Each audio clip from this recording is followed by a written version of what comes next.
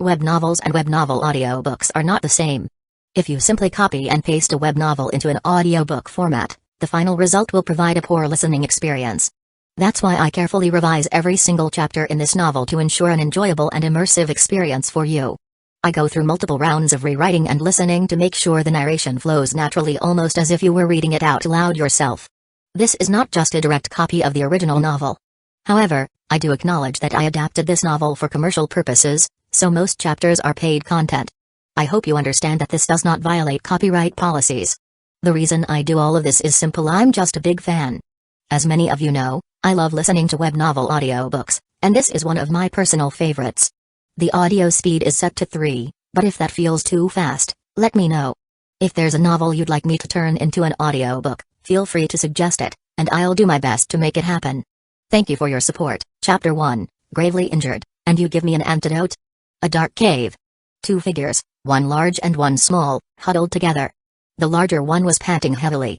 At that moment, the smaller figure, who had been lying motionless with eyes closed, twitched slightly. Then, suddenly, it sprang up and delivered a loud slap across the face of the larger figure beside it. While striking, it shouted, "I have an 8 a.m. class. How dare you betray my wife? You actually went and cheated on her with another woman." Smack. A crisp slap echoed through the cave. After the slap, the smaller figure slowly opened his eyes, which had been drowsy just moments ago. Upon realizing his surroundings, his eyes widened in shock. "Oh, what the hell? Where am I? Where did they take me? Is this still my country?" Ver was on the verge of a meltdown. The last thing he remembered was accepting a big job treating a tiger and excitedly hopping into the zoo's transport van on his way to the case. Word was, the tiger had gone overboard during mating season and ended up injuring itself. But the moment he dozed off in the vehicle, he woke up here instead. In his dream, he had a wife who was cheated on by a mistress, and in his rage, he had slapped the mistress. Still dazed and confused, he suddenly heard labored breathing beside him. He quickly turned his head. There lay a moderately sized reindeer, covered in visible injuries, blood slowly trickling from its mouth. Its consciousness was fading. As a veterinarian, Ver immediately recognized that if no one intervened, the reindeer wouldn't last more than half an hour. But then, something struck him. This reindeer looked incredibly familiar. Before he could get a closer look, a wave of dizziness hit him. Memories that weren't his own flooded into his mind. The splitting headache lasted 2 minutes before finally subsiding. Thankfully, he didn't die from the shock. Hiss. Since when did transmigrators have to go through a near-death experience? That's right. After absorbing the memories, Ver finally understood his situation. He had crossed over to the turbulent world of One Piece. This was Drum Island, Chopper's homeland. And the timeline? The day before Luffy and his crew would arrive. The injured reindeer beside him? None other than Tony Chopper himself. Chopper had come down the mountain to gather herbs for Dr. Kira but stumbled upon an unconscious Ver. Unable to ignore someone in need, Chopper had tried to help. However, Ver was actually being hunted down. 3 mysterious individuals were after him. Naturally, these pursuers decided to eliminate Chopper as well. Normally, with Chopper's strength, he could have easily handled or escaped from 3 ordinary humans. But the problem was, those 3 weren't ordinary. They were all devil fruit users. How the hell did these 3 nobodies get so lucky? One had a bird fruit, slowing Chopper down. The other 2? One had the fur fruit, and the last was his own type bird fruit, chicken muddle. Slowed down by the bird fruit user, Chopper got entangled by the fur fruit ability. What followed was a brutal beatdown. But since those 3 had never received proper combat training, Chopper eventually found an opening and fled. Exhausted and severely injured, he managed to find a cave to hide in. Due to the constant snowfall outside, his blood trail was soon buried. But those 3 were still digging through the snow, following the faintest traces of blood. Once they uncovered the buried bloodstains, it wouldn't be long before they found this place. And then? Both of them were dead meat. What now? Chopper was strong, sure, but in this condition, escaping with Ver was impossible. Ver, despite being a vet, had no tools to treat Chopper. And expecting him, a complete weakling, to fight off 3 devil fruit users. Instant death. But damn. Chopper was a real bro. Without him, Ver wouldn't even be here. He'd have just died outright. If they made it out alive, Ver swore he'd repay Chopper. He'd make sure Chopper never had to lift a hoof again. Hell, he'd make Chopper the first ever Tenryu deer. But first, they had to survive. Just as Ver was racking his brain for an escape plan. Ding. I'm here, baby. Congratulations, host. You have activated the traumatizing miracle doctor system host, VER. Abilities: the host can generate negative emotions, fear, despair, terror, etc., in patients to earn negative points and exchange them for items in the shop. Bonus effect: if a treatment traumatizes a patient, the host gains one of their abilities, hockey, devil fruit powers, physical attributes, etc. Detected that the host's situation is a tiny bit dire. Here's a starter pack. Congratulations, host. You have received Antidote, LV.99. Antidote, LV.99, instantly cures all food poisoning effects. That's it? Ver's emotions flipped like a roller coaster in under a minute. First, a system. No way. Am I hallucinating? Then, hell yes. A doctor system. Healing chopper should be easy. Finally, bruh. That's it? A food poisoning cure? Looking at the vial in his hand, Ver was dumbfounded. Good news, he has a system. Bad news, the system is useless. Sure, it was high level, but what the hell was he supposed to do with a food poisoning cure?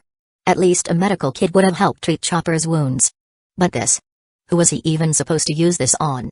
Chopper was clearly not food poisoned. No matter how much Ver called out, the system acted like an old grandpa pretending to be dead. What now? As Ver stared at the antidote, deep in thought. The three pursuers had arrived. From the cave entrance, a muffled voice called out. Aha! Found you. Suddenly, a chicken head poked through the snow-blocked entrance. Its beak was practically touching Ver's face. The sudden appearance nearly made Ver jump out of his skin. Facing three towering enemies, Ver felt utterly powerless. How the hell was he supposed to fight? Brat, you two better come quietly. The chicken-headed man sneered, stepping into the cave, reaching for the injured Chopper. Ver's heart pounded. At this rate, they were done for. Then, an idea struck him like lightning. Food poisoning. What if devil fruits counted as food poisoning? Screw it. With no other options, Ver threw the antidote at the enemy's feet. The vial shattered, releasing a cloud of fine powder. The trio involuntarily inhaled it, coughing violently. What the hell? A smoke bomb? You think Chicken Bro's eyes are just for show? But then, a strange sensation surged through their bodies. Chapter 2, The Gentle Cry of the Deer. Among the three, the two who had consumed zone-type devil fruits suddenly began to undergo changes. Brother Chicken's beak was the first to disappear, and that other guy, whatever kind of bird he was, also started reverting to his human form. Both of them looked at each other in horror. What's happening to you guys?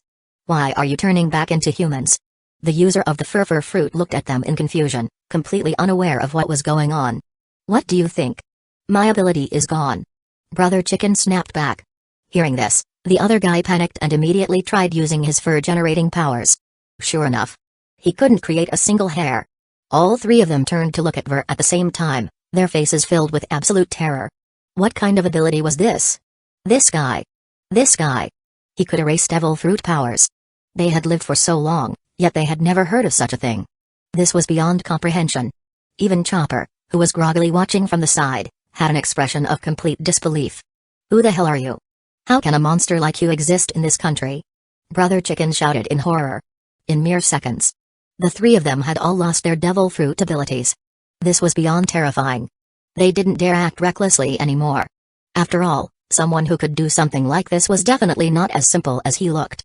Ver, seeing their reaction, secretly breathed a sigh of relief. Thank goodness, it worked. But he also didn't dare move rashly. They thought he was some kind of master. Was he actually strong? Obviously not. So he had to act like a powerhouse. Maybe he could scare them off. Just as he was about to speak. Ding. Congratulations to the host for gaining 80 negative points, the system's voice rang out. Oh right. His system. He had a system shop. Now that he had points, he just needed to stall for time and quickly find something that could save his life. On the surface, he maintained a composed posture, hands behind his back, looking at the three with an air of authority. With beings like you, I could erase you with a mere wave of my hand. Meanwhile, he had already opened the system shop, scanning through the vast array of items at lightning speed, searching for something useful in this moment. After all, he was just an ordinary person right now. Even if the three in front of him had lost their devil fruit powers, so what? They were still normal people in the world of pirates. Could normal logic apply to them? Not to mention, 3 against 1. He'd be toast in an instant. He could only rely on the system. Hearing his words, the three of them shuddered slightly. Erased in an instant? Was he bluffing? They exchanged glances. What do you think? Should we retreat? No point risking our lives for those few Baileys, right? The fur fruit user asked Brother Chicken. Brother Chicken was their leader. He really wanted to turn and run, but if he did, his boss would skin him alive later. Run? Run where? He's just bluffing. In Brother Chicken's dictionary, there's no such thing as retreat. Hearing this, the other two face-palmed. This guy was great at everything, except his brain wasn't wired right. Risking your life for a few measly coins. What kind of logic was that? Let's observe a bit more. Be ready to strike at any moment. At that moment, Ver finally found an item in the system shop that made his eyes light up. Healing, energy boosting, near-death reviving, external injury restoring special serum price, 80 negative points, first-time purchase discount for new users. Original price, 200,000, note, the new user status lasts only for 3 minutes after obtaining the system. Effect, can heal most external injuries. The injected person will instantly feel rejuvenated and, even if on the brink of death, will temporarily regain the ability to act. Note, this item cannot be stored. If not used within 3 minutes, it will disappear. If he used this on Chopper, dealing with these three would be a piece of cake. This item seemed precious, but if he didn't use it now, he might never get it again. The three in front of him were already on the verge of attacking. He had to intimidate them again. You dare doubt me? Watch closely. I'll show you my ability to create objects out of thin air. Even though Ver was cringing internally, feeling second-hand embarrassment to the extreme, he still spoke with unwavering confidence. Hearing this, the three stopped hesitating. Creating objects out of thin air? That's impossible. You haven't even eaten a devil fruit, how could you have that ability? Brother Chicken looked unconvinced. The other two felt the same. Kid, stop try. But before he could finish, a syringe suddenly appeared in Ver's hand. This unexpected scene made the three of them widen their eyes in shock. What? What the hell? How could he create something out of thin air? A syringe? Just a syringe wouldn't have surprised them too much. But this syringe was massive. Ver was now holding a syringe taller and thicker than himself, looking absolutely dumbfounded. What the hell? What the hell is this? Why doesn't it look like what was shown in the system shop? The shop displayed a tiny, normal-sized syringe. Where was the disclaimer about an enlargement feature? If it was this big, at least put a note. And it had to appear directly in his hands? If this thing had dropped from above, he'd be skewered. It was also ridiculously heavy. Veins bulging, Ver struggled to hold it up. Well? Is this proof enough? Ver forced out the words through gritted teeth, his face flushed red from the strain. Although the three were shocked by his ability, seeing his trembling hands and strained expression, their doubts didn't completely fade. Isn't he just weak? Could he still be bluffing? The other bird fruit user was beginning to suspect again. Ver realized he couldn't keep up the act much longer. This system was seriously screwing him over. Fine. Time for plan B. He pointed at Chopper and said, that guy ruined your plans, right? You were going to kill him anyway. Now that you've lost your powers, it'll be harder for you. How about I help you out? Hearing this, the three nodded in agreement. They had just lost their abilities and felt significantly weaker. Since this guy was willing to do it for them, why not save their strength? But wasn't he their target? Why was he helping them? Was he trying to earn their mercy? Meanwhile, Chopper was utterly breaking down. Big bro. I saved you. Why are you turning around and trying to kill me? That terrifyingly massive needle made Chopper nearly wet himself. But he couldn't even move right now. He regretted everything. Why did he save this guy? If he had known how twisted Ver was, he wouldn't just have ignored him. He'd have stomped on him a couple of times for good measure. Ding. Congratulations to the host for gaining 100 negative points, huh? Just from Chopper alone? So the amount depended on the person, huh? As Ver was pondering this, he acted swiftly. The enormous needle plunged into Chopper's rear. Roar. A deafening cry echoed through the cave. Chopper screamed in agony. The needle nearly impaled him. But then, his injuries rapidly healed, his energy returned, and his strength surged. Chopper. This is a healing serum. How do you feel? Chapter 3, A Master? You want to learn from me? Ding. Congratulations, host. You have acquired the ability, Leg Enhancement. Leg Enhancement instantly boosts leg strength upon activation. Outside the cave, the three brothers finally snapped back to their senses. Why is this guy being so nice? That thing can't be for healing, can it? Although it looks scary, it's still a syringe. The possibility of a syringe being used to save someone is just too high. The three of them couldn't hold back any longer. Stop wasting time. Get him. The three hulking men roared as they charged toward Ver, looking as if they were about to tear him apart. Seeing this, Ver raised the now empty syringe, its thick needle pointing directly at them. But these guys weren't just random thugs. They had been fighting together for years and had excellent teamwork. One of them rushed forward and grabbed the syringe's needle, while the other two attacked from the left and right. The situation was looking grim. "Chopper!" Ver shouted at the top of his lungs. The moment his voice fell, a massive reindeer with towering antlers came charging in. Ver activated leg enhancement and leaped high into the air. At the same time, Chopper lowered his head. Their coordination was seamless. Ver landed steadily on Chopper's back. But the three brothers? They had no way to escape. The cave was only so big. Chopper's antlers barely had enough space to swing. As the reindeer charged forward, the three men were left in utter disbelief. "Weren't you supposed to be on the brink of death? How are you still moving?" They knew exactly how brutally they had beaten Chopper earlier. They had seen the extent of his injuries with their own eyes. So how was he still standing? Chopper ignored them completely. He charged ahead, his antlers crashing straight into them.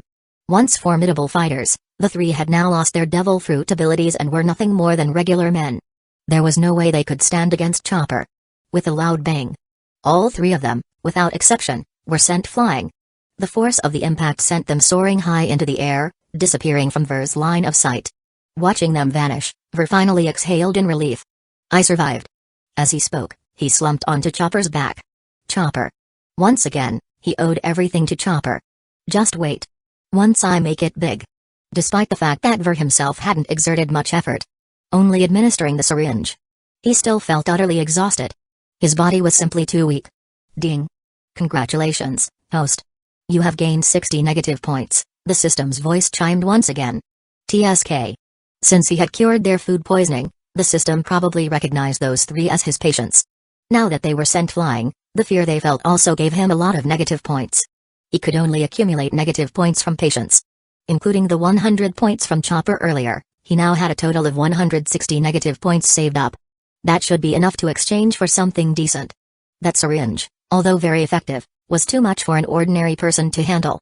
If you didn't inject the whole thing, it wouldn't work. It probably wasn't supposed to be like this. In the system's shop, it looked fine. Was it because of the newbie discount that it turned out like this? You really get what you pay for. At this moment, Chopper, feeling his completely recovery, was in disbelief. That injection had been terrifying. The process had been painful as hell. But the results? Absolutely undeniable. He had never seen such a powerful medicine before. And what's more, this medicine was conjured out of thin air by Ver. That enormous syringe. How did he even do it? Thinking back to that monstrous needle, Chopper shuddered. His butt was still burning from the pain. Even though the puncture wound had healed, the trauma in his heart would last a lifetime. And then there was that powder. The one that could erase devil fruit abilities. Chopper recognized it instantly. It was a vial of powdered medicine. A medicine capable of nullifying devil fruit abilities. This was beyond anything Chopper had ever known. At first, after witnessing the powder's effects, Chopper had developed a deep respect for Ver. But when Ver had bluntly declared that he was going to stab him to death with that giant needle, all of that respect had vanished in an instant. However, when he found out that it was medicine to save him, and that the medicine was so incredibly effective, Chopper's admiration for Ver returned. Feeling Ver's steady breathing on his back, Chopper blushed slightly. He had always been shy around new people. The only reason he had saved Ver was that there was something special about him. And now he realized just how incredible Ver really was. Ding. "Congratulations, host. You have gained 30 negative points, huh? What's going on? More points?" Who was scared now? Ver glanced around in confusion but found no one nearby. What's going on? Could it be Chopper again? Does lingering fear count? Was it because of the needle? Hey, little reindeer, did that injection hurt you? Ver tested the theory immediately. The moment he asked, Chopper's expression darkened.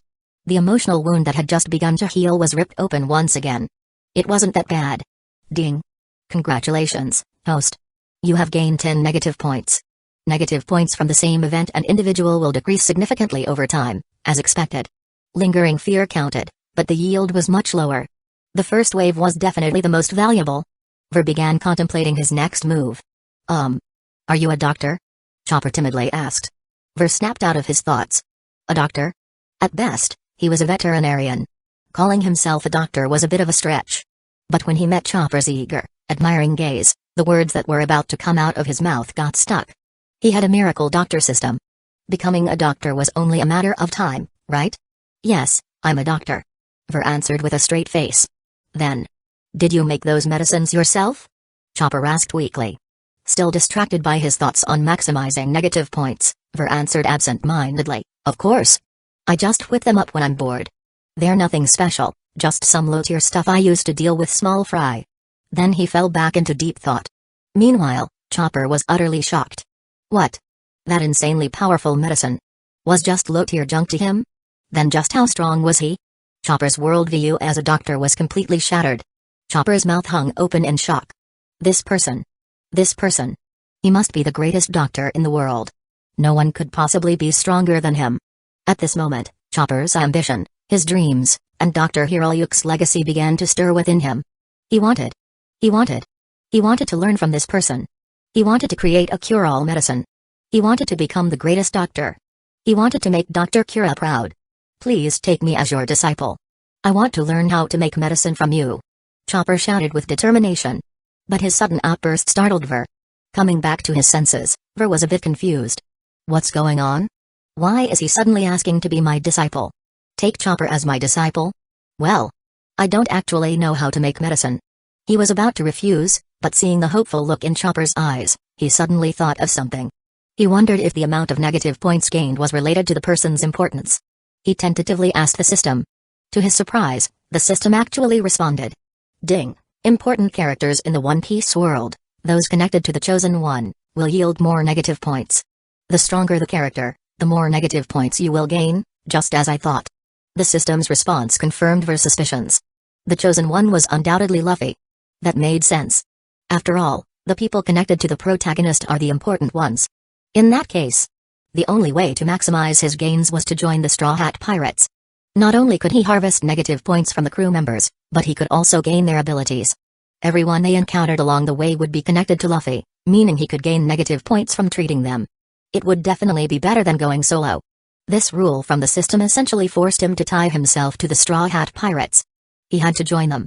Luffy and the others were going to arrive on the island tomorrow, but he didn't know where they would land. Drum Island was huge, and if he had to search for them, he'd be completely lost. But Ver knew that they would go to Chopper's place to find a doctor to treat Nami. If he went there, wouldn't he be able to meet them? When the time came, he could step in, cure Nami, and then help Luffy and Sanji with their injuries. He remembered they were also hurt. With the abilities he gained from them, he could help them take down Wapol, and joining the Straw Hat Pirates would be a natural next step. Plus, he could be Chopper's mentor. His future was looking bright. Chapter 4, The Flustered Little Deer. As long as he joined the Straw Hat crew, his growth rate would skyrocket. After all, they were always getting injured. And injuries needed treatment, right? At that time, pinch. One by one, he'd heal them until they were completely at his mercy. As long as the ones he treated developed psychological trauma, he could even gain abilities from them. Simply invincible. Injured once? Healed once. Each time, the treatment method would be different.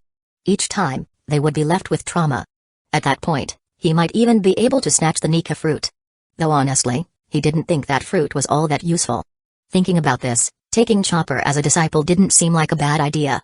Even though he had no medical skills now, he had the system. What didn't the system have? As long as he had enough negative points, he could even modify Rei Ayanami's giant cucumber into a full-blown battleship. Mixing up a few medicines? Piece of cake. With that in mind, Ver immediately agreed to Chopper's request. Alright, since you're so sincere about becoming my disciple, I'll accept you. But you'd better work hard in the future. Hearing this, Chopper was overjoyed. His face lit up with a big smile as he thanked Ver. Thank you. Thank you so much. I'll definitely work hard. I won't let you down, Master. Oh, by the way, my name is Chopper. No need to call me Master, just call me Big Bro Ver. Alright. Big Bro Ver. Everyone was happy, truly happy. Chopper was happy. Ver was happy. Both of them were grinning ear to ear. Chopper, Big Bro doesn't have a place to stay right now. How about letting me crash at your place for the night? Ver said with a sly smile, revealing his true intentions. Hearing this, Chopper hesitated. Dr. Kira. She wouldn't be easy to convince. After all, she had quite the fiery temper. No strangers had ever stayed at their home before. But he had just become Ver's disciple. Letting his Big Bro sleep on the streets? Would Big Bro be disappointed in him? Would he kick him out? Could this be a test of his loyalty? That seemed very possible. After all, wasn't there always an observation period after becoming a disciple? Thinking this through, Chopper finally nodded. Of course. I'll take you home right now, big bro. Good, good. This was a test for you, and you passed. You're quite the promising student. Ver smirked. But Chopper, feeling proud of being praised, suddenly trembled and accidentally threw him off. Whenever he was complimented, he just couldn't control his body from wiggling around. Caught off guard, Ver was launched into the air. It's not that big a deal, just normal. Watching Chopper's reaction, Ver was left speechless. This little guy could start twiggling at any moment. Only then did Chopper notice Ver lying on the ground. Big bro, why are you sitting on the ground? It's cold down there, don't catch a cold. Ver sighed, rubbing his forehead as he stood up, then promptly hopped back onto Chopper's back. I'm getting old, my legs aren't great, so I tripped. It's nothing. It's getting late, let's get going. Ver didn't blame Chopper, just mentioned his weak legs. Hearing that, Chopper made a mental note. Big bro has bad legs. I should let him walk less and carry him more in the future. With that in mind, Chopper started running at full speed. Destination: home. Where has that rascal Chopper gone? It's already dark. He better not have been goofing off again. I'm going to scold him when he gets back. A fashionable woman paced back and forth in the living room, her face full of worry. Though she spoke harshly, she was actually anxious deep down. Normally, Chopper came home early, but tonight, he was nowhere to be seen. Something must have happened. After waiting a little longer, she couldn't sit still anymore. Grabbing a thick coat, she prepared to go out and look for him. That little fool. If he got kidnapped, it'd be a disaster. Just as she opened the door, a reindeer face appeared right in front of her. One of its hooves was even raised, ready to knock on the door. Seeing the door suddenly swing open, Chopper jumped in fright. Dr. Kira. Chopper's voice trembled, and he gulped nervously. After all, Dr. Kira was a powerhouse. She frequently threw axes at him. And now, not only was he coming home late, but he was also bringing a stranger with him. He had no idea what kind of punishment awaited him. It probably wouldn't be pleasant. Where have you been? Coming back this late. If you make me wait this long again, don't bother coming home. Dr. Kira scolded him furiously. I went to save someone. Chopper spoke weakly, looking absolutely terrified. What? Who did you save? Did you get hurt? How many times have I told you? You're not allowed to practice medicine without my permission. Why won't you listen? She scolded him angrily, but as she spoke, she started checking him for injuries. But as she examined him, she suddenly stopped. She had noticed the young man standing nearby. Who are you? What are you doing here so late? Dr. Kira glared at her with suspicion. Dr. Kira. He saved my life today. He is my savior. Seeing her hostility, Chopper quickly explained. What? He saved you? What happened? I was attacked while saving him. He rescued me. And, can he stay at our place for the night? Chopper explained, but his words only made Dr. Kira angrier. You saved him? Why did you save him? And now you want him to stay the night? No way.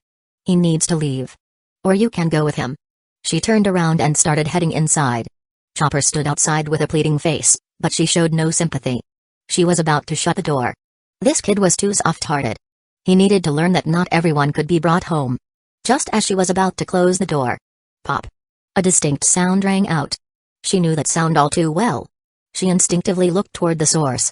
There stood Ver, smiling, holding an open bottle of fish and matai. The rich aroma of the liquor instantly filled the air. The moment she caught the scent, her expression completely changed. A look of pure bliss appeared on her face. As a fine wine-loving, eternally youthful beauty, this was simply too tempting. Even her mouth started to water. Chapter 5, How Can You Compete with a Deer? Chopper really was useless in this situation. It had to be Ver himself who took action. A bottle of premium fish and matai. How could he not secure a place to stay with this? Beautiful lady, would you be so kind as to let me stay here for the night? As payment, this bottle of fine liquor is yours. Ver made his move at the perfect moment. Dr. Kira couldn't help but smile upon hearing his words. This brat, though a bit cheeky and even using Chopper as a pawn, certainly had a way with words. He knew how to deal with people. Humphrey, you've got a silver tongue, kid. Fine, you can stay the night in the living room. But remember, just one night. With an air of authority, Kira made her decision before grabbing Chopper and heading inside. Ver, seeing this, quickly followed behind. Once inside, he was taken aback by how spacious the house was. So big. Watching the anime didn't do it justice. Experiencing it firsthand was a whole different feeling. The walls were adorned with an assortment of guns and blades, and the floor was covered with thick bearskin rugs. A fireplace crackled warmly in the living room, casting flickering shadows, while the table still held plates of food that had gone cold. "Put that bottle of liquor on the table over there. I'm taking a bath and then going to sleep. You two can do whatever you want." Kira pointed to a table near the bathroom and spoke to Ver. With that, she turned and walked into the bath, leaving Ver and Chopper alone in the living room. "Chopper, put the bottle over there." Ver addressed the little reindeer, who still looked a bit upset. Chopper was worried that his big bro might scold him for being useless. Hearing Ver's instruction, Chopper quickly grabbed the bottle and trotted over, placing it on the table before scampering back. But when he looked up, Ver was gone. Just as he was about to ask where he went, he spotted Ver seated at the dining table, stuffing his face with the leftover food. Chopper immediately realized Ver had distracted him just to steal his meal. Unforgivable. Too cruel. Chopper dashed forward with a small sprint and a big leap, landing on the table and engaging in a full-on food war with Ver. "Big bro, you're the worst. How could you steal a reindeer's food? This was meant for me." Chopper whined as he fought for each bite. "I'm starving. Who cares whose food it was? If it's in my stomach, then it's mine." Ver countered, his mouth full, as he devoured every bite at an alarming pace. The two of them battled over the food, taking turns snatching pieces like a perfectly chaotic duo. But Chopper was clearly outmatched. Ver's food snatching skills were on a whole different level. Something a small reindeer simply couldn't compete with. Before long, Ver was completely full. He leaned back, letting out a satisfied burp. Phew. That hit the spot. Burp. Patting his stomach, he got up and plopped onto the couch, leaving a sulking Chopper sitting on the table, frustrated and defeated. "Chopper. Go get me a blanket," Ver lazily ordered. Chopper, still fuming from not getting enough to eat, huffed and turned his back to Ver, refusing to acknowledge him. "Tomorrow, I'll teach you some medical skills." The moment Ver spoke those words, Chopper's tiny body tensed, then launched straight into the air with excitement. He immediately dashed off to fetch a blanket, shouting, "On it." "Thanks, big bro." So what if he didn't get to eat much? Skipping one meal wouldn't kill him. A wise reindeer knows when to bend and when to stand tall. If big bro wants a blanket, he'll get him a blanket. Ver couldn't help but laugh at Chopper's reaction. This little guy really was something else. No wonder he made such a great mascot. Meanwhile, Ver opened up his shop interface. The Straw Hats would arrive tomorrow, and he needed to find a way to treat Nami's fever. He had to save her. But he also had to traumatize her just a little. Tough choice. Fever remedy price, 1,000 points. So expensive. Ver kept scrolling. Fever remedy price, 20 points. Huh? Same name, but such a huge price difference? He squinted and carefully compared the two items. After a moment, he spotted the difference. The cheaper one was just a tiny bit bigger than the expensive one. Just a tiny bit bigger. Could Nami even finish that? No way, definitely not. If it were Luffy, he wouldn't hesitate to buy it. That guy could eat anything, no matter the size. But Nami? Nope. He kept scrolling. Devil Fruit Replicator price, 2 million points. Antidote, LV. 99, price, 2,100,000 points. Famed Sword, Shimai price, 10 million points. Man, this shop really had everything. Even the antidote he threw away before. Selling for 2.1 million points. The pain in his heart was unbearable. System. Can items be recycled? Ver was torn. He wanted the system to say yes, but at the same time, he wanted it to say no. He was in conflict with himself. No, hearing that, Ver let out a huge sigh of relief. Thank goodness recycling wasn't an option. Otherwise, that would mean he had truly lost 2.1 million points. After searching for ages without finding a solution, Ver suddenly noticed a search bar. He typed in fever and instantly, a long list of items popped up, including the expensive remedies he just saw. But there were also, instant recovery potion price, 800,000 points. Panacea, cures all illnesses price, 5 million points. Why is everything so expensive? I just want to cure a fever. But then, Ver's eyes lit up as he spotted something intriguing. A new description appeared before him. Master level medical skills price, 199 points. Description, grants the user knowledge of various common illnesses and their treatments. Comes with a worn-out medical kit, evaluation, affordable and effective, a must-have. Worn-out medical kit, allows the user to retrieve any desired medical tool from within. Note, this item significantly increases the chance of causing psychological trauma to patients. Huh? What am I looking at? Is this normal? This is practically a god-tier item. Every function is insane. A spatial medical kit? And it increases the chance of psychological trauma? Absolutely perfect? He was just wondering how to give Nami a psychological scar, and now this god-tier item shows up. This is it. Affordable and effective is an understatement. This is exactly what Ver needed. Without hesitation, he exchanged for it. Immediately, a flood of knowledge filled his mind. Countless methods for treating various illnesses and even how to concoct medicines. That's right, it even included medicine making. It even came with that. This was amazing. A simple fever? That was nothing. At the same time, a battered, old medical kit materialized in his hands. It looked worn out, but Ver eagerly opened it and started taking out items. Scalpels, bandages, tweezers, forceps, syringes. Even a chainsaw. Nothing seemed out of the ordinary. Why would this cause psychological trauma? Ver was puzzled. Ding. Congratulations, host. You have gained 100 negative points. Chapter 6, A Deer's Heart in Chaos, huh? What's going on? Which patient is trembling this time? Ver looked up and scanned the room. Sure enough, he saw Chopper clutching a blanket in his hooves, staring in horror at the tools Ver had laid out in front of him. The little reindeer's face was as pale as a ghost, his pupils trembling violently, looking as if he was about to burst into tears at any moment. What's wrong, Chopper? Hand me the blanket. Why are you just standing there? Ver asked, puzzled. He even turned to examine the tools he had taken out. After inspecting them closely, he still didn't see anything wrong. He even licked the pristine, shiny scalpel in front of him. Nothing seemed off at all. So why was Chopper staring at him in utter terror? Ding. Congratulations, host. You've gained 100 negative points, huh? Again? Chopper, aren't you a little too easily frightened? I just licked a scalpel, and you immediately handed me another 100 points? Can we have some respect for the value of negative points? But in Chopper's eyes, the tools weren't as pristine as Ver saw them. Chopper was seeing a rusted, blood-stained scalpel, moldy, foul-smelling bandages, forceps emitting a dark aura, a tetanus-ridden syringe, and a chainsaw with bits of flesh still stuck to it. In the middle of the large living room, a man sat on the sofa, pulling these items out one by one. Was this not the most terrifying thing ever? If you're going to kill a reindeer, at least make it quick. Please don't try to save me. Let me die with dignity. Just as Chopper was about to flee and seek comfort from Dr. Rain, he saw Ver lift the rusted, blood-stained scalpel and take a hard lick. A bit of rust and blood smeared across Ver's lips. At this moment, in Chopper's eyes, Ver looked exactly like a psychotic serial killer. Tears welled up immediately. Chopper, hand me the blanket. Ver turned his head toward Chopper again, his slow movement making him look even more terrifying. Chopper couldn't take it anymore. He flung the blanket toward Ver and bolted toward Dr. Rain's room, screaming at the top of his lungs. Ah! Don't kill me.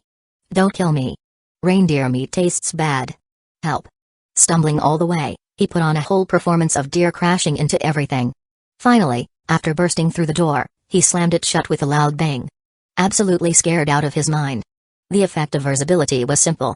It automatically added a horror filter to his medical tools, but only for others. In his own eyes, they remained their normal, pristine selves. Man, Chopper gets worked up so easily.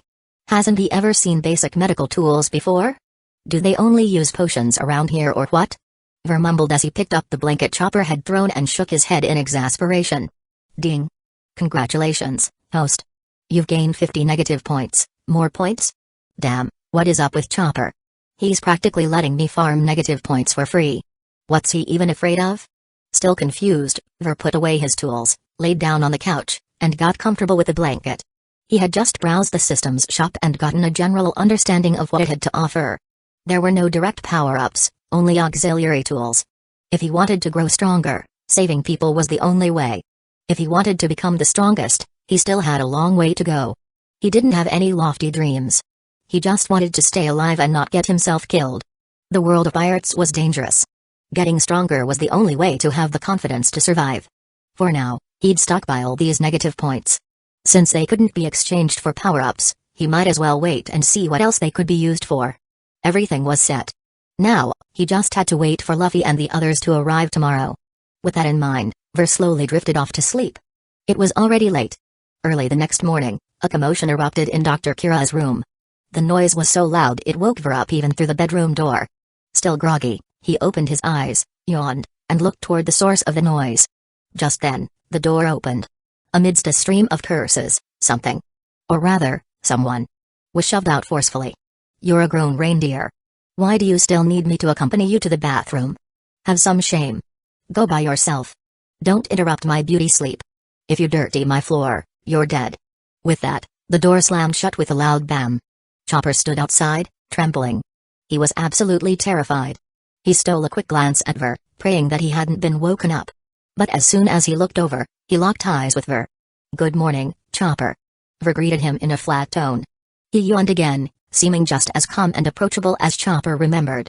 Chopper hesitated, scanning Ver over and over, trying to confirm whether or not he was still dangerous. Ver looked normal enough now, but Chopper still didn't let his guard down. He remained wary. "Do you need me to accompany you to the bathroom?" Ver asked.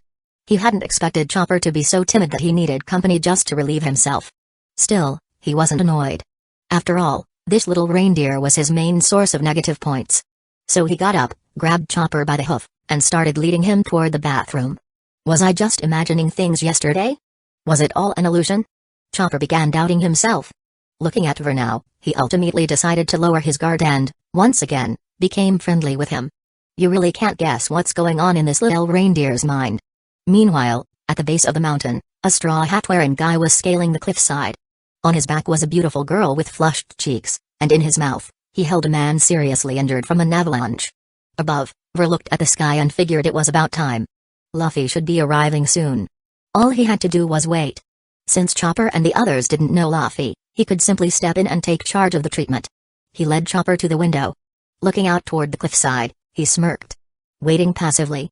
Nah, that wasn't his style. Chopper, the most important skill for a doctor is sharp eyesight.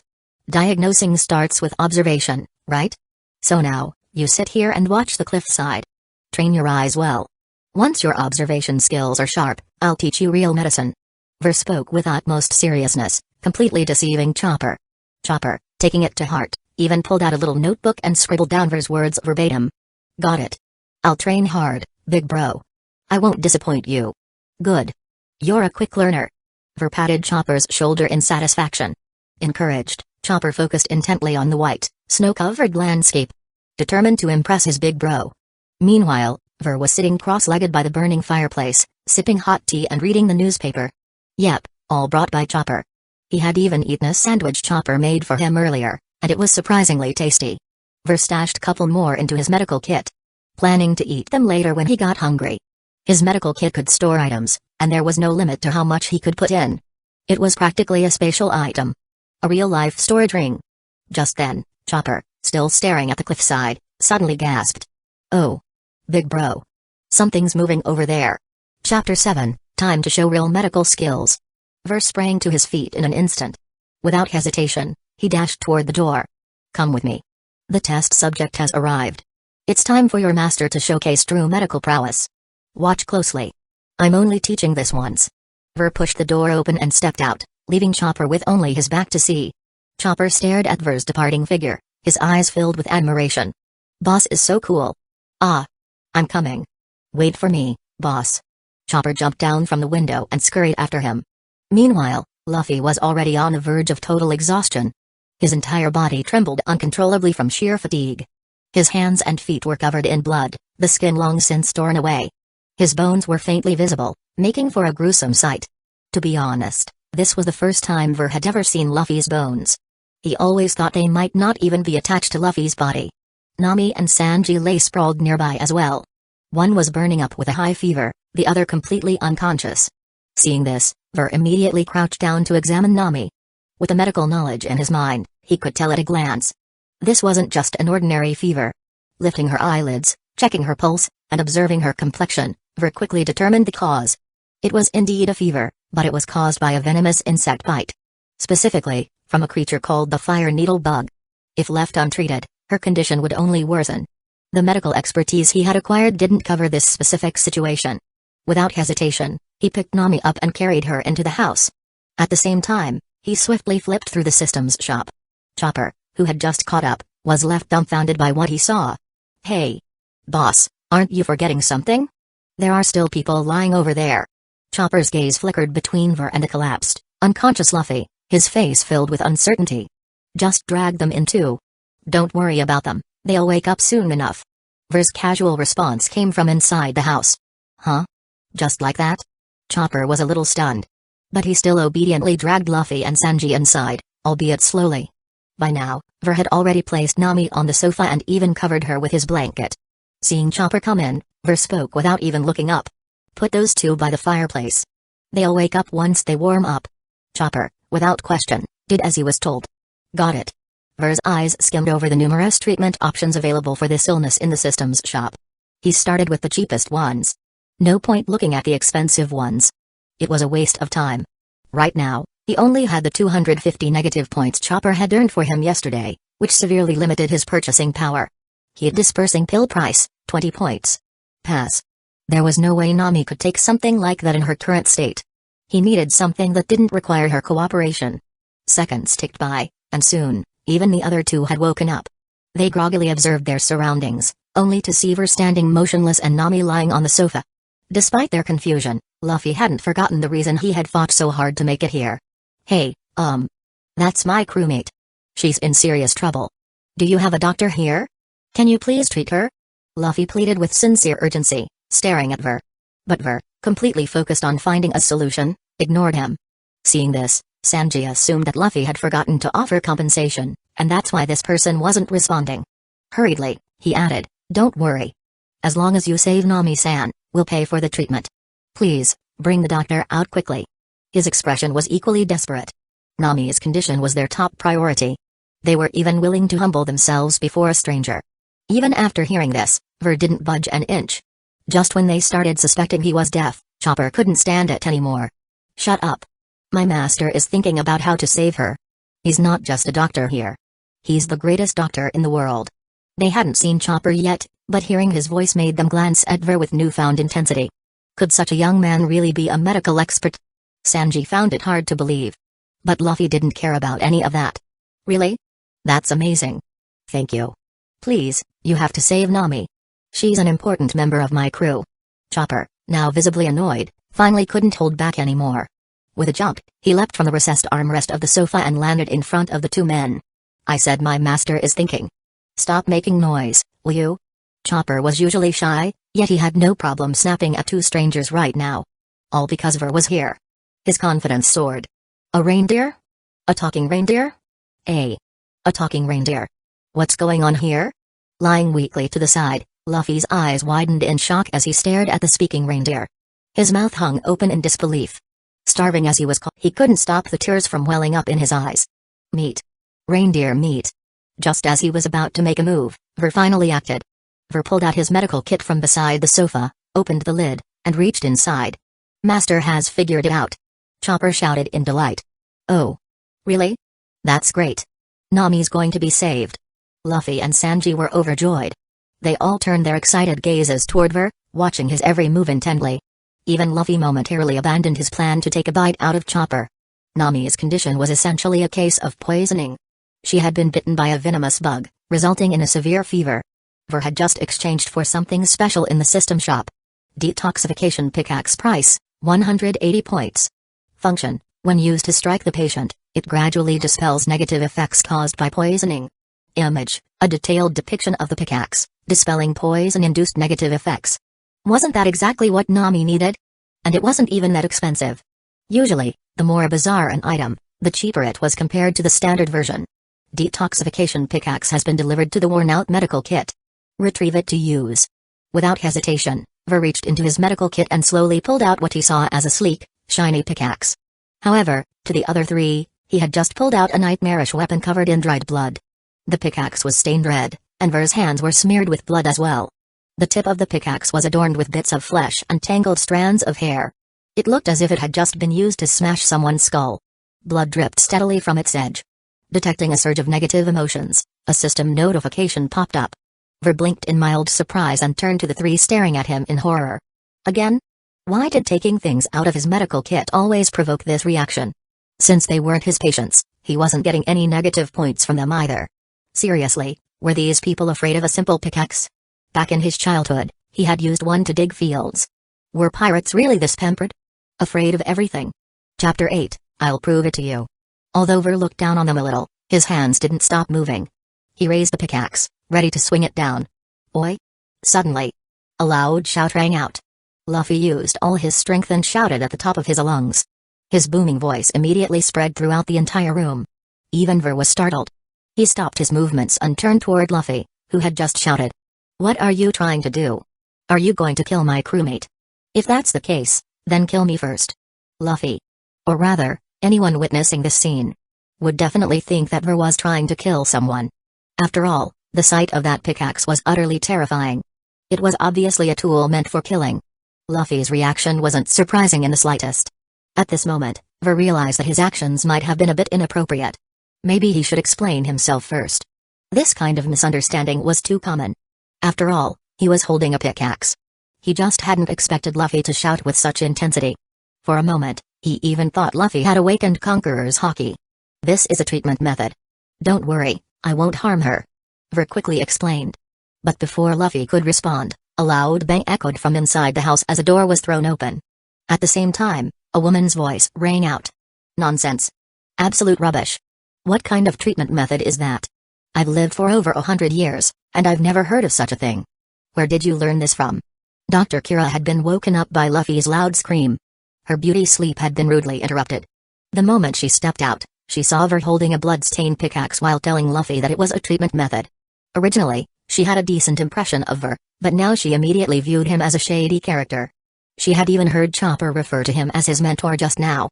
This time, she had to make Chopper see this man's true nature so he could sever ties with him once and for all. Big Bro wouldn't lie. He's amazing, Doctor.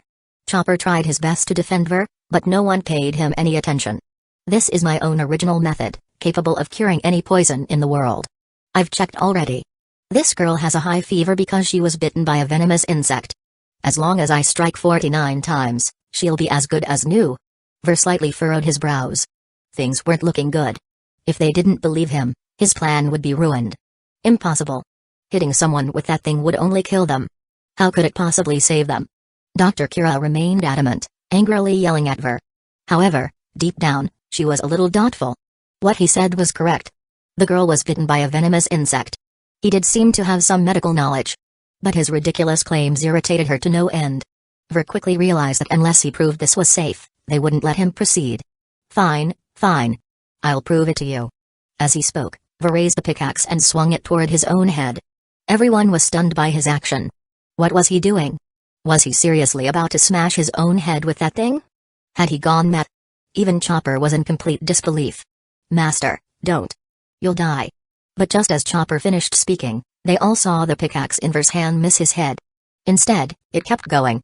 Upward? Wait. Upward? Ver had fully swung his arm, and the pickaxe was now coming down. Straight at the worried-looking Chopper. Huh? Ah. Chopper realized what was happening and let out a shriek. Ding. Congratulations, host, for earning 150 negative points, but at this moment, Chopper had no time to run. Chopper. Dr. Kira shouted as she rushed forward. However, everything happened too fast. Everyone thought Ver was going to hit himself. No one expected his real target to be Chopper. Dr. Kira could only watch as the sharp pickaxe struck Chopper's head. Ah! Chopper screamed again. But the next second, he froze. Because there was no pain. The pickaxe had entered his head, yet it hadn't caused any damage. Everyone stared at the horrifying scene in shock. What? What was this? How could the pickaxe pass through? Dr. Kira's medical knowledge was starting to collapse. There was no way to explain what she had just witnessed. This wasn't scientific. Snapping out of her daze, she immediately pulled Chopper into her arms and carefully examined his head. But no matter how much she checked, she found nothing. It really seemed like Ver's special technique. A method that removed poison without harming the brain. Did something this bizarre truly exist in this world? At this moment, Dr. Kira was beginning to believe Ver's words. After all, the truth was right before her eyes. And from Ver's earlier words, she could tell he truly had medical knowledge. So, was this really just a treatment method? Seeing Chopper completely unharmed, Luffy, who had been standing still, suddenly jumped up and ran over to check Chopper's head. There was no hole. He was perfectly fine. It was only now that Luffy realized he had completely misunderstood Ver. That really was a treatment method. Ver was doing his best to save Nami, yet Luffy had doubted him. How embarrassing. Just then, the noisy commotion caused Nami to groggily open her eyes. She could vaguely make out a figure standing before her. She hadn't yet figured out what was happening. I'm sorry. Luffy's attitude shifted in an instant. He immediately bowed at a 90-degree angle to apologize to Ver. I'm sorry for doubting you. Please continue treating Nami. Luffy? Who was Luffy talking to? Was it the person in front of her? Was he asking this person to save her? And what was that in his hand? Why did it look so weird? Then, as Nami's vision cleared, she finally saw the object in his hands. That was a mining pickaxe. What was he trying to do? Nami's mind raced. Ver looked at the now conscious Nami and didn't hesitate. He swung his arm in a wide arc and brought the pickaxe down on her head. This time, the swing was much more forceful than when he hit Chopper. It looked as if he was going to smash her into pieces. Even Luffy, who had just asked for his help, tensed up and clenched his butt cheeks. His face was filled with extreme anxiety. As for Nami, her eyes widened in horror, her powerless body trembling as she let out a terrified scream. "What are you doing?" "No." The pickaxe struck her head with a loud thud. This was a real, up-close pickaxe. Nami gasped for breath. Her eyes were filled with utter terror. Her heart rate skyrocketed to 180. Her body trembled uncontrollably from fear. Ding. Congratulations, host, you have earned 400 negative points. Ding. Congratulations, host, you have earned 350 negative points. Ding. Congratulations, host, you have earned 250 negative points. The system notifications in Ver's mind were coming in rapid succession. Ver's face was practically glowing with joy. This is perfect? His gaze toward Nami became almost maniacal. Negative points. Give me more negative points. Without stopping, Ver raised the pickaxe again and brought it down once more. And it was clear that this time, he swung it with even more force. Nami, unable to move, dodge, or escape, could only watch as the pickaxe came down on her body again and again. Each strike was accompanied by a scream. Everyone's hearts clenched with each blow. And each time, the system would chime in, adding a little sweetness to Ver's exhausting task. Chapter 9, My master is amazing, right? How is it, Nami? Feeling better now? Ah. 5 minutes later, Luffy's voice rang out, but the only response he got was Nami's terrified screams. Ver was drenched in sweat, but he didn't have time to wipe it off. His hands moved mechanically, the pickaxe striking Nami's body repeatedly. Nami's feverish, flushed face began to return to normal. No, not normal. It quickly turned pale. Her ear-piercing screams, which sounded horrifying to others, were music to Ver's ears. Ding.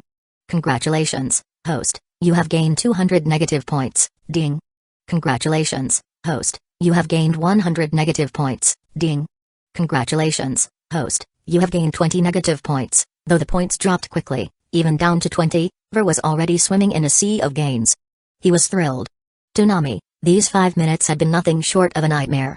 All she could see was the pickaxe swinging down toward her, again and again. Even though her strength was slowly returning, it felt like her soul had already left her body. Finally, her vision went black, and she passed out. Ver, who had been swinging the pickaxe non-stop for 5 minutes, finally stopped. With an exhausted sigh, he dropped onto the ground, his arms feeling sore and numb. That had taken a lot out of him. An ordinary person swinging a pickaxe non-stop for 49 strikes would be nearly dead, and Ver was no exception. But looking at the system notifications, he was quite satisfied. Ding. Congratulations, host, for successfully curing Nami and acquiring the skill, Financial Management LV Max. Financial Management? Useless. But at least he had farmed a ton of negative points. More than enough to last him for a while. Nami. Nami, are you okay? Say something. Luffy grabbed Nami's face and repeatedly patted her cheeks with a loud bomb, trying to wake her up. Sanji's face darkened. With a loud bang, Luffy was kicked out the door. Are you trying to slap Nami-san to death? Once she wakes up, I'm reporting this crime to her. Sanji shouted, then turned to Nami with a worried look. Ver, what's going on? What happened to Nami-san? Why did she pass out again? Sanji looked at Ver anxiously. They had all seen Nami's condition improving with their own eyes. But just when they thought she was going to make a full recovery, she lost consciousness again. This was hard to accept. Could it be that it still wasn't enough? Damn it. If only I had taken better care of Nami-san and prevented her from getting bitten, none of this would have happened. Sanji clenched his fists in self-blame. Ver, finally catching his breath, answered calmly. She just got scared too much. Give her a few minutes, and she'll be fine. He spoke while taking deep breaths. Hearing this, Sanji's eyes lit up. So she just fainted from fear? That's a relief. Nami-san is safe. Thank goodness. Dr. Kira glanced at Ver with newfound respect. This kid. He's got real skills. She no longer found him as annoying as before. That brutal-looking treatment method actually contained an incredible amount of skill and effort. At first glance, it seemed like Ver was just blindly smashing away, not even looking as he swung. But that was impossible. It only meant one thing. His skill level was absurdly high. He must have performed this kind of treatment countless times before. He must have mastered a specific strength and technique, allowing him to strike without causing harm. A hardworking, highly skilled doctor. That was exactly the kind of doctor Kira admired. Her opinion of Ver had completely changed. Maybe this guy isn't so bad after all. She hated arrogant people who boasted about their medical skills but were all talk. Earlier, Ver had triggered every one of her pet peeves, so it was no wonder she had lashed out at him. She glanced over at Chopper, who was staring at Ver with eyes full of admiration. His gaze burned with longing. Kira found this surprising. Chopper had always been afraid of humans. He had suffered too much pain from both reindeer and people alike. Yet now, he was looking at a man he had just met with such trust and admiration. This child had been through so much. If that guy treats him well, maybe following him wouldn't be such a bad thing. Chopper noticed her gaze and looked up at her. With a proud expression, he declared, "Dr. Rina. My master is amazing, isn't he?" Kira chuckled. Chopper tilted his head in confusion. "Amazing, absolutely amazing." She sighed with a hint of emotion. Just as Chopper was about to respond, Nami finally woke up. The first thing she saw was Sanji's concerned face. But then, her eyes shot wide open. With a whoosh, she shot upright. Her eyes darted around in panic. Then suddenly, she froze. Her gaze locked onto Ver, who was still sitting on the ground catching his breath. And beside him, the pickaxe. Her eyes started trembling violently. Her face twisted with horror. Her entire body began to shake uncontrollably. Ding. Congratulations, host, you have gained 80 negative points. Oh? Another profit. Earning another 80 points put Ver in an even better mood. Looking at Nami sitting on the sofa, he casually asked, "Do you still feel unwell anywhere?" As he spoke, he stood up and took a step forward. That was the final straw for Nami. "No. Stay away from me." Screaming, she threw herself onto Sanji, wrapping her arms around his neck and clinging to him for dear life. Sanji was left completely dazed by this sudden turn of events. This happiness came so suddenly. His face bloomed with a love-struck smile. His eyes turned into heart shapes. He even gave Ver a thumbs up as a sign of gratitude. Such a polite guy. "Nami. You're awake." Luffy finally emerged from the snow pile outside. Seeing Nami up and about, he was overjoyed. "Nami. That guy saved you. He cured you in just 5 minutes. He's incredible." Luffy, oblivious as ever, even found Ver pretty interesting. After all, what kind of doctor treats people like that? Nami froze. She turned to Ver, who was smiling at her. "A doctor? He saved me? For real? Wasn't he trying to kill me? How did he suddenly become my savior?" She looked completely baffled. "That's right, Nami-san. This guy really did save you." Sanji confirmed. "So it really was him?" Nami started to believe it. Sanji would never lie to her. But the terrifying memories of those 5 minutes still haunted her. She couldn't shake the fear that Ver would suddenly raise that pickaxe again. "All right, time to settle the medical bill. That'll be 50 million Baileys." Ver said it so casually. "Afraid of me? No worries. I have plenty of ways to change that. I know this little cat burglar inside out." As expected, the moment she heard those words, Nami exploded. "What? 50 million Baileys? Are you robbing us? It's just a fever. How can you charge so much? This is a scam." Nami glared at Ver, her face filled with fury. There was no way their crew had that much money right now. And even if they did, she absolutely would not pay it. This was way beyond the normal cost of medical treatment. But Ver, hearing her outburst, remained completely unfazed. "I got you up and running in just 5 minutes. Do you think my medicine is cheap?" Ver said this with a calm expression. Nami was stunned for a moment. "Huh? That actually kind of makes sense. Getting someone fully recovered so quickly. Maybe it would be expensive. But what medicine? Didn't you just whack me over the head with a pickaxe? That counts as medicine?" As if he could see the disbelief on Nami's face, Ver spoke again. "That pickaxe is a family heirloom. It's about to break, and each use reduces its lifespan. Charging 50 million per use is perfectly reasonable." After hearing this, Nami was completely speechless. But they really didn't have 50 million. "Handsome could you maybe?" "Sure. It's free." Before Nami could even finish her sentence, Ver cut in decisively. Was she about to ask for a discount? "Forget that. I'll just make it free. That should win her over, right?" Hey. For a moment, Nami couldn't even process what had just happened. This was the first time in her life she had been out-haggled. She hadn't even finished bargaining, and he had already made it free? Wait, seriously? Just like that? Is this guy loaded or something? Nami, love generous men. After a brief moment of disbelief, Nami quickly seized the opportunity. She was genuinely afraid this guy might change his mind. Really? Thank you so much. You're so kind and generous. Meeting you is our lucky day. After she finished speaking, she even pulled the other two guys along to properly thank Ver. Watching Nami's reaction, Ver finally nodded to himself in satisfaction. Alright. Now she's not scared anymore. The biggest obstacle to joining the Straw Hats was gone. The chances had increased significantly. Chapter 10, Bleg. But just at that moment, a loud boom echoed through the air. It sounded like the firing of a cannon. Immediately after, an explosive crash erupted from the entrance. Everyone turned toward the source of the sound. The front gate had already been blasted to pieces. Through the gaping hole, they could see a massive figure standing outside. A rotund man with striking purple hair. It was none other than the former king of this land, Wapol. After their encounter at sea with Luffy and the others, suffering a humiliating loss, Wapol had chased them all the way back to Drum Island. Muhahaha. Get out here. Or I'll reduce this place to rubble. Wapol's arrogant voice bellowed from outside. Ver watched as Wapol ranted and raved beyond the broken doorway, his brows furrowing slightly. How did this guy get here so fast? That didn't make sense. Luffy's injuries hadn't been treated yet, and Sanji was in pretty bad shape too. Chopper alone wasn't strong enough to take on Wapol. This was a serious problem. Originally, Ver had planned to heal both Luffy and Sanji, allowing them to fight at full strength. But before he could even start treating them, the enemy had already arrived at their doorstep. He had intended to rely on his medical knowledge to patch them up gradually, but now time was of the essence. He had no choice but to turn to the systems shop. Ver remembered seeing a bruise ointment in the store while browsing earlier. It should be useful for treating Sanji's back injury. But even if Sanji recovered, he still wouldn't be strong enough to take on Wapol alone. Despite Wapol being trash, he still had some combat ability. And Ver couldn't find a suitable remedy to heal Luffy's injuries. That meant his best bet was to fix Sanji up first and see if he could acquire his black leg techniques. With Chopper's leg enhancement ability already in his arsenal, combining it with Sanji's kicking techniques would make his strength skyrocket. Taking down Wapol shouldn't be a problem then. For now, Chopper would have to stall him.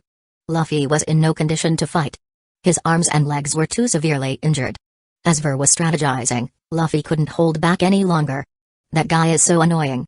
He smashed the doctor's door. I'm gonna send him flying. With that, Luffy took a big stride toward the exit. Wham! Nami's fist crashed onto his head. Luffy instantly clutched his head in pain. Ow! Why do you hit me? Are you an idiot? Look at your hands and feet. Are you trying to get yourself killed? Nami roared at him. Only after hearing that did Luffy finally notice the severe pain radiating from his swollen, exposed bones. Ah! It hurts. It hurts so much. Why didn't I notice before? Dr. Ver, help me. I'm dying. Luffy whined while hobbling toward Ver, hoping to get treated so he could go punch that obnoxious guy outside. Crunch. Crunch. A gnawing sound came from the entrance. Wapol's massive head had already appeared in the doorway, his mouth chomping away. Before long, he had eaten through the entire wall. Seeing this, Luffy launched a Gamu Gamu no pistol directly at Wapol. How dare you eat the doctor's wall? His fist struck Wapol's gut straight on. But immediately, an intense pain shot through his hand. The searing agony made him cry out, and he withdrew his already swollen fist, now even more engorged. Keep pushing it, and you'll cripple your hand. Ver finally spoke up. This guy. Luffy was being reckless as usual. With such severe injuries, he still had the nerve to throw a punch. What? Then what do we do? He's eating your house, Doc. Meanwhile, Wapol was still gnawing away, chomping and chomping like some ravenous beast that hadn't eaten in centuries. Chopper. Stall him for a bit. I'll be there soon. As soon as Ver gave the order, Chopper transformed into his walk point form and charged at Wapol without hesitation. Ver didn't waste any more time either. He took out the bottle of bruise ointment. Bruise ointment price, 500. Effect, heals all blunt force injuries. Side effect, makes the user hideously ugly for 1 full day, 500 points. That was 500 points. Ver felt his heart ache at the cost, but given the situation, he had no choice. The medicine for Luffy's injuries was even more expensive. He couldn't afford it. Without hesitation, Ver grabbed his medical kit and kicked Sanji, who was just standing there watching the show, knocking him to the ground. Stay still. I'm treating your back injury. As he opened the medical kit, Sanji, though momentarily annoyed, quickly realized the urgency of the situation. From his perspective, if Ver had chosen to heal him first, it meant he was their only hope right now. Without another word, Sanji lifted his shirt, revealing a massive, dark purple bruise on his lower back. Ver uncapped the bottle of bruise ointment. The moment he did, Sanji's expression changed dramatically. His eyes filled with sheer terror. Because what Ver had just taken out looked like a bottle of spoiled vegetable soup. Inside, a few wilted leaves floated ominously in a murky, foul-smelling liquid. The moment the bottle was opened, an indescribable stench filled the air. As a chef, Sanji had seen and smelled a lot of things. But this... Bleg. Gag. Cough cough. Bleg. The stench was worse than a decade-old pile of unwashed socks and underwear. He dry heaved on the spot, unable to contain himself. Ding. Congratulations, host. You have earned 200 negative points, huh? What happened? Was Sanji afraid of medicine? Or was he just scared of the pain? Ver was confused, but he didn't slow down. Time was running out. Chopper was already fighting Wapol. Without hesitation, he poured the entire bottle of bruise ointment onto Sanji's back. Then, he began massaging the area to help the medicine absorb. Ding. Congratulations, host. You have earned 500 negative points. What? He already made back his money. What was going on? Ver was stunned. Meanwhile, Sanji, watching Ver rub that foul-smelling liquid all over his back, seeing the strange, floating vegetable bits shifting under his touch. He lost it. He gagged violently, unable to hold it in any longer. But from Ver's perspective, Sanji's massive bruise was healing rapidly. At this rate, he would be fully recovered in no time. However, Ver's expression turned increasingly strange. Because at that moment, Sanji's face was starting to morph into an indescribable shape. Chapter 11, Here we go. Meanwhile, on Chopper's side, he initially managed to put up a strong fight using his rumble ball, shifting through various forms to catch Wapol off guard. At one moment, he used guard point to tank attacks, then switched to arm point to unleash overwhelming strength, followed by horn point for a fierce charge. Chopper had Wapol in a miserable state, but the enemy quickly adapted to his attack patterns. After swallowing a massive amount of snow, Wapol fully recovered as if nothing had happened. Now, the tables had turned. Boom. Chopper, unable to dodge in time, took a direct hit to the head from one of Wapol's cannon shots. He was blasted away, crashing hard against a wall near the entrance. Inside, Ver grew anxious at the sight. Chopper was about to reach his limit. At this moment, Sanji's treatment was nearly complete. The bruises on his back had faded, and his internal injuries had mostly healed. But his face... To be honest, Ver didn't dare to look. All done. He gave Sanji a firm slap on the back, signaling that the treatment was finished. Ding. Congratulations, host. You have acquired the ability, Physical Enhancement. What? Just physical enhancement? This deal was weak. Ver wanted Sanji's kicking techniques. Having raw physical fitness was useless if he didn't know how to utilize it. Right now, he already had Chopper's leg enhancements. His plan was to combine them with Sanji's kick techniques to dominate the battlefield. But now, all he got was physical enhancement. No way. This won't do. Chopper was already on the brink of defeat, and Sanji alone wasn't enough to take down Wapol. He needed to give Sanji one more mental breakdown. Maybe he'd get another reward. This was his only shot. With this thought, Ver began looking around for something. Meanwhile, Sanji, already green in the face from vomiting, was suffering from a severe case of psychological damage. He had already thrown up everything in his stomach and now looked incredibly weak. But he knew this wasn't the time to rest. He reached for his back and found that it didn't hurt at all. Sanji immediately got up, ready to assist Chopper. But just then, Ver pulled out a mirror and held it up to Sanji's face. Silence. Utter silence. Sanji stood frozen in place, staring at his reflection in sheer disbelief. And then... Ah! Sanji let out a blood-curdling scream. Everyone turned to look at him. And the moment they did, their expressions twisted in sheer horror. That face. One eye was larger than the other, and they were misaligned.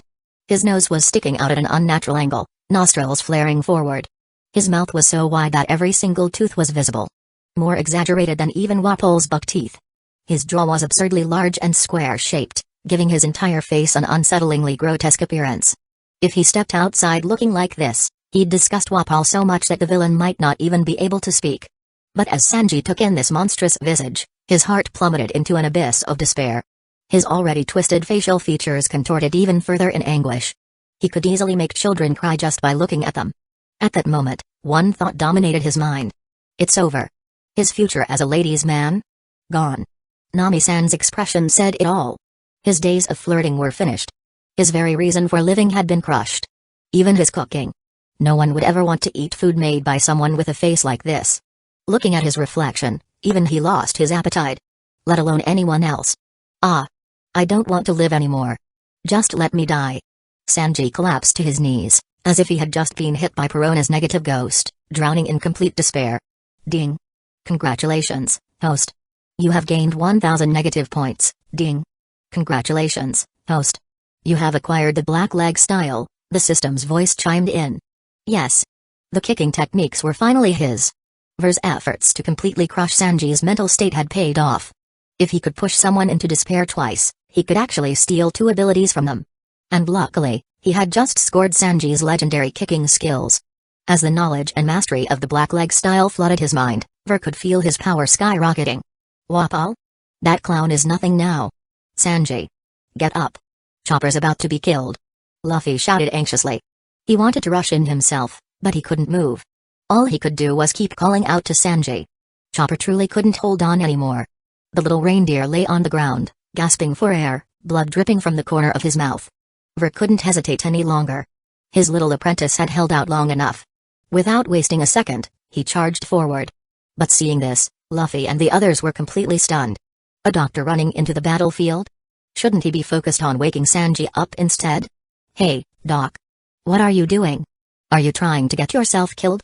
If that's the case, just let me do it instead. Luffy shouted in frustration. Nami chimed in, yeah. You'll just get in the way. Don't go over there. Sanji's almost ready. Even Dr. Kura looked worried. This guy was being reckless. Rushing in like this wasn't a rescue. It was suicide. But despite her thoughts, she still felt a bit touched. Ver's actions showed just how much he cared about Chopper. And in her eyes, that was proof of a true mentor. But Ver ignored all their protests. He had to move. Because Chopper was about to be crushed. Wapol was towering over him, holding a massive hammer made from the castle walls. He had just devoured part of the structure and used his Munch Fruit model, Munch Human, to transform it into a colossal weapon. It was 3 times the size of a standard kitchen stove. And he was swinging it down with full force. Intending to end Chopper in one blow. Mahahaha. You freak of nature. Die. Wapol leaped into the air and brought the Thunder Crescent smash crashing down. Chopper, now back in his smallest brain point form, squeezed his eyes shut. He couldn't dodge. Master. I haven't even finished learning from you yet. Am I really going to die here? At the brink of death, that was the only thought that crossed his mind. But the pain never came. Hesitantly, he opened his eyes. A tall figure stood in front of him. That enormous hammer had been stopped midair. Held back by a single foot. Against the sheer size of the weapon, Ver's silhouette looked small. But no matter how hard Wapol pressed down, the hammer refused to move an inch. Luffy, Nami, and Kura. All of them were wide-eyed in complete shock. What the hell is happening? Nami screamed in disbelief. He's just a doctor. How does he have that much strength? That hammer is huge. Even Luffy, who rarely got surprised, was utterly stunned. He had always thought Ver was just some frail doctor. But now, Ver's power had shattered that perception. Even Kura couldn't believe what she was seeing. Was this guy really that strong? Hands in his pockets, using only his leg, Ver turned slightly to face Chopper. Watch closely, Chopper. A doctor who only knows how to heal isn't a real doctor. Some diseases can only be cured with fists and kicks. Chapter 12, Am I This Fierce? After speaking, Ver spun around, redirecting Wapol's massive hammer to the side. Due to inertia, Wapol stumbled to Ver's side, completely off balance. At that moment, Ver's spinning kick was already aimed straight at Wapol's face. Leg reinforcement. Ver muttered under his breath. Just before his kick connected, his right leg visibly swelled, muscles expanding in an instant. Wapol felt an unstoppable force crashing onto him. His face twisted in absolute horror. His entire face distorted severely. The impact was so strong that his mouth was nearly kicked up to his forehead. With a loud bang, Wapol's entire body vanished from sight, sent flying. At that moment, Luffy and his crew's mouths all formed an O shape. What just happened? What just happened? What just happened? For a moment, they all felt like they were channeling Frankie's dramatic reactions, wanting to shout out loud, "What the hell?" Ver, who didn't look the least bit muscular, who even seemed a bit scholarly, had just sent Wapol flying hundreds of meters with a single kick. Luffy's jaw literally hit the ground with a thump. His eyes were about to pop out of their sockets. This doctor seems a little off, doesn't he? Nami's lips twitched slightly, her voice trembling. The sheer force of Ver's kick had shattered the snow around him, revealing the brown earth underneath. Yeah. He's definitely different. Dr. Kira also nodded in agreement. Behind Ver, Chopper's tiny eyes widened to their limits. He knew it. His master was the greatest. At this moment, Chopper's admiration for Ver skyrocketed once again, elevating him to a godlike status. Sanji, who had been drowning in despair, was momentarily snapped out of it after witnessing Ver's attack. His expression turned complex. Kick techniques? He actually knows kick techniques? And he's even stronger than me. But why do his kicks look so similar to mine? Even Ver himself was shocked by what he had just done. Am I really this strong? I only gained 3 combat abilities so far. And I'm already this powerful? Chopper, watch closely and learn well. This is your first lesson from me. After saying that, Ver charged towards Swapole once more. Chopper was left behind, staring at Ver's retreating figure, his eyes twinkling like stars. Big bro treats me so well. I have to learn properly. Swapole, after being sent flying for hundreds of meters, finally came to a stop. His face was racked with pain, and before he could even recover, he saw a spinning figure rapidly descending from the sky towards him. Stop! Stop right there! Swapole screamed in terror, but it was completely useless. In the blink of an eye, Ver, spinning midair, descended with a devastating axe-kick, smashing straight onto Swapole's head. The overwhelming force compressed Swapole's body rapidly. He became flatter and flatter. His vision blurred, his teeth shattered, and a massive gush of blood spewed from his mouth. Under the sheer impact of the attack, a deep dent caved into the middle of his skull. His eyes rolled back, and in moments, he completely lost consciousness. Seeing Swapole collapse, unable to move, everyone was dumbfounded. 2 moves? Chopper found it utterly unbelievable. That guy had just given him a brutal beating earlier. Yet to Ver, it was as if Swapole was merely an itch to be scratched. And now, in just 2 kicks, Swapole was completely out of commission. This is ridiculous. At this moment, Chopper truly realized the vast difference between himself and Ver. Ver landed next to Swapole's unconscious body, his interest fading. 2 moves, and he's already down. I wanted to test my strength a little more. Guess I'll have to wait for another chance. Looking at Swapole, who was out cold, Ver casually launched another kick, sending him soaring through the air. Whoosh! Swapole arced through the sky before plummeting off the mountain, vanishing from sight. Clapping his hands, Ver turned towards Chopper. Look at this kid. Injured again. Guess I'll have to treat him. Honestly. IT is perfect? Ver grinned widely. As a legendary doctor, saving lives is my mission. However, as Ver approached, beaming, Chopper's look of admiration quickly turned into one of fear. Crap. I got hurt again. Chopper's heart sank in despair. Who knew what kind of treatment his master would use this time? Though getting treated was terrifying, at least he could experience his master's techniques firsthand. That's not a bad deal. Chopper tried to comfort himself. Ver walked over and grabbed Chopper by his tiny antlers, lifting him up effortlessly. Come on, let's get you checked out. Ver's tone was light-hearted. Oh okay, big bro. Chopper's face was filled with reluctance, his eyes brimming with unshed tears. Back inside the hut, everyone looked at Ver differently now.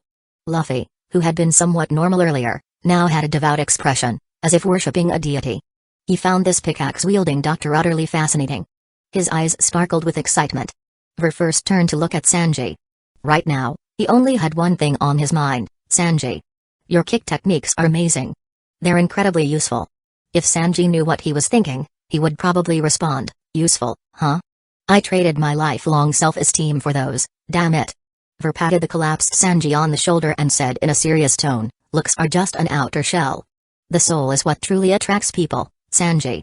Hearing this, Sanji, who had been lying motionless, finally reacted. Slowly, he lifted his head to look at Ver. However, as soon as Ver saw Sanji's face, he quickly turned his head away. His gaze became evasive. He didn't dare look for too long. He might actually vomit. Sanji, noticing this, was instantly enraged. Didn't you just say appearances don't matter? Look at me. You coward. Sanji shouted in frustration, trying to awaken whatever sense of morality Ver had. But morality? Ver never had any to begin with. Seeing Sanji's despair, Ver decided to reveal the truth. Actually, the effects of that potion only last for a day. You'll be back to normal by tomorrow. As soon as he finished speaking, Sanji, who had been drowning in despair, suddenly changed. His dead eyes regained their sparkle, His defeated expression turned into a beaming smile, and his life regained meaning. Sanji only had one thought: ladies. Your prince is back. Really? Sanji asked excitedly. Nah, I was just messing with you. Sanji's joy shattered instantly. Meanwhile, Ver heard a familiar sound in his head. Ding. Congratulations, host. You have gained 500 negative points, nice. Profit secured. No, I'm serious this time. Look at the bottle. It says it right there. Seeing Sanji's foot about to launch at him, Ver quickly clarified. Sanji grabbed the bottle and, sure enough, it said lasts for 1 day. His expression cleared up instantly. Gripping the bottle tightly, he burst into laughter. Ha ha ha. Just wait. Tomorrow, the world's most handsome man will return. Chapter 13, What if I'm an animal too? Sanji immediately regained his usual high-spirited demeanor. As long as this wasn't a permanent change to his face, then there was still hope in life. Everyone was happy again. Ver was happy. Sanji was happy. Saving people was all about enjoyment. If you're happy, I'm happy. Simple as that. Ver was practically blooming with joy. The amount of negative points he had harvested from Sanji had already exceeded what he had collected from everyone else combined. Looks like as long as the right pressure is applied, negative points flood in like crazy. For Sanji's future sustainable development, Ver once again exchanged for a pack of cigarettes from the shop and tossed it to him. Here, take it. This is my treasured good stuff. Sanji caught the pack in one swift motion. Opening it up, he lit one with some hesitation. But the moment he took a drag, his horrified expression instantly shifted to wide-eyed astonishment. What was this sensation? So smooth, so silky. There was actually a cigarette this good in the world? Everything he had smoked before. Absolute garbage. At this moment, Sanji's appreciation for fine tobacco ascended to a whole new level. He had never tasted such quality before, and now that he had, it completely blew his mind. Even his previous frustrations vanished into thin air, disappearing without a trace. His face now bore an expression of pure bliss. The cigarettes in the One Piece world always seemed strong and harsh. Good stuff. This is really good stuff. Sanji couldn't help but exclaim. Looking at the full pack in his hand, he treated it like a precious treasure, carefully tucking it away. The way he looked at Ver had also changed. No longer carrying any grudges. He felt as if he had found a true kindred spirit. If Ver weren't busy, Sanji would have already wrapped an arm around his shoulder and called him brother.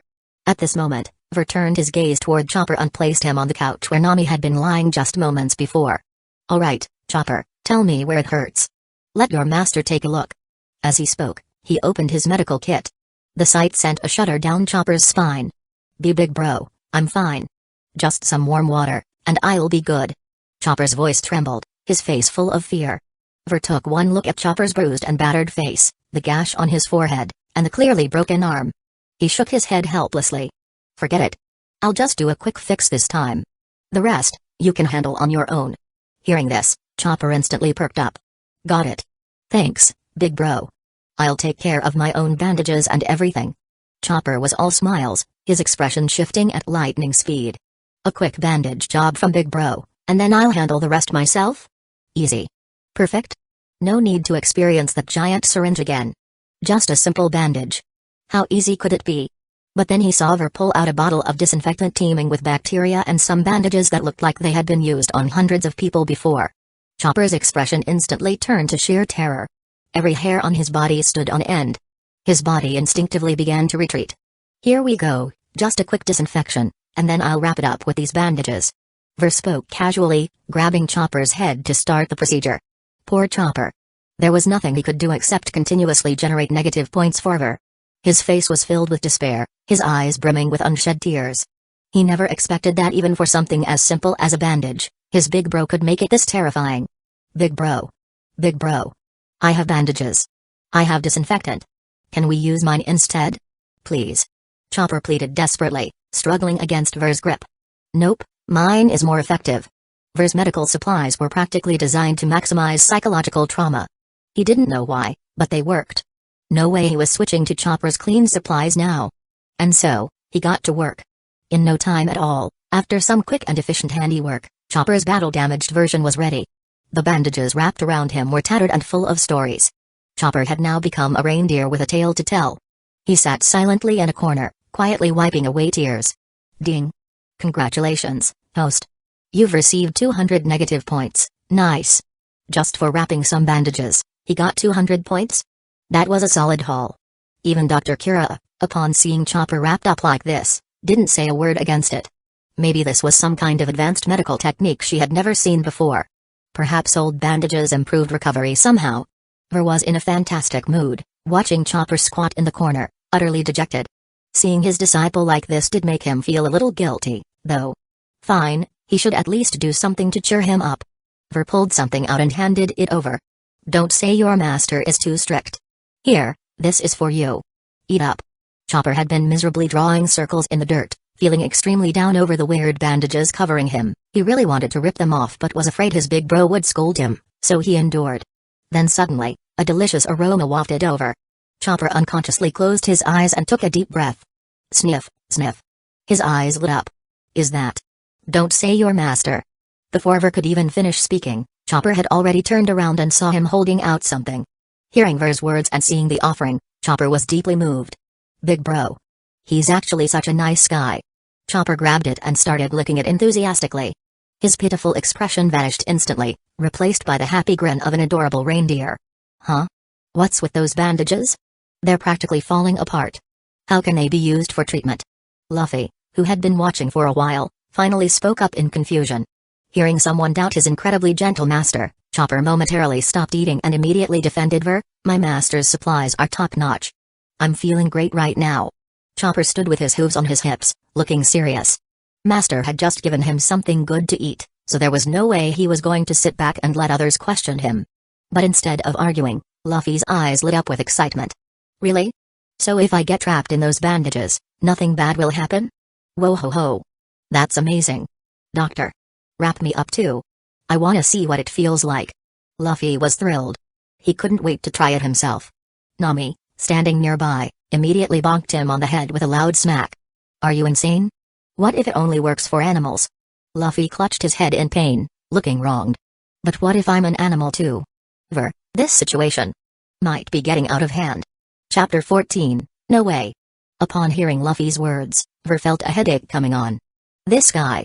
He really doesn't fear anything, huh? How was he supposed to get negative points from him? How was he supposed to leave a psychological scar? If things went on like this, wouldn't he be at a huge loss? This was worse than winning 1,000,000 Baileys in the lottery, only to have the wind blow it away. The things in his worn-out medical kit actually had no effect on Luffy. This. No way. He had to test it. Just one try, and he'd know for sure. Let's see if this guy is really as fearless as he claims. That's not just for animals. Of course, humans can use it too. Come. I'll help you bandage your hands and feet. Saying that, Ver pulled Luffy onto the couch. Nami and Sanji both tensed up at the scene. Their captain wasn't about to get treated to death, was he? That medical kit looked terrifying. Even the disinfectant had small bugs wriggling inside it. Would this really be okay? Their hearts were already in their throats. But Luffy, on the other hand, looked completely unfazed. In fact, he even had an amused smile on his face. Hurry up, Doc. I wanna be like that reindeer too. When I get back, Zoro and the others are gonna be so shocked. Ha ha ha ha. He clapped his hands excitedly while stretching out all four limbs. Ver, seeing this, finally confirmed. This guy was truly fearless. With a sigh, he rubbed his forehead. It looked like getting through to Luffy would be a long journey. Even as he thought about it, his hands didn't stop moving. He disinfected each of Luffy's fingers and toes, even as tiny bugs crawled over the cleaned wounds. Luffy, instead of freaking out, looked amazed. Doctor, are these bugs helping to heal my wounds? That's awesome. Ha ha ha ha. Ver didn't bother responding. He had already given up. He just wanted to get this over with as soon as possible. 1 bandage, 2 bandages. Soon enough, all of Luffy's wounds were wrapped up. Not that he was really injured to begin with. He had just climbed a ridiculously high mountain while carrying 2 people with his bare hands. Now that his hands and feet were bandaged, he'd recover soon enough. Given how absurdly strong his core was, he'd be fine in a few days. Ver wasn't about to waste his negative points buying medicine for this guy. All done. Ver stood up after finishing. Luffy, looking at his neatly wrapped hands and feet, jumped up excitedly. His face lit up with joy. Oi? It really doesn't hurt. Chopper, look. I have him too. Ha ha ha ha. He grabbed Chopper's hoof and shook it, grinning ear to ear. But just then, mid-jump, he suddenly froze. Something crossed his mind. He turned to look at Ver, who was packing up his tools. Doc. All three of us got treated by you. So, how much does the medical bill come to? Hearing this, Nami's eyes lit up. Paying for medical treatment was only natural, after all. She loved money, but that didn't mean she was stingy about necessary expenses. What surprised her was that her block-headed captain actually thought about paying. Unbelievable. His brain was finally working for once. But Ver, without even glancing at them, casually finished packing and waved a hand. Money? Forget it, we're all buddies here. Huh? Nami's eyes lit up even more. A doctor. Handsome. And doesn't charge for treatment. Apart from his slightly brutal methods, he was practically her ideal type. Really? Luffy's jaw dropped, stunned by Ver's generosity. In his mind, fixing up so many injuries so quickly should have cost a lot. But Ver said it was free. Luffy found this guy even more interesting now. He liked him more and more. Their crew needed a doctor, didn't they? If they had a doctor, they wouldn't have had to waste time coming all the way to this island. Luffy had already made up his mind about inviting Ver to join them. Meanwhile, Chopper remained unnoticed. Just as Luffy was about to extend the invitation, a loud explosion rang out from outside. The noise immediately drew everyone's attention. Who? Someone else is here? Luffy rolled up his sleeves and headed for the door. But the moment he stepped outside and saw who it was, his anger vanished. His face instantly broke into a huge grin. Whoa! Zoro! Usopp! Vivi! Shouting excitedly, he sprinted over. Hearing Luffy's call, Ver also looked outside. A large group of people stood there.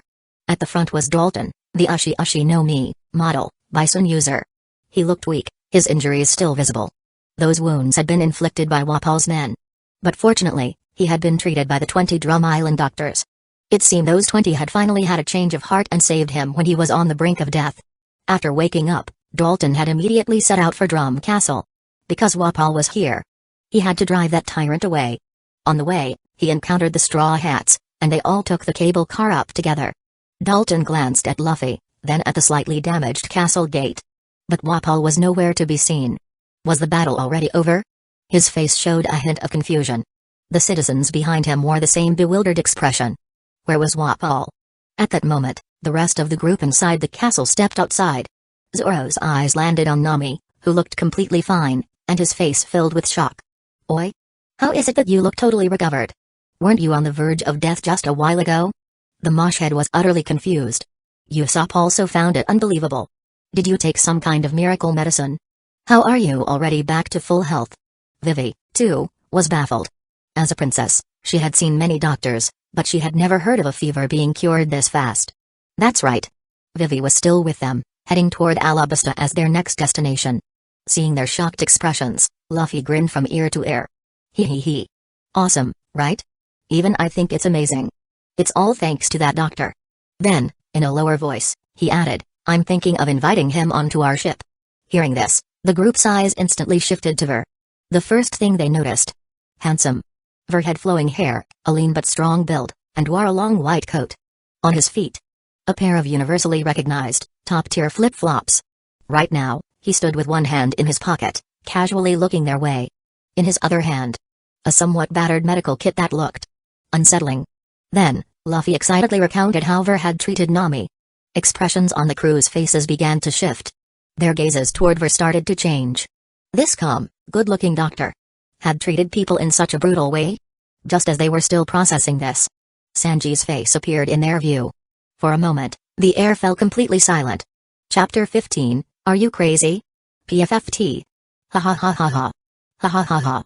Zoro was the first to lose it, bursting into a loud, mocking laugh. That laugh made Sanji's fists clench tighter and tighter. Ha ha ha ha. Curly-browed pervert cook, what the hell happened to you? Ha ha ha ha, I'm dying here. Zoro was laughing so hard he could barely stand straight, slapping his thigh repeatedly. Hearing his reaction, the others finally snapped out of their confusion. That person was Sanji.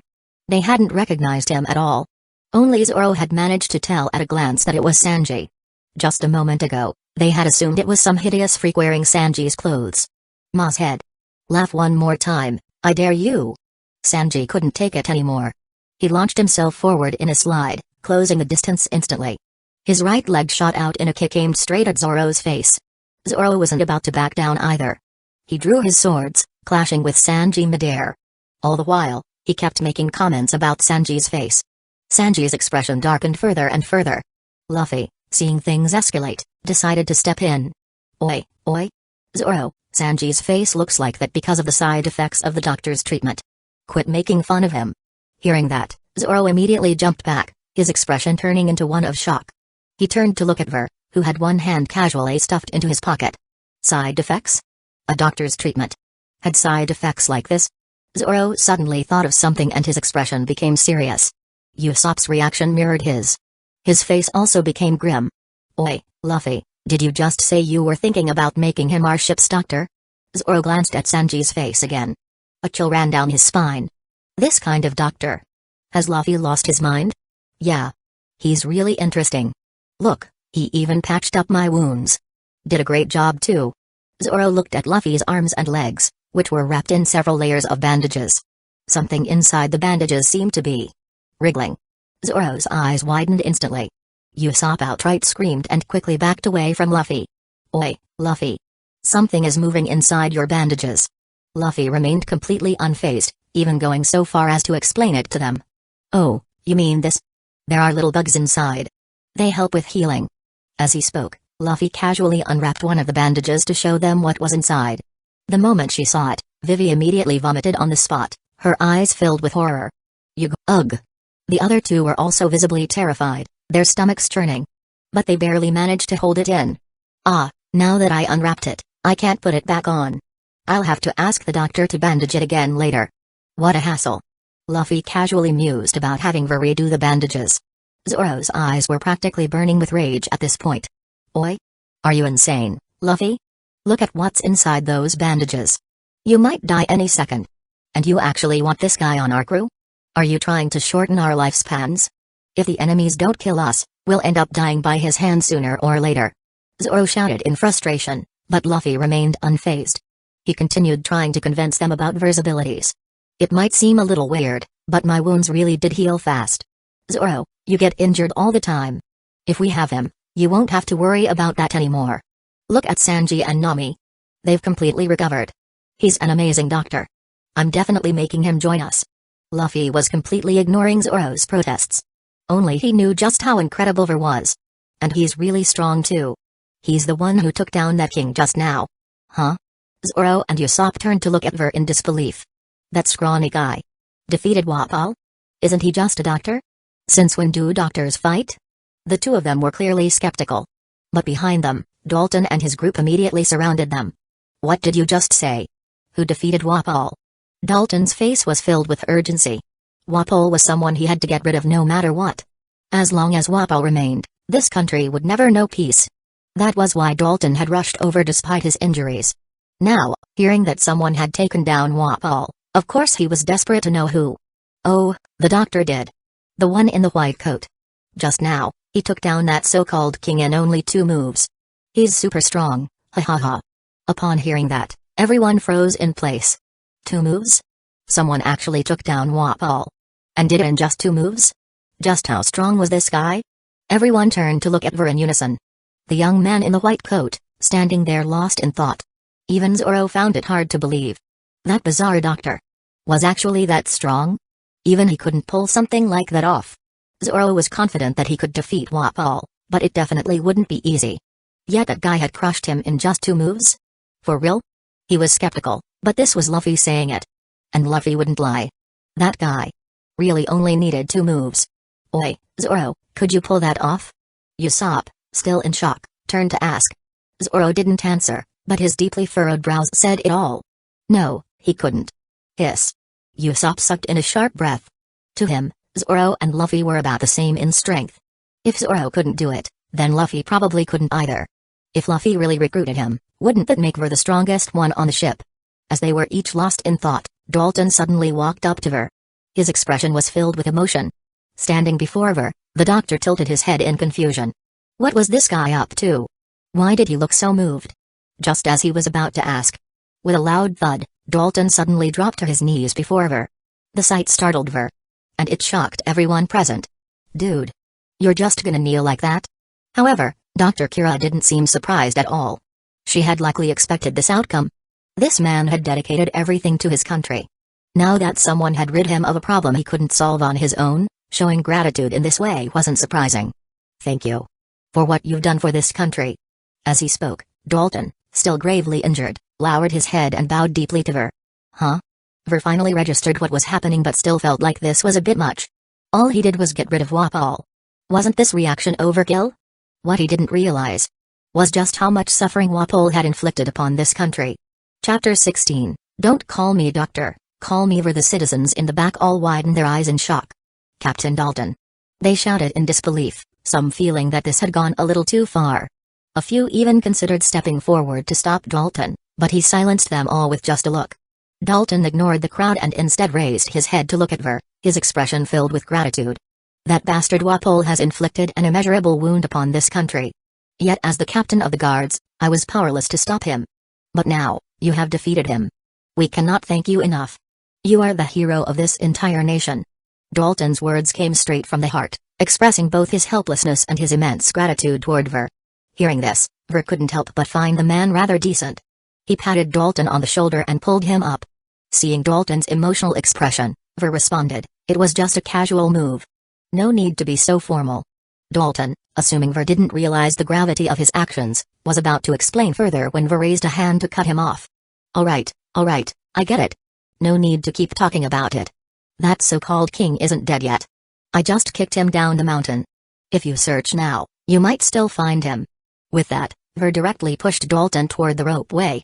Dalton had intended to express his gratitude a bit more, but Ver simply didn't give him the chance. Two grown men getting all sentimental? Just thinking about it made Ver uncomfortable. Dalton, seeing Ver's attitude, understood that he didn't like being fussed over. Though he was full of gratitude, he could only keep it to himself. With no other choice, Dalton signaled to his men, and the group quickly set off. They had to find Wapol. If that guy escaped, their country would never truly be at peace. Just as they had arrived in force, they now left in force. Before departing, Dalton cast a deep gaze at Ver. Though it was clearly a look of gratitude, it made Ver uneasy. Just now, this big guy had knelt before him in front of so many people.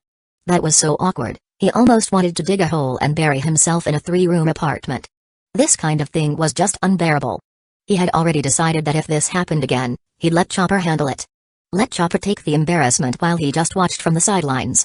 This kind of thing was top-tier torture. Only after Dalton disappeared from sight did Ver finally breathe a sigh of relief. At that moment, Luffy and the others walked over. Dr. Kira didn't let everyone keep standing in the cold wind. She waved them inside. "Come on, don't just stand out there." With that, she led the way into the house. Everyone followed closely behind. Once in the living room and seated, Luffy wasted no time and got straight to the point. "Doctor. Do you want to join my crew? Our ship needs a doctor." Hearing Luffy's words, only Usopp and Zoro showed a reaction. Sanji and Nami, having already benefited from Ver, had no objections to him joining. Though his treatment was painful. Still, considering the things Ver had provided afterward, the pain was somewhat bearable. As for Zoro, there was nothing to say. Though he resisted at first, though he had his doubts. He wouldn't argue with the captain's decision. A captain's choice was not something he would oppose. That left only Usopp, who had no say in the matter. He could only tremble and hope that Ver would reject Luffy's outrageous invitation. Ver's lips curled slightly at Luffy's words. But inside, he was ecstatic. Ha ha ha. Here it comes. I knew it. Luffy loves recruiting all kinds of weird and wonderful people onto his ship. Joining the Straw Hat Pirates? Easy as pie. Everything is under control. Though he was thrilled inside, Ver remained outwardly calm, even pretending to be startled by Luffy's words. Huh? You want me to be a pirate with you? What's so great about being a pirate? Ver looked reluctant as he spoke. Seeing his reaction, Luffy panicked. It was clear. He really wanted Ver to join. Being a pirate is awesome. Pirates get to go on adventures. Pirates get to eat and sleep. Luffy racked his brain trying to convince Ver, but he just couldn't come up with another reason why being a pirate was appealing. The thrill of being chased? The rush of surviving a storm? The excitement of unexpected encounters? Luffy genuinely couldn't think of something that would attract a normal person. Convincing someone to join his crew was proving difficult. How about this? Luffy said, reaching into his pants and pulling out a massive piece of meat he had swiped from Kira's house. I'll give you this meat. If you join my crew, I'll make sure you always have good food. Luffy looked like he was making the ultimate sacrifice, as if this piece of meat was his very life. The others, hearing this, had the same deadpan expression. You? Give up meat? You're offering him food? Look at the pained expression on your face. If you're already like this over one piece of stolen meat, once he's actually on the ship, you probably wouldn't even let him have a bone to chew on. Just when everyone thought Ver would refuse, Ver spoke up. Eating a piece of meat you just pulled out of your pants? No thanks, not interested. But if you just need a doctor, I suppose joining your crew wouldn't be too much trouble. He hadn't expected Luffy to be so desperate that he'd pull out his last bit of food stash. This guy really went all in. If this dragged on any longer, Ver was afraid he might pull out something even more questionable. Or worse. Well, let's not go there. Agreeing now made sense. Their next stop was Alabasta, a place that could provide him with an immense power boost. Not to mention the many useful devil fruits that could be obtained. If he could snag one or two, it'd be a huge win. Hearing Ver's response, Zoro, who had been about to stand, sat back down. He glanced at Ver with a hint of approval. Regardless of what kind of person this doctor was, at least he had the sense to reject Luffy's offer of a vice-captain position. That alone earned Zoro's respect. The others all looked relieved as well. Luffy, upon hearing Ver's agreement, immediately cheered. So that means you're joining? Ha ha ha. We have a doctor now. No more worrying about getting sick or injured. Luffy clapped his hands excitedly, his face beaming with joy. His infectious laughter lifted everyone's spirits, making them all smile. Don't call me doctor. Just call me Ver. Chapter 17, say that again, and I'll rip your mouth off. Ver. You're officially the doctor on our ship now. When we get back, we have to throw a grand feast to celebrate. Ahahaha. Luffy had finally corrected how he addressed Ver and was already planning a welcome party for him. However, Ver didn't respond to Luffy. Instead, he turned to his little apprentice. Chopper, your master is heading out to sea for adventure. As soon as Ver spoke those words, Chopper's eyes trembled, and tears began welling up. Big bro. Big bro is leaving. Am I going to be abandoned again? Chopper looked heartbroken, overwhelmed by a feeling he couldn't put into words. All he wanted at that moment was to find a corner, hide, and cry his heart out. Oh okay. Master, safe travels. Even though Chopper wanted to cry, he forced himself to hold back his tears and responded to Ver. After speaking, he trotted away with his tiny legs, pretending to be carefree, heading back to his room. His small back, however, carried a deep loneliness. Where are you going? How are you going to learn medicine if you don't follow me? Chopper's tiny legs halted mid-step. He didn't turn around, but his shoulders trembled. It was obvious he was crying. Finally, Chopper spun around and ran toward Ver, throwing himself into his arms. Ah. I thought you were abandoning me. Wah. Chopper bawled his eyes out, snot and tears smearing all over Ver's clothes. Ver's eyes widened as he watched Chopper rub his face all over him. He had half a mind to smack him, but seeing how sad Chopper was, he held back. Fine. I'll just make sure he washes my clothes later. With that thought, Ver patted Chopper's back gently. I would never abandon you. Once a big brother, always a father. Rest assured, I see you as my own. Hearing those words, Chopper cried even harder. No one had ever treated him this well before. His tiny world had always been shrouded in darkness. Every time he found a bit of light, it was quickly snuffed out. Dr. Kira watched the two embrace and smiled in satisfaction. This kid. He's someone worth entrusting Chopper to. The others also picked up on the pain in Chopper's voice and couldn't help but look at him with sympathy. What kind of hardships had this little guy gone through to be so terrified of being abandoned? Ver, still holding Chopper, looked toward Luffy and wiped his hands on his coat. Bringing my little apprentice aboard shouldn't be a problem, right? You can see for yourself. He's still young and needs to stay with me. Chopper momentarily stopped crying and peeked out from Ver's embrace, nervously watching Luffy. He looked uneasy, afraid that Luffy might refuse. But Luffy had no objections. In fact, he enthusiastically raised both hands and feet in agreement. Of course. This talking reindeer is super interesting. We just got 2 new crewmates at once. This is awesome. Ha ha ha ha. Chopper finally smiled. The weight in his heart lifted. He could continue learning medicine from his master. But then, he suddenly remembered something and turned to look at Dr. Kira. Right. He hadn't asked for her permission yet. If she didn't allow it, he wouldn't be able to go. His eyes hesitated. He wanted to ask but was scared she would refuse. Seeing his expression, how could Dr. Kira not know what was on his mind? However, instead of giving a heartfelt speech about being reluctant to part with him, she simply put on a stern face and glared at Chopper. Then, out of nowhere, she shouted, "What are you looking at? You think I care about you? All you ever do is cause trouble. You nearly got yourself killed just trying to gather some herbs. You're not just stupid. You've got a bleeding heart, too." Even when I ask you to help mix medicine, you keep messing it up. The only thing you do here is eat my food. Get out of here already." She then stood up angrily and stomped off toward the back room. Everyone was stunned by the sudden outburst. What's with this doctor? Why is she suddenly so mad? They all exchanged bewildered glances, unable to understand why Dr. Kira was suddenly raging.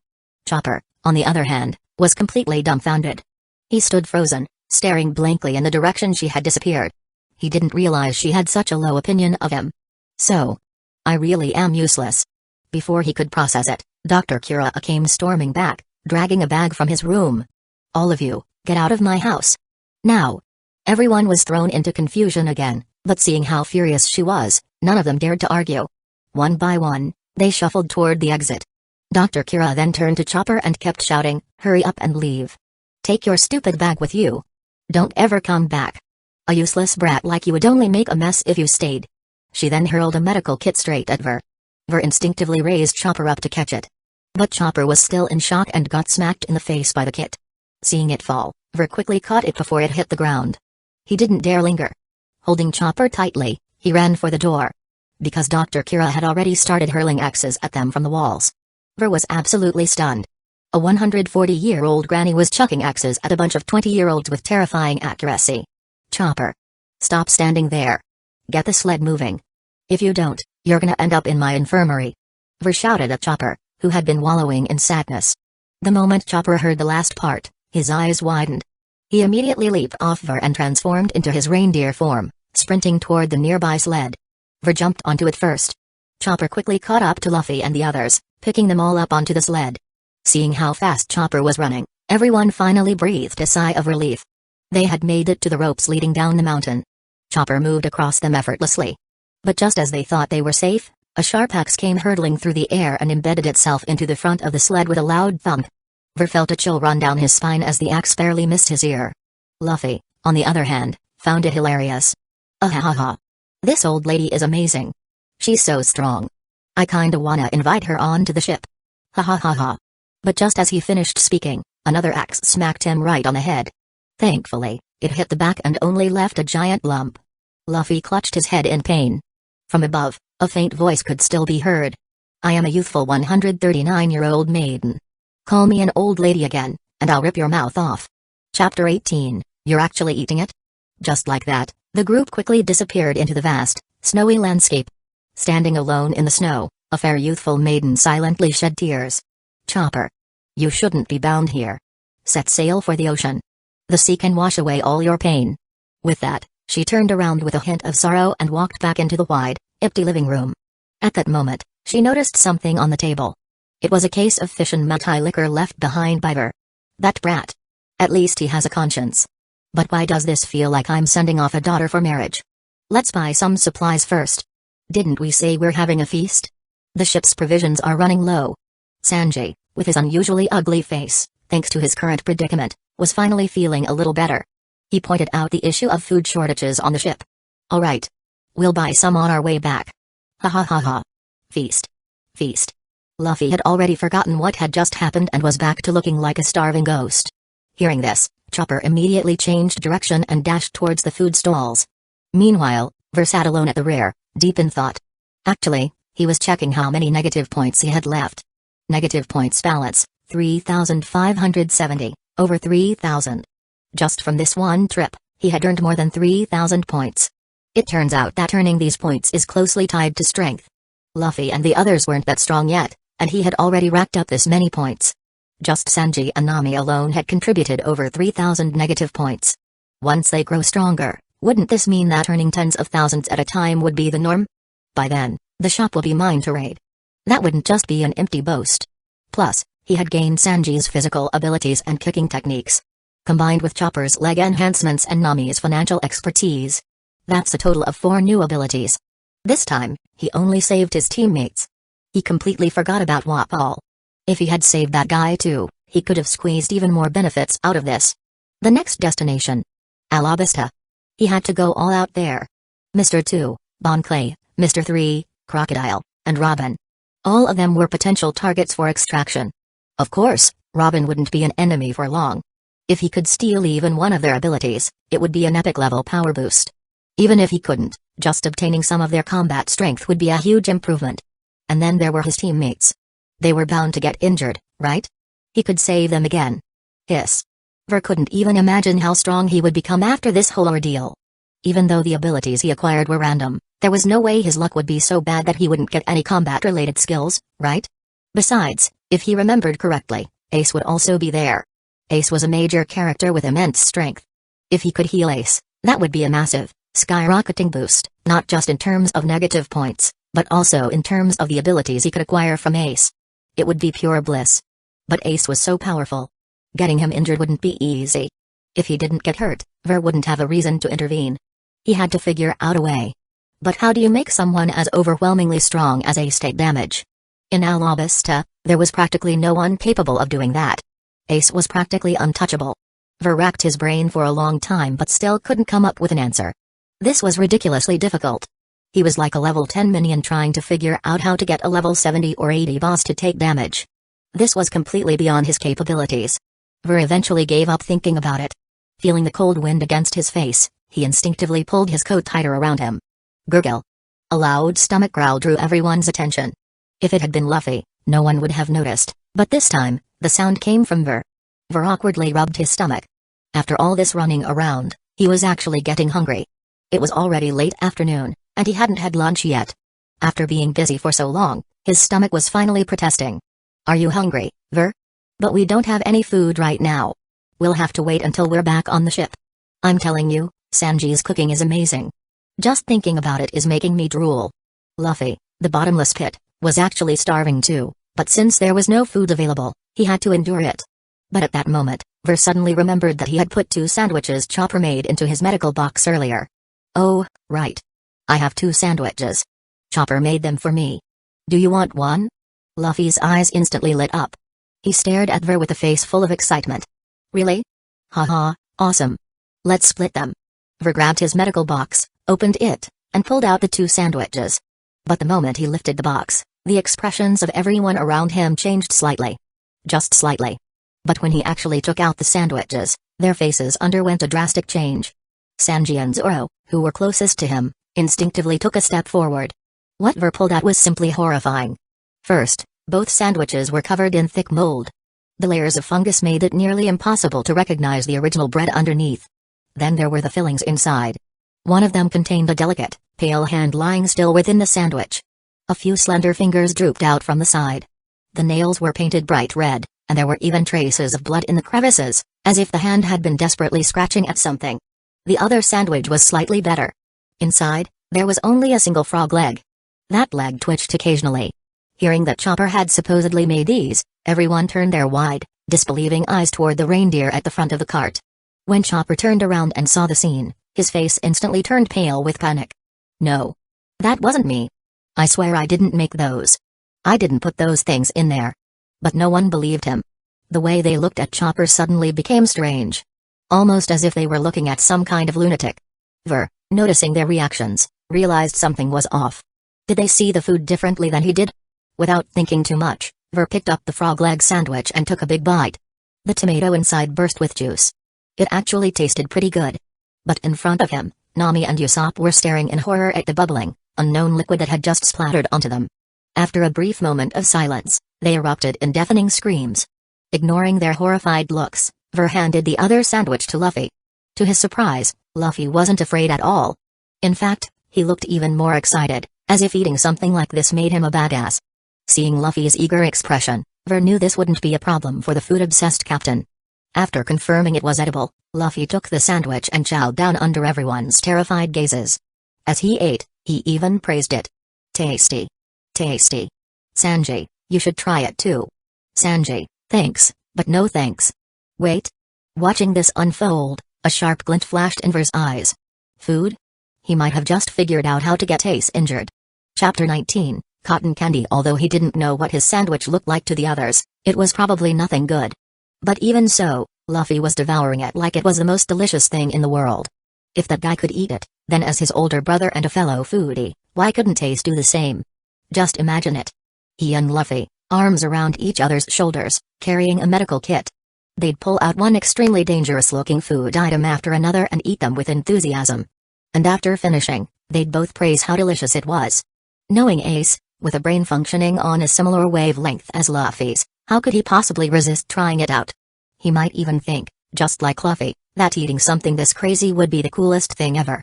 As long as he took the bait. Hey. Ver could guarantee that Ace would be down for the count after eating it. And in the end, it could all be blamed on Ace's weak stomach. See?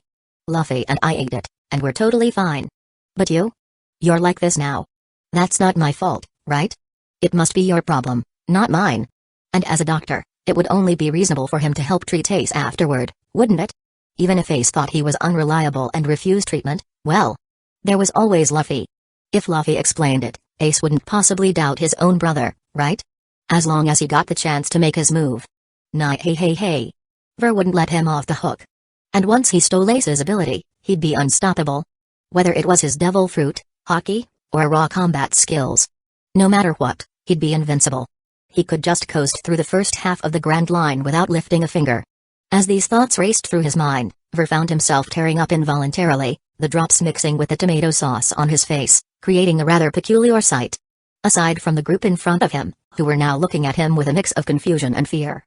Meanwhile, Chopper was leading everyone on a mad dash through the snowy landscape. After running for what felt like forever, they finally reached a populated town. A hectic round of shopping later, the sky had already darkened. With their supplies in tow, the crew set off on the return journey to the Going Merry. Unlike before, however, the small sleigh they used was now quite cramped. On the way back, thanks to Zoro's stellar sense of direction, Chopper almost led everyone off a cliff. Nami, naturally, responded by kicking him to the back of the group near Ver before climbing onto Chopper's back herself to personally guide the way home. Ha. Zoro. You're such an idiot. I told you we were going in circles. Luffy laughed loudly, rubbing salt in the wound. Exactly. Letting this guy lead the way means we'll end up nowhere but hell. Sanji added, smirking. Zoro had simply shrugged at Luffy's teasing, but the moment Sanji spoke, he couldn't take it anymore. What did you say, damn dartboard brow? Huh? You wanna go, you moss-headed Marimo? The two clashed heads right in front of Ver, practically putting on a wrestling match. Watching the scene unfold, Ver couldn't help but laugh. This was the Straw Hat crew, alright. How interesting. Before long, they arrived at the harbor where Luffy had once knelt in the snow. There, a white-colored pirate ship was quietly docked, its sheep-headed figurehead standing out prominently. Everything looked just as it did in the original story. We're here, Ver. This is our ship. Luffy shouted excitedly, stretching his arms to grab the railing and flinging himself aboard. 1 minute later. On the deck of the Going Merry, everyone was silently watching below. There, standing alone, was a figure in a straw hat, working tirelessly. You never help with the heavy lifting. This time, you're carrying everything up yourself. Nami yelled down at Luffy, her hands on her hips. Oh. Luffy groaned, looking utterly dejected as he continued hauling the goods, his face covered in fresh bruises. At that moment, Ver gained a new understanding. On this ship, Nami's word was law. That was no exaggeration. Ver, you and Chopper should pick a room. There are 3 empty ones left, Nami said, turning to him with a bright smile. To her, Ver was clearly a wealthy guy. Naturally, she wouldn't treat him the same way as the rest of these broke idiots. Ver nodded and, together with Chopper, started exploring the ship, intent on getting a proper tour. Meanwhile, the others busied themselves with various tasks. Except for Luffy, who was still suffering alone, carrying supplies up, trip after trip. Ver eventually made his way to the kitchen, where Sanji was already hard at work. Ingredients danced through the air in his hands, one dish after another being plated with dazzling skill. Watching you cook is seriously satisfying, Sanji, Ver remarked. Sanji smirked at the compliment, but the next thing Ver said wiped that smile right off his face. If I don't look at your face, that is. The kitchen instantly exploded with an enraged shout. Get out. After getting kicked out of the kitchen, Ver wandered onto the deck, spotting Zoro training with his weights. Looking at his perfectly sculpted muscles, Ver couldn't help but salivate. When will I get the chance to steal those? Eventually, after picking the largest available room, Ver plopped onto a chair. Although there were 2 of them, the space was plenty big enough. If it got too hot, Chopper could sleep on the floor. If it got too cold, Chopper could be a makeshift pillow. Ultimate flexibility. Chopper, meanwhile, was already busy unpacking. Back in town, he had used his allowance to buy a ton of daily necessities. Of course, he got enough for 2. Blankets, mats, pillows, decorations. Before long, the once empty room had transformed into a cozy and inviting space. Seeing Chopper's hard work, Ver nodded approvingly. Not bad, not bad. Well done. The moment he said that, Chopper immediately went into his usual embarrassed routine. Oh, shucks, it's not that great, I'm not that amazing. Watching him act like that, Ver felt speechless. Shaking his head, he turned his attention to the shop menu in his system. He needed something strong. Ace wasn't just some random nobody. It wouldn't be easy to make him sick. The poison had to be potent. So potent that even I'd hesitate to use it. Just as he was searching, loud voices erupted outside. Among them was Luffy's excited yell. Chopper! Hurry, come see. Before Chopper could even respond, Luffy had already appeared at the door, grabbed him, and dragged him outside. There, in the direction of Drum Island's magnetic Drum Mountain, a breathtaking sight was unfolding. A massive pink glow spread across the mountain peak. From a distance, it looked just like an enormous, radiant cherry blossom tree. At that very moment, its petals were in full bloom, shining brilliantly against the night sky. Inside his room, Ver didn't need to look to know what was happening. As expected, moments later, Chopper's sobs filled the air. His cries were so heartfelt that they could move anyone to tears. Even Ver felt a slight pang of emotion. But he quickly resumed his search, casually exchanging a few items from the system store. Then, he suddenly came across something that made his eyes light up. Shinbao Kidney Tonic, Chapter 20, I'm just a ship. Dr. Shinbao Price, 1000 points. Function, rumored to have kidney tonifying properties. Review, if a man wants strong kidneys, he should drink Shinbao. 1 bottle sharpens the mind, 2 bottles keep you tireless, 3 bottles grant eternal youth. Oh yeah. If Ver remembered correctly, this was a certified product. As for its effectiveness? Uncertain. But with a price tag of 1000 points and such an extravagant review, Ver felt reassured. Even so, he thought it wasn't enough. He needed to mix it with something else. Adjust the formula. This time, failure was not an option. After a bout of noisy commotion, the outside gradually quieted down. But soon after, an enticing aroma wafted through the air. The brief silence was immediately broken. The ship quickly became lively again. Before long, Chopper's small head peeked through the door. He stretched his body forward, revealing just his head, looking at Ver with a somewhat embarrassed expression. Maybe he was feeling shy after crying so loudly earlier. Big bro, they asked me to call you for dinner. Chopper spoke hesitantly. Hearing this, Ver stood up from the table. Let's go. Hearing this, Ver stood up, grabbing the bottle on the table. Let's go, he said, handing the bottle to Chopper before scooping the little reindeer up in his arms and heading toward the crew. By now, the deck was already filled with singing and dancing. Brightly lit, the crew was gathered in a circle, surrounding the feast Sanji had just prepared. As soon as Ver and Chopper sat down, Luffy immediately announced, "Let's eat." Ver was starving. Without hesitation, he grabbed a large chunk of meat and started eating. Compared to the others, who ate more gracefully, Luffy's eating habits were downright terrifying. His rubber mouth stretched wide, seemingly capable of swallowing 2 whole pigs in one bite. Only after taking 2 swift punches from Nami did he finally slow down a little. Chopper, watching this, was completely dumbfounded. Looking at Luffy's monstrous eating style, he truly feared that one day, if he wasn't careful, he might end up as Luffy's midnight snack. With that thought, he instinctively scooted closer to Ver. Even though they were having a feast, the ship had already started moving. They were steadily making their way toward Alabasta. Oh. Right, Ver. I haven't told you yet. We're heading to a place called Alabasta next. That's Vivi's home country. Her country is on the brink of war, so we have to get her back as soon as possible. Luffy, still stuffing food into his mouth, suddenly remembered to inform Ver. Pausing for a brief moment, he looked at Ver as he spoke. Hearing this, Vivi nervously glanced at Ver. After all, he was currently the strongest person on the ship. Even though he had only recently joined, if he objected, she wasn't sure what Luffy would decide. At that moment, Ver, while munching on his food and pouring Chopper a glass of juice, swallowed his bite and casually replied, "I'm just the ship's doctor. My job is to take care of the crew's health. Where the ship goes. Isn't that the captain's decision? No need to tell me about it. If you're feeling unwell, you can come to me." Ver spoke nonchalantly. The moment he finished, Vivi visibly sighed in relief. As for Luffy, he suddenly seemed to remember that he was the captain. With a look of enlightenment, he exclaimed, "Oh yeah. I'm the captain. Nami. That means I get to decide where we go from now on." Predictably, after another 2 hits from Nami, Luffy quickly quieted down again. I'm sorry. I was too loud." Amidst the laughter and chatter, the banquet unknowingly came to an end. By now, it was deep into the night, and everyone headed off to rest. Watching Zoro walk without the slightest hint of being drunk, Ver found it fascinating. That guy was truly a monster. Ver had personally witnessed him down several bottles of rum just moments ago. Meanwhile, after just a couple of drinks, Ver was already feeling dizzy. Leaning on Chopper for support, he slowly made his way to their room. Originally, he had wanted to mix some strong medicine before sleeping, but it seemed like that would have to wait until tomorrow. Pushing open the door, he reached his bed. Chopper casually tossed Ver onto it before collapsing beside him, exhausted.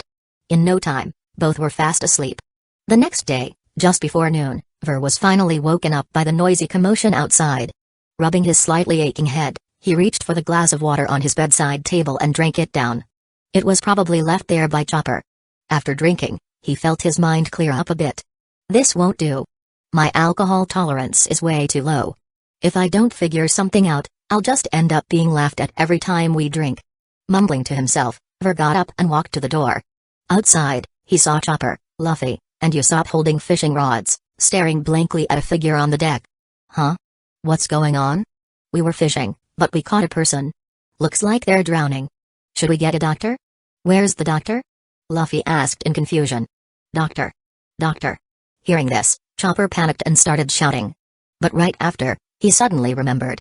Oh. I'm the doctor. With that, he grabbed his medical kit and prepared to treat the unconscious person. But just as he was about to take action, a voice suddenly shouted, "Stop. Don't touch him. The doctor is here. Let the professional handle it." Ver ran down with a look of eager excitement. He had recognized the unconscious person at a glance. Dressed in a swan outfit, with an unmistakably flamboyant demeanor. Who else could it be but Bon Clay? No way was Ver going to let Chopper steal this patient. Bon Clay's ability was something he had been envious of for a long time. This was like a pie falling straight from the sky. And the guy had even delivered himself right into their hands. Moreover, he seemed to be suffering from nothing more than a simple case of drowning. Ver had to act fast. Without hesitation, he rushed over, while the rest of the crew watched nervously. He's just drowning. Chopper. Quick. Get me the toilet plunger from our room. Hurry. It had to be quick. Otherwise, the patient might recover on his own. Hearing this, Chopper dashed off and soon returned with the very plunger they had used yesterday. Without another word, Ver pressed it straight onto Bon Clay's mouth. At that moment, Bon Clay woke up. Only to find a plunger. Still with some questionable residue. Being shoved into his face.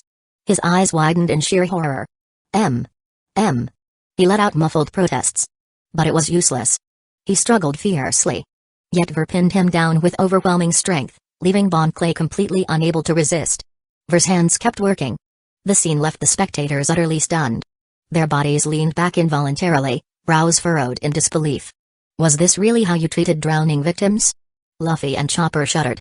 This was just too terrifying. Chapter 21, Disguise. Ver still felt that this wasn't enough. This level of effort probably wouldn't be sufficient to get what he truly desired. That main no me, imitation fruit, was way too useful. He had to obtain it. With that thought in mind, Ver immediately opened his medical kit. He grabbed the toilet plunger, which only had a few minor stains, and gave it a quick rinse. Then, without hesitation, he thrust it towards Bon Clay's mouth. Poor Bon-chan had barely caught his breath when he saw that thing, now damp and dripping, heading straight for him. The sheer horror of the moment made him open his mouth wide in a scream. Which was the perfect opportunity for Ver to shove the plunger in. The torment continued. At this point, even Bon Clay's legs started twitching involuntarily. The only sound left on the ship was the rhythmic thud-thud of Bon-chan's head slamming against the deck. The entire crew was dead silent. Tears unknowingly streamed down Bon Clay's face. Ding. Congratulations, host. You have gained 800 negative points, ding. Congratulations, host. You have acquired the ability, Mimic. The system's voice finally rang out. Only then did Ver stop his actions. He was genuinely surprised at Bon Clay's mental resilience. This guy actually endured for quite a while. And the payout was quite generous. Must have been because the flavor of that thing was simply unbearable.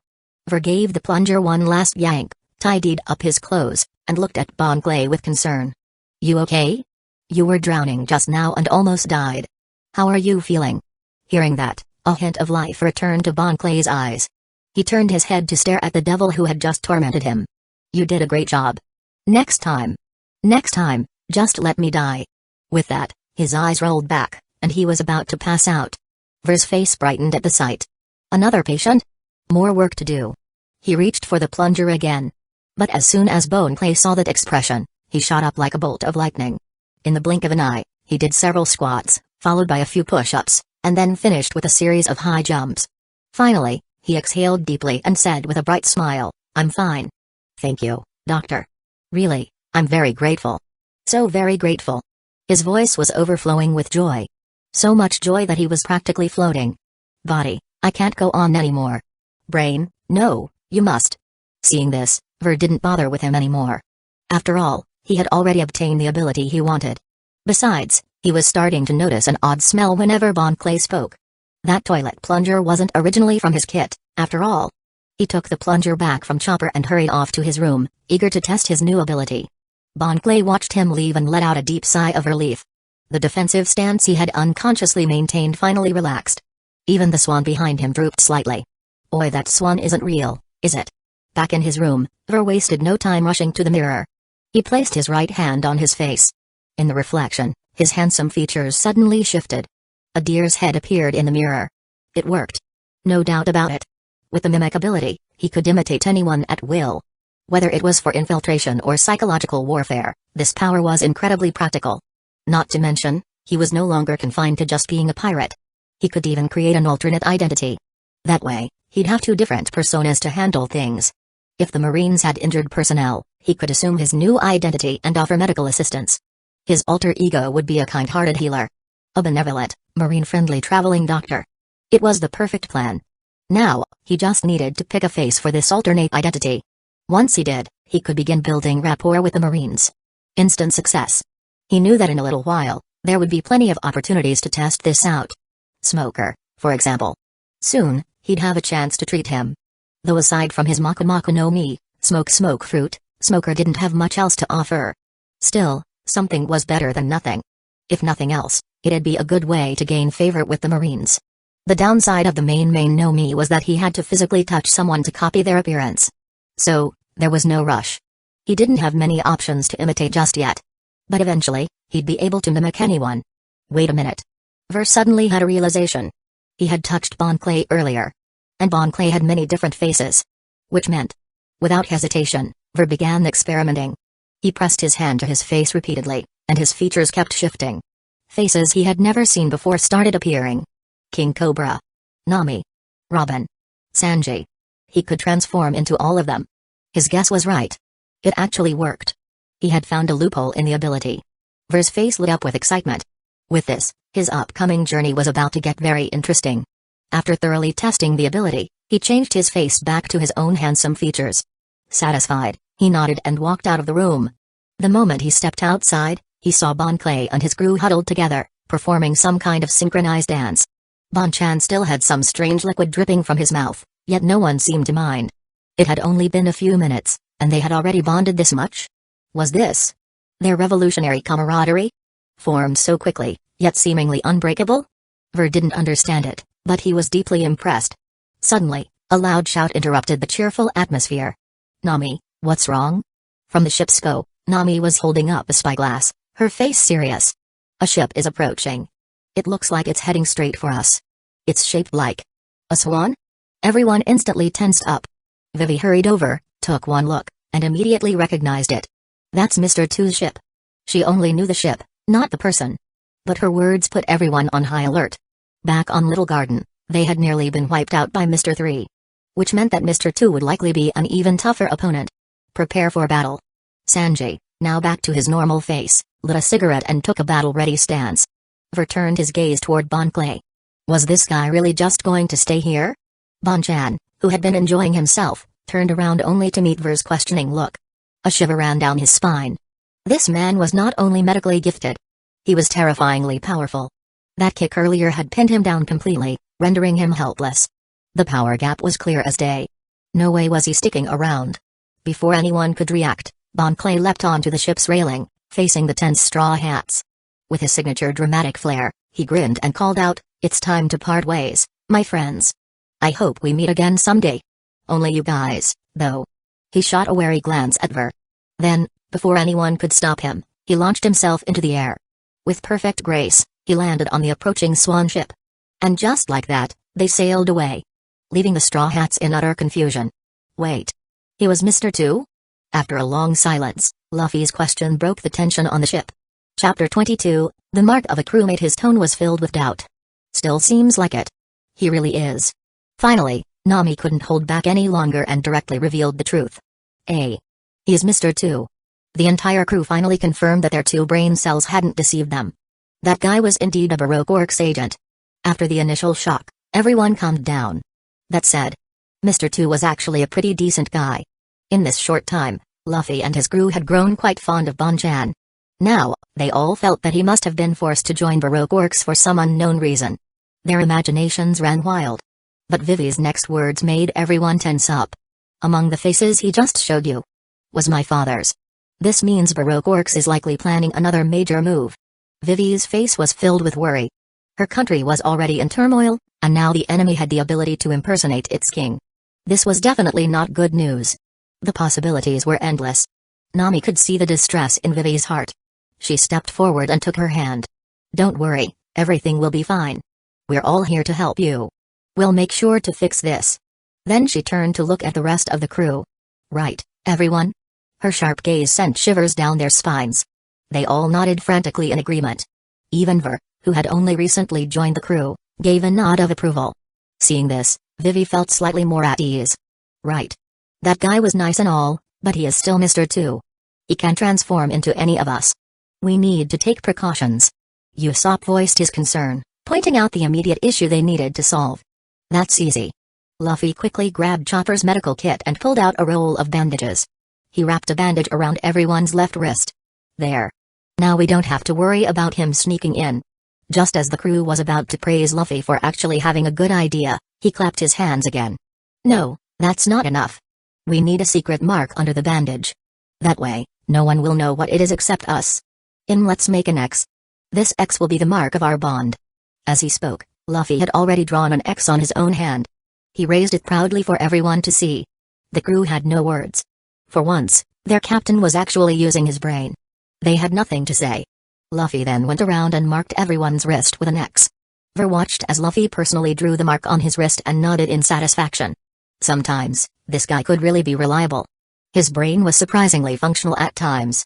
Before long, the ship was back to full speed toward Alabasta. At this rate, they would reach their destination soon. Everyone resumed their usual tasks on board. Luffy's group went fishing, Nami took the helm, Zoro trained, and Sanji cooked. Seeing everyone back in their routine, Ver waved over Chopper, who was happily fishing. What's up, big bro? Chopper was still admiring the new design on his arm, absolutely delighted. This was a mark of their bond. And he had one too. Ver looked at him and shook his head helplessly. This silly kid could find joy in the simplest things. Weren't they already crewmates? Come with me. I'm going to teach you how to make a powerful remedy that cures all ailments. This time, I won't interfere. You'll handle everything yourself. Opportunities like this don't come often, so make the most of it. With that, Ver turned with a mysterious air and walked toward his room upstairs. Hearing this, Chopper's eyes sparkled with excitement. A remedy that cures all ailments? Could such a miraculous thing really exist? His master was amazing. I have to learn this well. With that thought, Chopper quickly followed behind. Seeing his enthusiasm, Ver nodded in satisfaction. Whether it actually cured anything was another matter. After all, if the person wasn't around anymore, neither was the illness.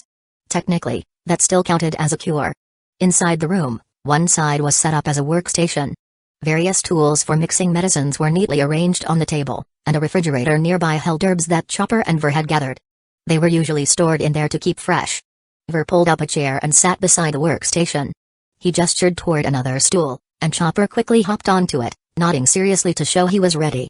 Alright, first step, heating. As soon as Ver spoke, Chopper got to work, his face full of focus. His hands moved quickly, finishing the preparation in no time. Mixing itself wasn't difficult. The real challenge lay in researching and testing the formulas. Seeing that Chopper was done, Ver spoke again. Now, I'll give you the formula. Take notes. Chopper immediately pulled out his notebook, waiting attentively. Got it, big bro. 1 tail of scale mushroom, half a gin of bloating grass, 2 yellow grain flowers, 3 tails of fathead tree fungus. As Ver listed the ingredients, Chopper diligently wrote them down, but his expression grew increasingly strange. If he remembered correctly, scale mushrooms scent alone could knock out an average person. And they were using a whole tail.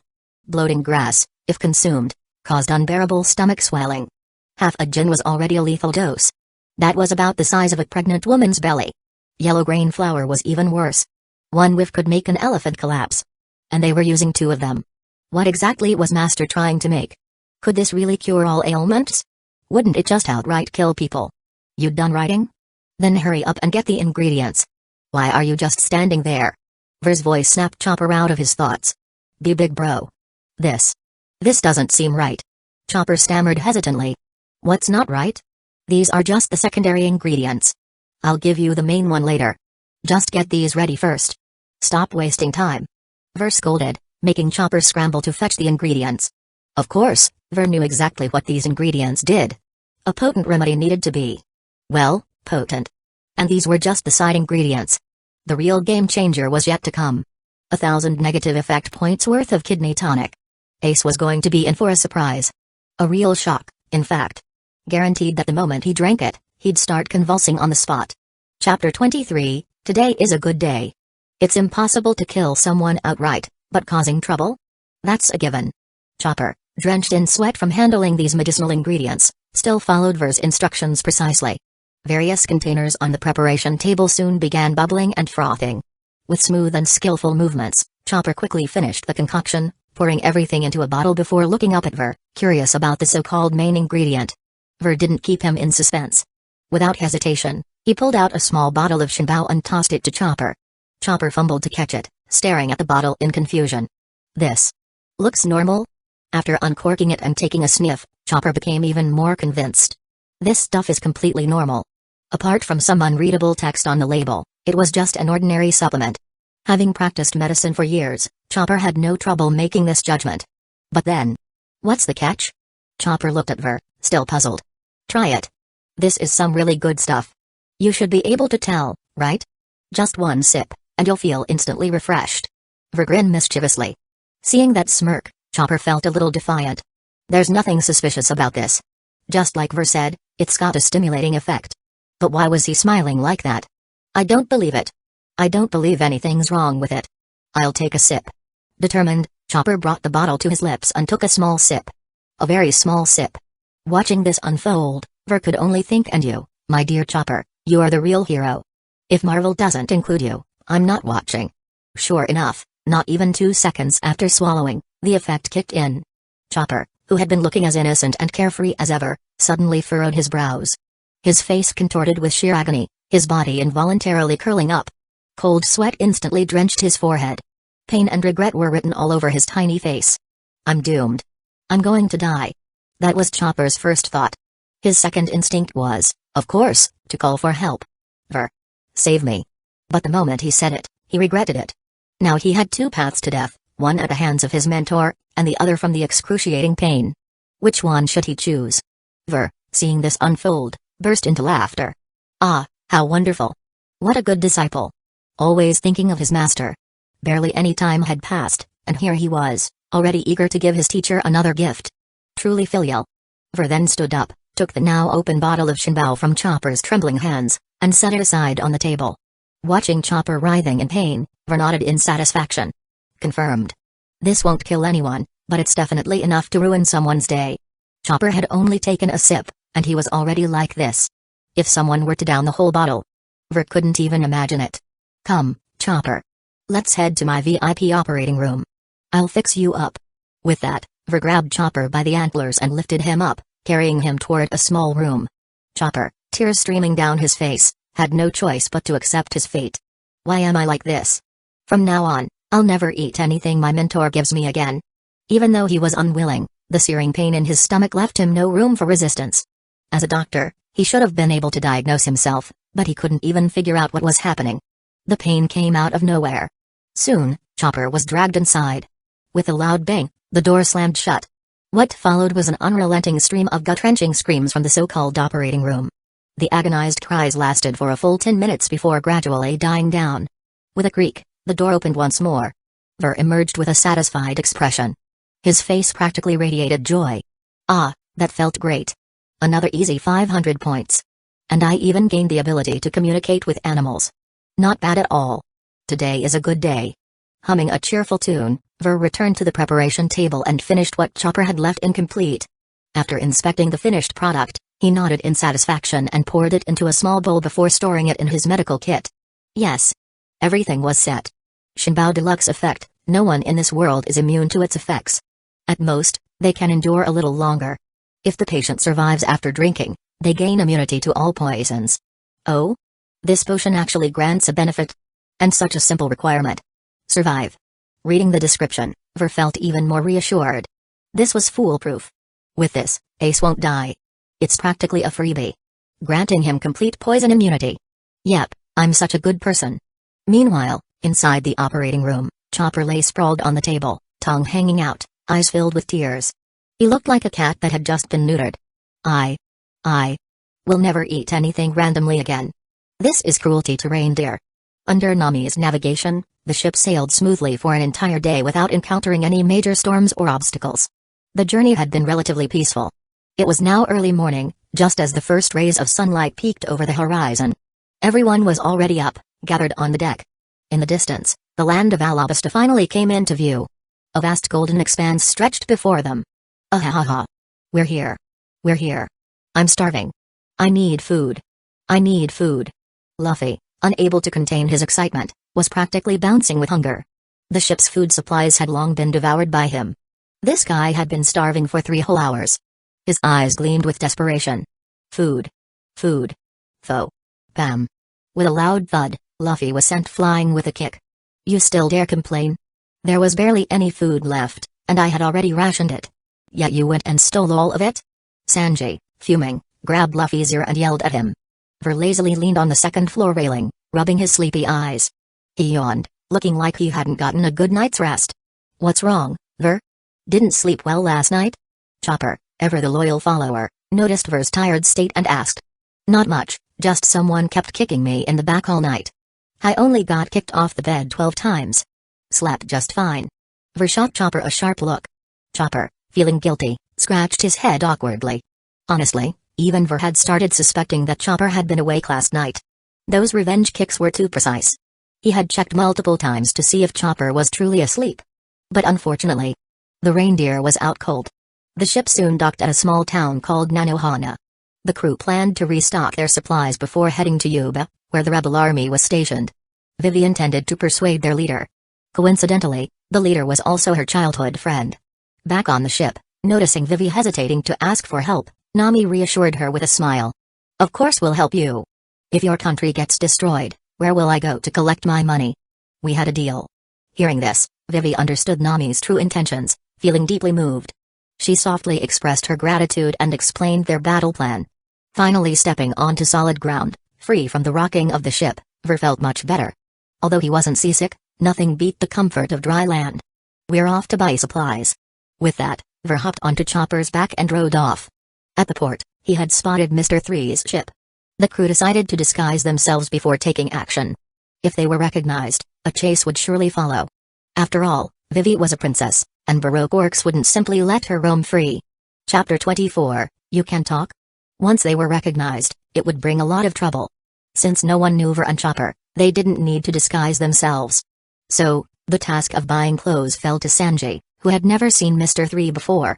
The rest of the group stayed put, waiting. Alright, we'll just wait for Sanji to come back. Nami said with a smile, but soon realized that their group was already missing someone. Her smile gradually disappeared. Her expression turned twisted with anger. Where did Luffy run off to this time? Ha. Ver let out a huge yawn. He was truly exhausted. There wasn't much left to do, buy supplies, wait to run into Ace, and that would be it. If they didn't bump into him by chance, then they'd just have to track him down. Ace was a crucial part of the plan. Ver's ultimate goal in Alabasta was to squeeze some benefits out of Crocodile. Sure, Crocodile would lose to Luffy, but that didn't mean he was weak. The guy was just too obsessed with ancient weapons, which had caused his strength to deteriorate. Though, to be fair, it had deteriorated quite a lot. But Crocodile was still capable. In his younger years, he even went toe-to-toe with Bullet in a one-on-one battle. Back then, Bullet probably had the strength of an admiral. Whatever Ver could take from Crocodile was bound to be top tier, maybe even better than Ace's abilities. The issue was that if Ver healed Crocodile, he might not be able to take him down afterward. That's where Ace came in. If Ver didn't deal with Ace first, he wouldn't be able to handle Crocodile. Taking care of Ace was easy. Later, When Ace and their group crossed the desert, Luffy was bound to lose their supplies. Just as expected. With the blazing sun and the scorching heat, who wouldn't want a cold drink? Even a fire fist wouldn't be able to resist. As long as Ver handled Luffy first, Ace would naturally follow. Then, if Ver slipped him a little something, wouldn't Ace just go full power? Drowsy, Ver couldn't hold on any longer. He leaned on Chopper's back, and before long, he was out like a light. "Wake me up when we get there." Those were his last words before drifting off. Chopper, meanwhile, was nearly boiling in the heat. Even so, he kept adjusting Ver's position to prevent him from falling off. Not far ahead, the market was already in sight. Just a little more to go. Once they reached that place, everything would be over. Dripping with sweat, Chopper was nearly done for. As a reindeer from Drum Island, this kind of weather was unbearable. The distance didn't seem far, but right now, it felt endless. After struggling a little longer, Chopper finally couldn't take it anymore. Staggering into a shaded area, he collapsed, taking a break. He could feel himself nearing heat stroke, but logic told him, if he passed out, he'd just get beaten up again. That was absolutely not an option. But just as he lay down, a voice called out, "No parking here." Chopper looked up in confusion. A freckled man was smiling at him. Chopper was stunned. Who was this guy? Before he could speak, the man continued, "Ha ha ha. Just messing with you. Have you seen this person?" He held up a wanted poster. Luffy's face was printed on it. Chopper was even more confused now. Why was this guy looking for Luffy? And why was he talking to him? Wasn't it obvious he was a reindeer? Why would someone ask a reindeer for information? This guy seemed kind of dumb. Before Chopper could figure it out, the man spoke again. "Haha, that's my little brother. He's got a pretty high bounty at such a young age. If he keeps going like this, he might actually become the Pirate King." He casually slung an arm around Chopper's neck, looking proud. Hearing that, Chopper was now mostly sure. This guy wasn't an enemy. After all, he just casually mentioned Luffy's dream. Maybe he really was Luffy's brother. At the very least, he didn't seem hostile. Thinking this, Chopper finally responded, "That's my captain." As soon as he said it, Ace froze. His face was filled with disbelief. What the hell? What was going on? This reindeer talked? Ace, now in shock, smacked himself in the face twice. Just to make sure he wasn't dreaming. Huh? A random reindeer on the side of the road could talk? That was already insane, but the craziest part was, this reindeer was actually Luffy's crewmate. Was this some kind of joke? How could the timing be this perfect? You can talk? And you're Luffy's crewmate? Chopper looked at him, speechless. So he knew reindeer weren't supposed to talk, huh? Yeah, I'm the apprentice doctor on the crew. And this guy on my back? That's my master. He's the greatest doctor in the world. He can even make medicine that nullifies devil fruit abilities. Chopper lifted Ver up proudly, puffing out his chest as he bragged. It seemed like the heat didn't even bother him anymore. Ace was stunned for a while before he snapped out of his shock. Now, he looked at Ver. This guy was Luffy's ship doctor? And he was sleeping this deeply? From what the little reindeer said, this guy's medical skills were incredible. Luffy really lucked out getting someone like him. Ace had no reason to doubt Chopper's words. If this guy could create medicine that nullified devil fruit powers, then his skills must be god tier. After all, Ace had traveled the world and never heard of such a thing. If he could do that, his medical abilities must be off the charts. Then suddenly, a thought struck Ace. Wait a minute. If he was really that skilled, could he help Whitebeard? Whitebeard's health was getting worse by the day. If it kept going like this, he wouldn't last for many more years. Once this guy woke up, Ace had to ask him. Originally, Ace had just been heading to a restaurant when he spotted a fluffy reindeer in the desert and found it interesting. So, he came over to chat. But now, he had completely changed his mind. Food could wait. But he absolutely could not let this guy slip away. He had to stay close. If they weren't really Luffy's crewmates, he might never find them again. This was about Whitebeard's health. He could not take this lightly. Your master is really that incredible? Ace asked Chopper again. Of course. The greatest doctor in the world. Guaranteed. Chopper bragged even harder, hyping Ver up to the heavens. Then I have a sick family member. Once he wakes up, I'll ask if he can help. No problem. But my master just fell asleep. He told me to wake him once we got there. Where are you headed? I'll come with you. Not long after, with Ace sponsoring an unlimited supply of ice water, Chopper was fully revived. He dashed toward the market with newfound energy, while Ace followed behind leisurely. Meanwhile, Ver continued sleeping soundly. The market was getting closer and closer. 3 minutes later, they finally arrived at the bustling town square. Chopper navigated the crowd easily without bumping into anyone. At this moment, he turned to look at Ver on his back and softly called out, "Big bro. Big bro, we're here." After a few calls, Ver finally woke up. He groggily opened his eyes, surveyed the area, nodded in satisfaction, and patted Chopper's head. "Nice work." Then, he yawned widely and stretched his body. After a few shakes, he finally rebooted himself. "Let's go buy water and food. Over there." He glanced around and pointed Chopper in a direction. But Chopper didn't move. Just as Ver was about to ask why, Chopper spoke up. "Big bro, someone's looking for you to treat their family." "Huh? What? Someone was looking for him?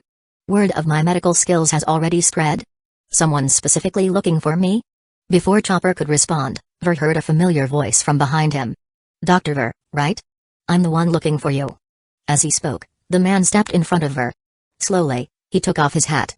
Introducing himself, he said, "My name is Ace." Chapter 25, We've Got a Client. Ver was momentarily stunned. After a brief pause, he quickly regained his senses and shot Chopper a meaningful smile. Good job. He never expected that the client Chopper mentioned would turn out to be Ace. This was just perfect. A prime target, delivered right to his doorstep. He had been fretting over how to find him, and now Ace had come knocking of his own accord. Wait. Hold on. Chopper just said it was a family member who needed treatment. So the person Ace wanted to be treated. Could it be Whitebeard? "Hello, I'm Ver, the doctor of the Straw Hat crew. Who in your family needs treatment?" Ver didn't hesitate to ask what was on his mind. And Ace's answer was exactly what he expected. "Oh, it's my old man, Whitebeard." After saying that, Ace looked at Ver with anticipation. There wasn't a soul in the world who didn't know the name of Whitebeard. The fact that Whitebeard was plagued by illness was no secret either. Ace wanted to see how Ver would react. But before Ver could respond, Chopper's voice rang out first. "Whitebeard? The Four Emperors Whitebeard?" Chopper stared at Ace in utter disbelief. Before he could ask any further questions, Ver suddenly smacked himself across the face. Hard. A crisp pop echoed in the air. This sudden action startled Chopper. Has my mentor gone crazy? Why does everyone like slapping themselves these days? Ace just did it earlier, and now his mentor was doing it too. Even Ace was taken aback. Was his old man's name really that intimidating? Did it scare people senseless? But as Ver felt the burning pain on his cheek, he was finally certain. This wasn't a dream. A golden opportunity had landed right in his lap. And not just any opportunity. This was massive. If he played his cards right, he could soar to new heights. Whitebeard's abilities. He could choose anyone he wanted. Even if he couldn't get the Earthquake Fruit model, Tremor Human Devil Fruit, any other power he obtained would be enough to push his bounty past 1 billion Baileys. Just think about it. Just think about it. That was basically Emperor level right there. It wouldn't be an exaggeration to call it a leap to the top. After a brief moment of excitement, Ver quickly calmed himself down. Ace wasn't a fool. He wouldn't just take Ver's word for it without proof of his abilities. He needed an opportunity to showcase his skills. And that opportunity was just around the corner. As long as Ace believed in his abilities, at the very least, he'd get to meet Whitebeard. And as for treating Whitebeard, Ver had already thought about it. With his system, who wouldn't have considered how to cure Whitebeard? Divine Medical Arts price, 30,000 points. Effect, instantly elevates medical expertise to the highest level, capable of curing all known diseases in this world. Evaluation, even a dog could become a divine healer with this. Ver had his eye on this for a long time, but he had never been able to afford it. Now, with a few thousand points saved up, treating. Ace could push him over 10,000. After all, Ace was both an important figure and incredibly powerful. If he could also take down Crocodile, there was a real chance he could reach the goal. Once he exchanged for this ability, he wouldn't need to keep buying medical supplies from the system. That would save him a fortune. And curing Whitebeard? That would be an absolute win-win-win scenario. With that in mind, Ver spoke up. "So, Whitebeard, huh? His condition certainly isn't simple. Even though I haven't examined him yet, I can already tell how tricky it is." Hearing this, Ace's face immediately fell. But tricky doesn't mean impossible. Ver's confident tone brought a smile back to Ace's face. Grabbing Ver's arm excitedly, Ace asked, "Really?" Seeing Ver nod firmly, Ace became even more thrilled. He immediately pulled out his Den Mushi, ready to call Whitebeard. But just as he took it out, he hesitated. Wait. What if this guy was a fraud? Wouldn't that just give the old man false hope? You don't have to rush. You can assess my skills first, Ver said, his voice calm. I have a patient to treat soon. You can observe and decide afterward. Hearing this, Ace nodded repeatedly. He realized Ver had a point. He had been too hasty. And since Ver mentioned a patient arriving soon, it wouldn't take much time. What he didn't know was that the patient was himself. Alright, I'll stick with you guys for now. Don't worry. If you can really pull this off, you'll be the savior of the entire Whitebeard pirates. Ace's voice was filled with sincerity. Ver simply nodded. Rest assured, if I can save him, I will. With his system, even Whitebeard's condition could be tackled. Soon, the trio set off again to purchase food and water. Ace watched in amazement as Ver stored all the supplies inside his medical box. From what Ace had seen, at least dozens of tons of provisions had been packed away. What was up with this box? Had it eaten a devil fruit? But how would a box eat a devil fruit? Or could it be another one of Ver's special potions? After all, if Ver could strip abilities, maybe he could grant them too. The thought made Ace trust Ver even more. Half an hour later, their shopping trip was finally over. As they made their way back, Chopper was carrying a bag of food on his back. He stubbornly refused to let Ver put it in the medical box. After all, anything that came out of that box usually didn't look very appetizing. He definitely wasn't eating that stuff. Meanwhile, Ver's thoughts were already drifting. By now, Luffy should be running into Smoker, right? Even without Ace around, those two were bound to clash. Ver mused. Since they only came to this town to restock supplies, they'd soon set sail for a place called Yuba. A perfect spot Ver had picked for Ace's heartbreak. Now, they just had to wait for Luffy to show up, then make a quick escape. This place was scorching hot. Not somewhere he wanted to stay a second longer. Just as he was thinking this, a loud crash erupted ahead. A restaurant door was sent flying. And along with it, a figure wearing a straw hat. Oh? Wish granted? That figure was none other than Luffy. Just as Luffy hit the ground, before he could even get up, a thick cloud of smoke engulfed him. The choking fumes made Luffy cough uncontrollably. Ace, having recognized Luffy immediately, vanished from Ver's sight in a flash. The next moment, he reappeared in front of Luffy. The approaching smoke abruptly halted. Ace? Luffy, battered and bruised, looked at the familiar figure in shock and delight. Before he could say anything else, a breeze swept past, and he found himself grabbed by Ver and thrown onto Chopper's back. Eastport. Wait for us. Shouting this to Ace, Ver took off without looking back, dragging Luffy along. Ver. Chopper. You're here too? How do you know Ace? He came to me for treatment, Ver replied nonchalantly. Ace is sick? Luffy looked completely confused. We'll talk later. First, we need to warn Sanji and the others to retreat. Luffy nodded. That made sense. Meanwhile, the rest of the crew, freshly changed into clean clothes, were still waiting for them, bored. They're taking forever, Nami muttered, enjoying Sanji's fan service. But just as she finished speaking, a commotion erupted nearby. She turned to look and her eyes widened in shock. Ver and the others were sprinting towards them, with a horde of Marines hot on their heels. No need for Ver to say anything. Everyone ran for their lives. Nami watched as Ver blew past her and immediately took back her earlier complaint.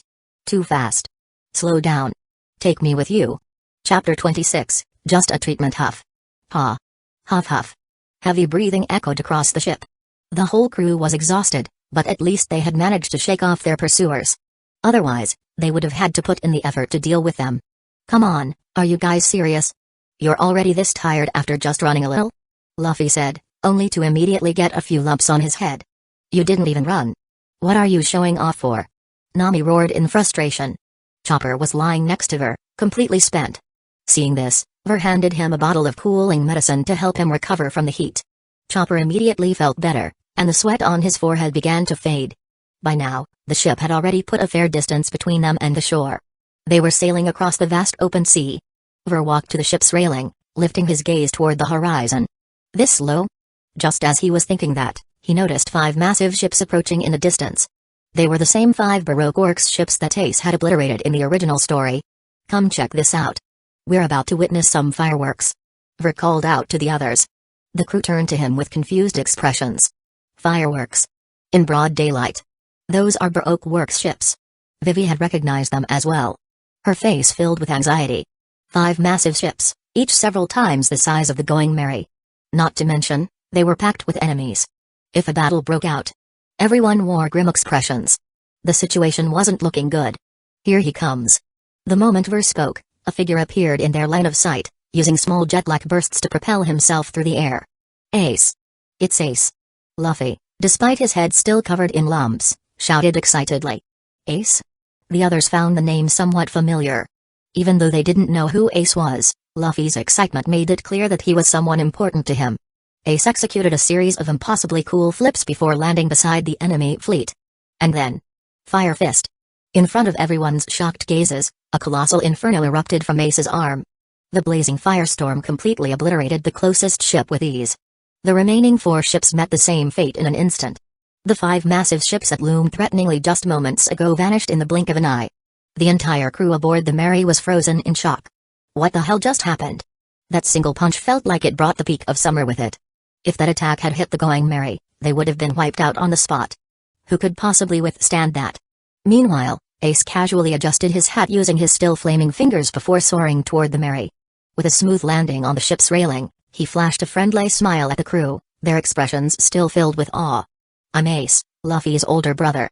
You guys are his crewmates, right? Brother? Luffy had a brother? Everyone's expressions turned to disbelief. Not only was this brother incredibly strong, but he was also polite. He didn't seem anything like the idiot Luffy. Ace turned to Luffy, finally getting a good look at him. Luffy, how long has it been since we last met? And you've already gotten yourself beaten up like this? There's no way you're becoming the Pirate King at this rate. Haha, you're way too weak. Looking at Luffy's bruised and swollen head, Ace couldn't help but tease him. Nami, feeling slightly guilty, scratched the back of her head awkwardly. After Luffy introduced everyone, the atmosphere quickly grew lively. Upon learning that the crew was also heading to Yuba, Ace was delighted. It was right on his way. He and Luffy hit it off immediately, deciding to travel together. Yuba wasn't too far, just about an hour's journey. After finalizing their plans, Ace sneakily approached Ver with a mischievous glint in his eyes. When's that patient of yours gonna show up? Just from his expression, Ver could tell he was getting impatient. Well, of course. Chasing Blackbeard was a race against time. One misstep and he'd fall behind. Soon. He's in Yuba. You'll see him in a bit. Ver's grin turned sly as he looked at Ace with an increasingly peculiar gaze. Ace remained completely unaware. Really? That's perfect? He was actually pleased with the news. What are you guys talking about? Luffy suddenly popped up beside them, eyes full of curiosity. He scanned their faces, looking like he had just caught 2 people up to something sneaky. Nothing much, just getting someone treated. Ace responded casually. Oh, treating someone, huh? For a second, I thought you were the one who was sick, Ace. Ver is really skilled. You found the right guy. He can cure anything. Though. His treatment methods are kinda questionable. But I think they're fine. Luffy rambled on, trying to reassure Ace, but his words only made Ace's anticipation grow. If even Luffy vouched for him, then Ver must be the real deal. As for questionable treatment methods, come on, how bad could it be? A little rougher than normal? Maybe some strong medicine with side effects? It's just medical treatment. How bad could it possibly get? Besides, if Luffy could handle it, then of course he could too. What, was he supposed to be scared of a doctor? Ace scoffed. He had seen all kinds of crazy things in his life. What could possibly faze him now? It's fine. A bit of pain is normal for treatment. Ace brushed it off. At that moment, everyone on the ship gave him a peculiar look. Ace shifted uncomfortably. Just as he was about to ask what was up, he saw everyone nodding seriously, as if saying, "Respect. You're a real man." Ace felt even more confused. Don't worry, don't listen to their nonsense. When I treated them, I just used a bit more force, or maybe the medicine had some minor side effects. That's completely normal. Right, Chopper? Ver patted Chopper's furry head. Chopper frantically nodded, completely ignoring his conscience. Seeing this, Ace relaxed again. Oh, so they were just afraid of a little pain? Seriously? They scared him for a second there. He almost thought the treatment was actually something horrifying. Yeah, that's all normal. No problem, I can handle it. As Ace finished speaking, the crew silently gave him another thumbs up in their hearts. Legendary. The ship soon docked. The cool sea breeze vanished, replaced by the scorching heat of the desert. Though reluctant, they had no choice but to face it. The crew disembarked, trudging across the endless sand. Chopper's supply pack had now been transferred to Luffy's back. He had won rock paper scissors. His rule, the winner carries the supplies, after half an hour of walking. Ah, it's so hot, so tiring, so thirsty, so hungry, so sunny. Luffy whined with every step, never repeating himself.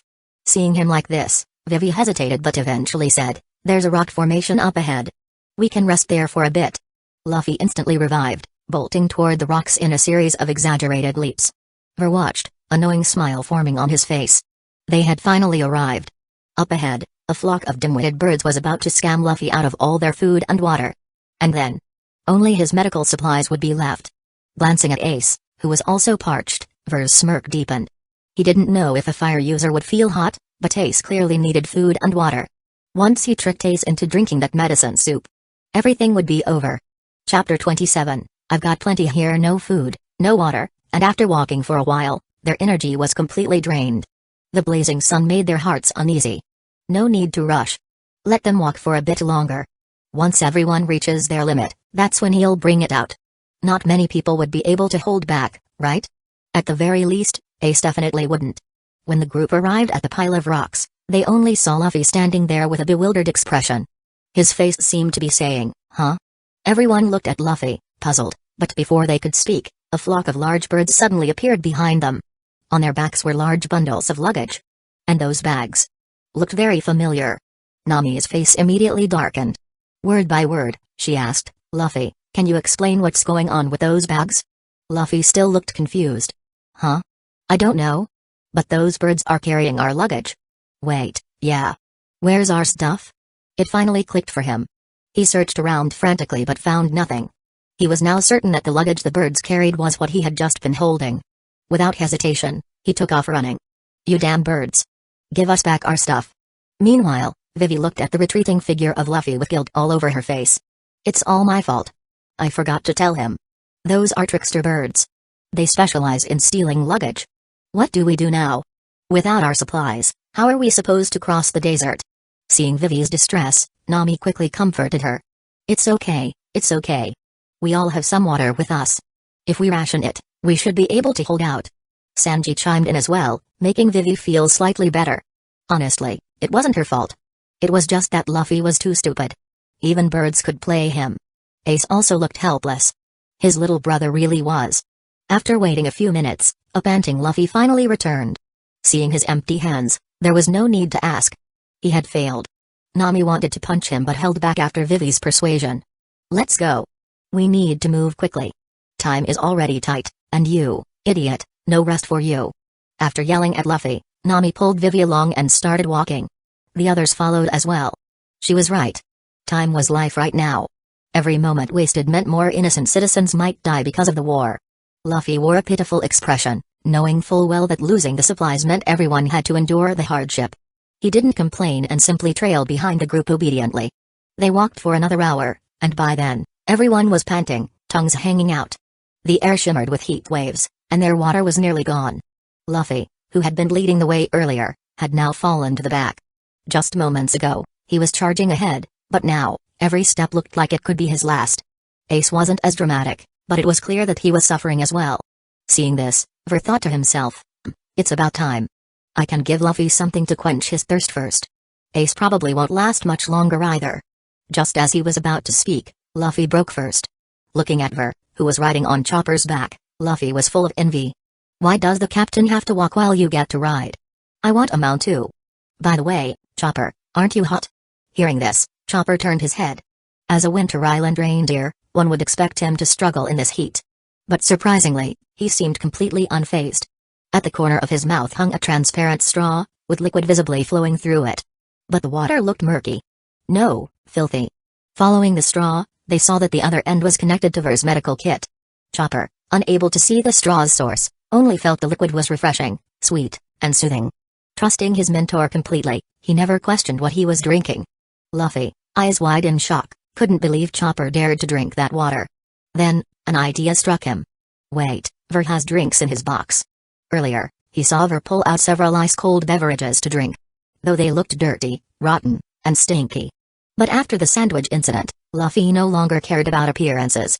It only looked bad. The taste was actually pretty good. Without hesitation, he jumped onto Chopper's back, sitting right in front of Ver, face to face. "Ver, you must have drinks in your box, right? Give me some, I'm dying of thirst." Luffy panted heavily, tongue hanging out, looking weak like he had just finished using Gear 5. Hearing this, everyone immediately turned to look at Ver's medical kit. Their gazes burned with anticipation. Even the sound of swallowing saliva was loud and clear. They were really thirsty. They had long run out of water. In the desert, the body's moisture evaporated rapidly. Water was consumed at an alarming rate. Now, with no supplies left, hearing Luffy's plea made everyone's attention snap to Ver. Even Ace was no exception. He had seen Ver buy a lot of water and stash it away. Though his body was strong and he could last a bit longer, the thirst was unbearable. Feeling everyone's eyes on him, Ver smiled slightly. Hey, they walked right into my trap. I didn't even have to bait them. As long as Luffy gulps it down, Ace will definitely fall for it too. He opened his small kit and pulled out a bowl of chilled watermelon juice. He handed it directly to Luffy. Here, ice-cold watermelon juice. Want some? The moment everyone saw it, they all silently averted their gazes. Each of them desperately comforting themselves. I can hold on. I'm not thirsty. That's not watermelon juice. That murky liquid. It looks exactly like the water used to mop a public restroom. There were even a few dead cockroaches floating in it. And a couple of flies buzzing around the bowl. You call this ice-cold watermelon juice? Bro, quit playing. We still want to live. Ace's face was filled with disbelief. He looked at Ver like he was an absolute idiot. Was this guy drunk? Unfortunately, Ver was completely sober. Before Ace could even react, Luffy snatched the bowl and downed it in one gulp. It happened so fast, even Ace didn't have time to stop him. His hand was still frozen midair, as if he had been about to stop Luffy. His face was blank with shock. His mind was in turmoil. Is my little brother insane? Even Ace couldn't comprehend Luffy's actions. Are you really that thirsty? You'd drink that? If worst comes to worst, just pee in your hands and drink that instead. But what showcased the most was the rest of the Straw Hats. They all watched the scene unfold with complete indifference. As if they had seen this countless times before. So often that they had grown used to it. Could it be that Luffy has been living like this all these years? Ace was utterly dumbfounded. He stared blankly at Luffy's satisfied expression, mouth opening and closing but unable to produce a sound. After a long silence, he finally forced out a sentence. Luffy. All these years. You've really had it rough. Chapter 28, No way I'm in trouble, right? Delicious. Another bowl. Another bowl. Luffy gulped down several bowls in a row, each one looking different from the last. But without exception, they were all downright horrifying. At this moment, he heard Ace speaking and looked at him in confusion. Ace, do you want to try? It's really good. Ace stared at the bowl in Luffy's hands, still bubbling ominously, his brain struggling to process what he was seeing. He even reached out and touched Luffy's forehead to check if he had a fever or something. Come on, Ace, you still don't believe me? I'm not sick. It's really delicious, I swear. Ver's stuff just looks scary, but it actually tastes great. Luffy swatted Ace's hand away and spoke with absolute certainty. Then, without hesitation, he downed the entire bowl of lemonade. After finishing, he even licked his lips. Also refreshing. Sweet and sour. This is the best. Ahahaha. But Ace's expression at this moment was beyond words, yet easy to read. You little traitor. Trying to poison your big brother? Seeing Ace's look of pure disbelief, Luffy was instantly displeased. His own brother actually doubted him? I'm serious. Why don't you believe me? Look. Luffy then scooped out a leftover fly from the bowl and popped it into his mouth. Yet he showed no sign of disgust, only a scrunched up face from the sourness. TSS so sour. Ace was now even more confused. What the hell? Why is it sour now? Could this stuff actually be edible? Doubt began creeping into his mind. Meanwhile, Ver had an attitude of unlimited supply, constantly refilling Luffy's bowl. This was really shaking Ace's confidence. Could it be that it only looks terrifying, but actually tastes good? Watching Luffy guzzle it down like a madman, Ace hesitated. The thirst spreading through his body pushed him toward taking a sip. Ver, noticing Ace's wavering resolve, grinned inwardly. This guy was already tempted. Just one final push and success was guaranteed. With that in mind, Ver lifted a bowl himself, brought it to his lips, and gulped it down. In no time, the cold liquid was gone, and Ver let out a satisfied sigh. Turning to Ace, Ver smiled warmly and asked, Want a bowl? His face bore an innocent, harmless expression. Like a shady vendor trying to lure kids into a trap. At the same time, he extended a rather unappetizing-looking bowl toward Ace. But at this moment, Chopper, who had been watching, suddenly shuddered violently. His eyes were filled with horror. That was the potion he helped make with Ver. There was no need to explain how potent this thing was. What was Ver trying to do? Was he planning to kill Ace? That was Luffy's brother. Chopper instinctively wanted to stop him, but suddenly, He felt a chilling aura surround him. Looking up, he met Ver's smiling eyes. "You'd better keep quiet." That gaze said it all. Chopper swallowed his words. After weighing the risks, he ultimately lowered his head in resignation. Fine, better him than me. Ver probably didn't really want to kill him. At most, he'd just suffer a bit. Yeah. Better him than me. On the other side, seeing Ver himself drink it, Ace finally gave in. Luffy drank so much and is totally fine. I'm way stronger than him. There's no way this will do anything to me. Besides, Ver drank it too, so it must be fine. With that thought, Ace took the bowl from Ver's hands. Ver's face remained unchanged, but inside, he was already celebrating. Time to sit back and enjoy the show. As expected, Ace didn't disappoint. He first took a small sip. A tiny bit of the ice-cold liquid slid down his throat, carrying a faint floral fragrance. Ace's eyes lit up. So they weren't lying. It really did just look terrifying but actually tasted pretty good. Lifting the bowl, he stopped hesitating and downed it in one go. After a series of gulps, the full bowl of potent medicine was completely consumed. Ver showed no reaction. He simply continued sipping his own water. On the surface, nothing seemed unusual. But inside, he was laughing like crazy. See? Easy. The monkey family is just too gullible. Yet Ace didn't feel any discomfort. On the contrary, he felt full of energy. Even his mind seemed clearer. A rush of excitement filled his entire body. Meanwhile, a fully revived Luffy was already bouncing around excitedly. Following his lead, the crew continued on their journey. Ace simply followed along. Seeing him completely fine, both Ver and Chopper were dumbfounded. The two of them locked eyes in utter disbelief. They glanced at each other, then back at Ace. What the hell? Why was he completely fine? Was the medicine not strong enough? Did they mix up the potion? Ver double-checked and was absolutely sure he gave Ace the right one. What Ace drank was the exact potent formula Chopper had concocted. With added stamina boosters. So what was happening? Was his body that ridiculously strong? No worries. Even if he was absurdly tough, it would only delay the inevitable. Just wait, he'd be feeling it soon enough. Yet. 30 minutes passed. Ace was still perfectly fine. Now Ver was starting to doubt himself. Could it really have no effect on him? Well, it was too late to second-guess now. The only thing to do was keep observing. Another half-hour passed, and the group reached a rocky terrain.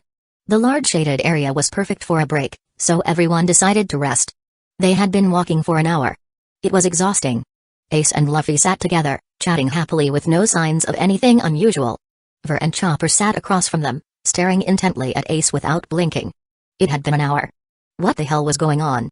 Was the potency of the stamina booster overrated? Impossible. Chopper had personally tested it. 100% effective. So why was this happening? Just as Ver was at a loss, a loud growl echoed from the front. Grrr. The sound was so loud that everyone turned toward the source. Seeing all eyes on him, Ace's face turned slightly red. This was so embarrassing.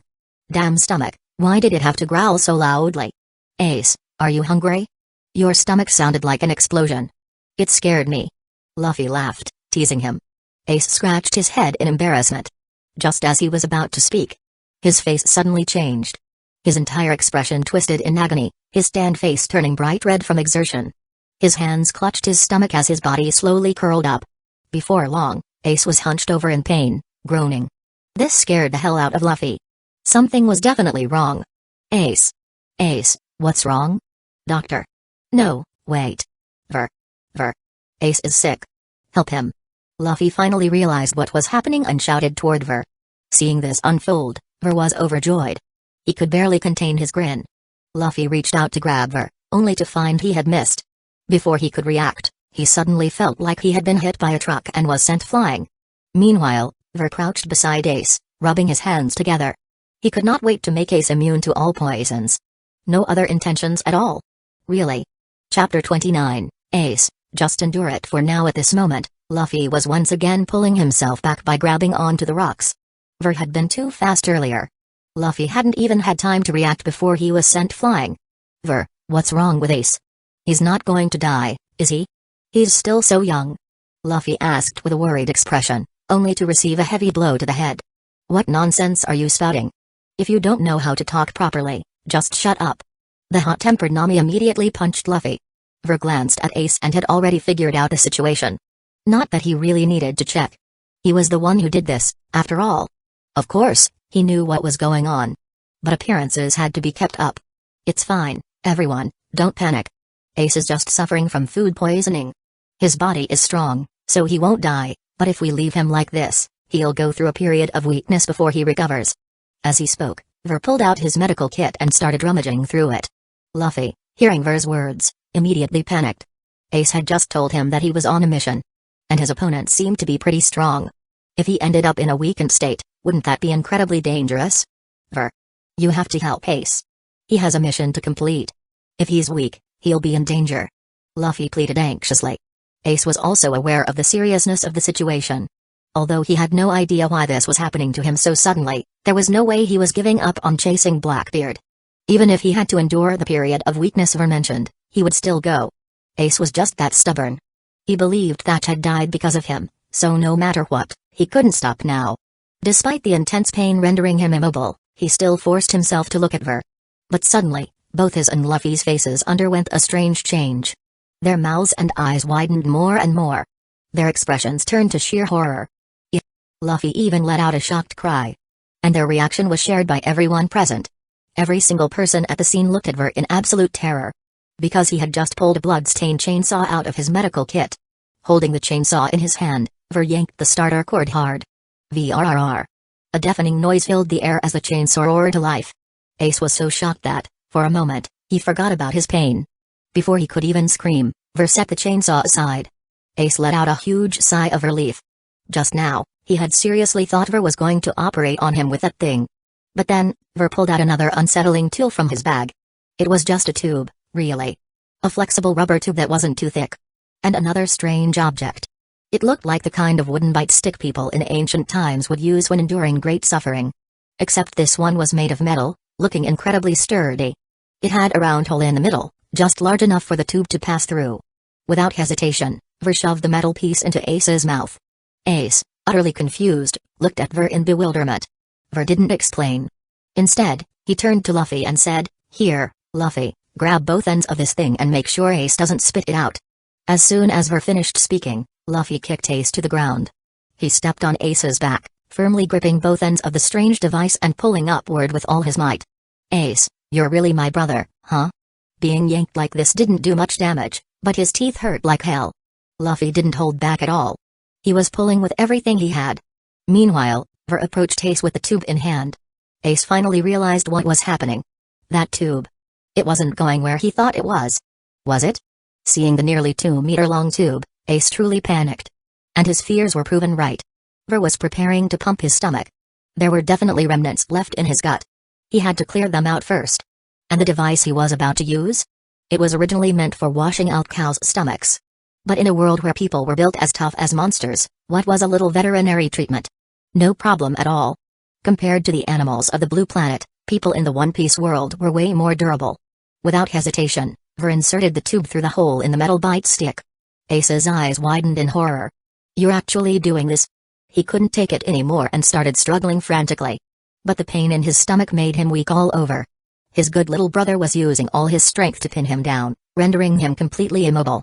"Ace, I swear, Luffy, I'm going to beat the crap out of you when this is over." The metal bite stick had already been slightly flattened by his desperate clenching. But it was still usable. The tube advanced rapidly, and in Ace's despairing gaze, it successfully reached his stomach. Ding. "Congratulations, host, you've earned 5,000 negative points, ding. Congratulations, host, you've earned 2,000 negative points, and they hadn't even started yet. 7,000 points already. What fantastic news. As long as nothing unexpected happened, this was going to be a jackpot of negative points." Just as he thought that, the system's voice chimed again. Ding. "Congratulations, host, your balance has reached the threshold. Unlocking new ability, painful but not in vain, huh? What? This ability? Turns out, those who suffer under his treatment gain varying degrees of power-ups? Damn. This system is actually pretty considerate. It even provides benefits to the victims. Respect. Total respect. Ace, you should be grateful to have a doctor like me." Thinking this, Ver pulled out a funnel and attached it to the exposed end of the tube. "Chopper, bring the water." Hearing this, Chopper immediately transformed into his larger form, rushed over, and took the bucket of dirty water Ver handed him. Ace was completely shattered. His stomach ache was probably caused by drinking that stuff earlier. He didn't know why the others could drink it while he couldn't, but it was very clear that he shouldn't drink any more of it. What was this bastard up to now?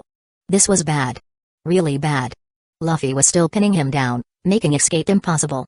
Ace, it's okay. Just close your eyes and endure it. It'll be over soon. Luffy, for once, spoke like an understanding big brother, trying to console Ace. Ace had finally reached his breaking point. He swore to himself, as soon as I recover, I'm beating this idiot to a pulp. And so, the first bucket of water went down. The bizarre sensation provided Ver with another 2,500 negative points on the spot. And where there was one, there were more. After several buckets, Ace's stomach visibly swelled. Ver grabbed the tube and began forcefully pumping. Soon, a flood of unknown liquids, an influx of negative points, came pouring out. Ace was completely numb. Was this really how stomach pumping worked? Your poisoning was too severe. Standard procedures wouldn't be fast enough. Ver explained casually as he poured in more water. And to Ace's surprise, his pain really was subsiding. And even more shocking, his physical strength had actually improved slightly. What was going on? If this was the case, maybe this suffering wasn't entirely unbearable. It was just the price of getting stronger. Fine. I'll endure it. Just a little more. But as Ver pumped again, Ace's eyes watered. This isn't something a human should have to endure. Chapter 30, I'll have you back on your feet in no time. Ver's face was practically twisted with glee. The negative points were coming in faster than a female driver mistaking the gas pedal for the brake. Compared to before, it was like they were pouring in by the truckload. Congratulations, host. You have gained 1,000 negative points. Congratulations, host. You have gained 500 negative points. Ding. In just a short stomach pumping session, he had already racked up over 10,000 points. And this was just Ace. He could hardly imagine how intense it would be if it were Whitebeard. As the last bit of mysterious liquid finally left his system, Ace felt his stomachache subside at last. But he was still completely drained of energy. This stomach pumping was too brutal. It had wrung him out completely. Ver finally stopped. The procedure was officially done. Alright, Luffy, you can let go now. Ver looked at Luffy, whose muscles were bulging from exertion, veins popping as he held Ace down with all his might. He couldn't help but feel a little sorry for him. This guy was definitely going to get a dose of Fist of Love, Ace edition later. It might not be as profound as Garp's, but it would definitely be a lot more violent. Hopefully, Luffy could withstand it. Luffy's job was done, but Ver's wasn't. Ace had stopped hurting because there were no more toxins in his stomach. But it had already been an hour. He had definitely absorbed quite a bit of it. Ace, how do you feel now? Anywhere still uncomfortable? Ver decided to ask before proceeding with an examination. Lying on the ground, barely conscious, Ace first and foremost felt one thing. Weakness. Extreme weakness. He mentally scanned his own body, searching for the source of the problem. It seemed to be coming from his lower back. Though puzzled, he reported it truthfully. Ver's expression turned odd at the revelation. Wait. Did that supposed tonic not actually replenish stamina? Instead, it drained it even more? And we're not talking about an ordinary person here. This was Fire Fist Ace, a hockey-wielding powerhouse with a 550 million bounty. If even his kidneys couldn't handle it, then what about regular people? Ver suddenly recalled that advertisement, where the old master had downed an entire bottle. Damn, that guy must have been built different. All Ver could do was admire him. Now that he knew the cause, treatment was simple. He picked up a chainsaw lying nearby. Originally, he had prepared it in case the stomach pumping wasn't effective. So he could just cut Ace open and manually clean him out. Turned out, the stomach pumping had been plenty thorough. He thought the chainsaw wouldn't be needed anymore. Guess not. Ace needed immediate replenishment. There was no time for slow recovery. So, Ver turned to his system store. He was filthy rich in points now, so he might as well spend some. He navigated to the search bar and typed, kidney supplement. The top result instantly caught his eye. Super Kidney Boost Pills, function, restores kidney function. Extreme recovery. Price, 3,000 points. Review, fatigue sometimes comes from overwork, making you feel completely drained. Revitalize and reinforce your foundation with Super Kidney Boost Pills. Now this was the real deal. Not like that so-called tonic, which had rumored properties. After purchasing the pills, Ver had no intention of letting Ace take them directly. Orally ingested medicine was too slow. Crush these pills, mix them with some goji berry water, and turn them into an injectable solution. Each dose should contain 10 pills. Make 2 doses total. Ver handed the materials over to Chopper. Chopper didn't hesitate and immediately got to work, carefully blending the ingredients to maximize potency. Meanwhile, Ver wasn't idle either. He wanted to test if this chainsaw was really necessary. With a powerful yank, the chainsaw roared to life with an ear-splitting buzz. Ace's sense of foreboding skyrocketed as he watched the spinning blade. The others, however, looked completely unfazed. As spectators, they found it entertaining. But if they were in Ace's position, it would be a different story. And, just as Ace feared, Ver stepped forward, planting his foot firmly on Ace's lower back. Then, he swung the chainsaw down. Whoa, whoa, whoa. Hey! What the hell? Ace was genuinely panicking now. Bro, if I knew this was your idea of treatment, I'd rather die outside. Now he finally understood why Nami and the others had praised his courage earlier on the ship. If he could go back in time, he would stay as far away from Ver as possible. This guy was insane. Ace struggled as best he could. But in his weakened state, he was powerless. The chainsaw came down. Why use a chainsaw? 1. It was great for racking up negative points. 2. A regular scalpel might not even cut Ace's ridiculously tough body. Congratulations, host. You have gained 8,000 negative points. Congratulations, host. You have gained 5,000 negative points. Ding. Negative points were flooding in like crazy. But Ver ignored them. He was fully focused on Ace's kidneys. His initial medical skills weren't top tier, so he needed to concentrate. Concentrate on surgically removing Ace's kidneys. Chainsaw kidney surgery. This was a first for him, too, so he was a bit inexperienced. But judging by the system's constant chimes, he knew the chainsaw was the right choice. The super kidney boost pills had potent effects, but they might not be enough on their own.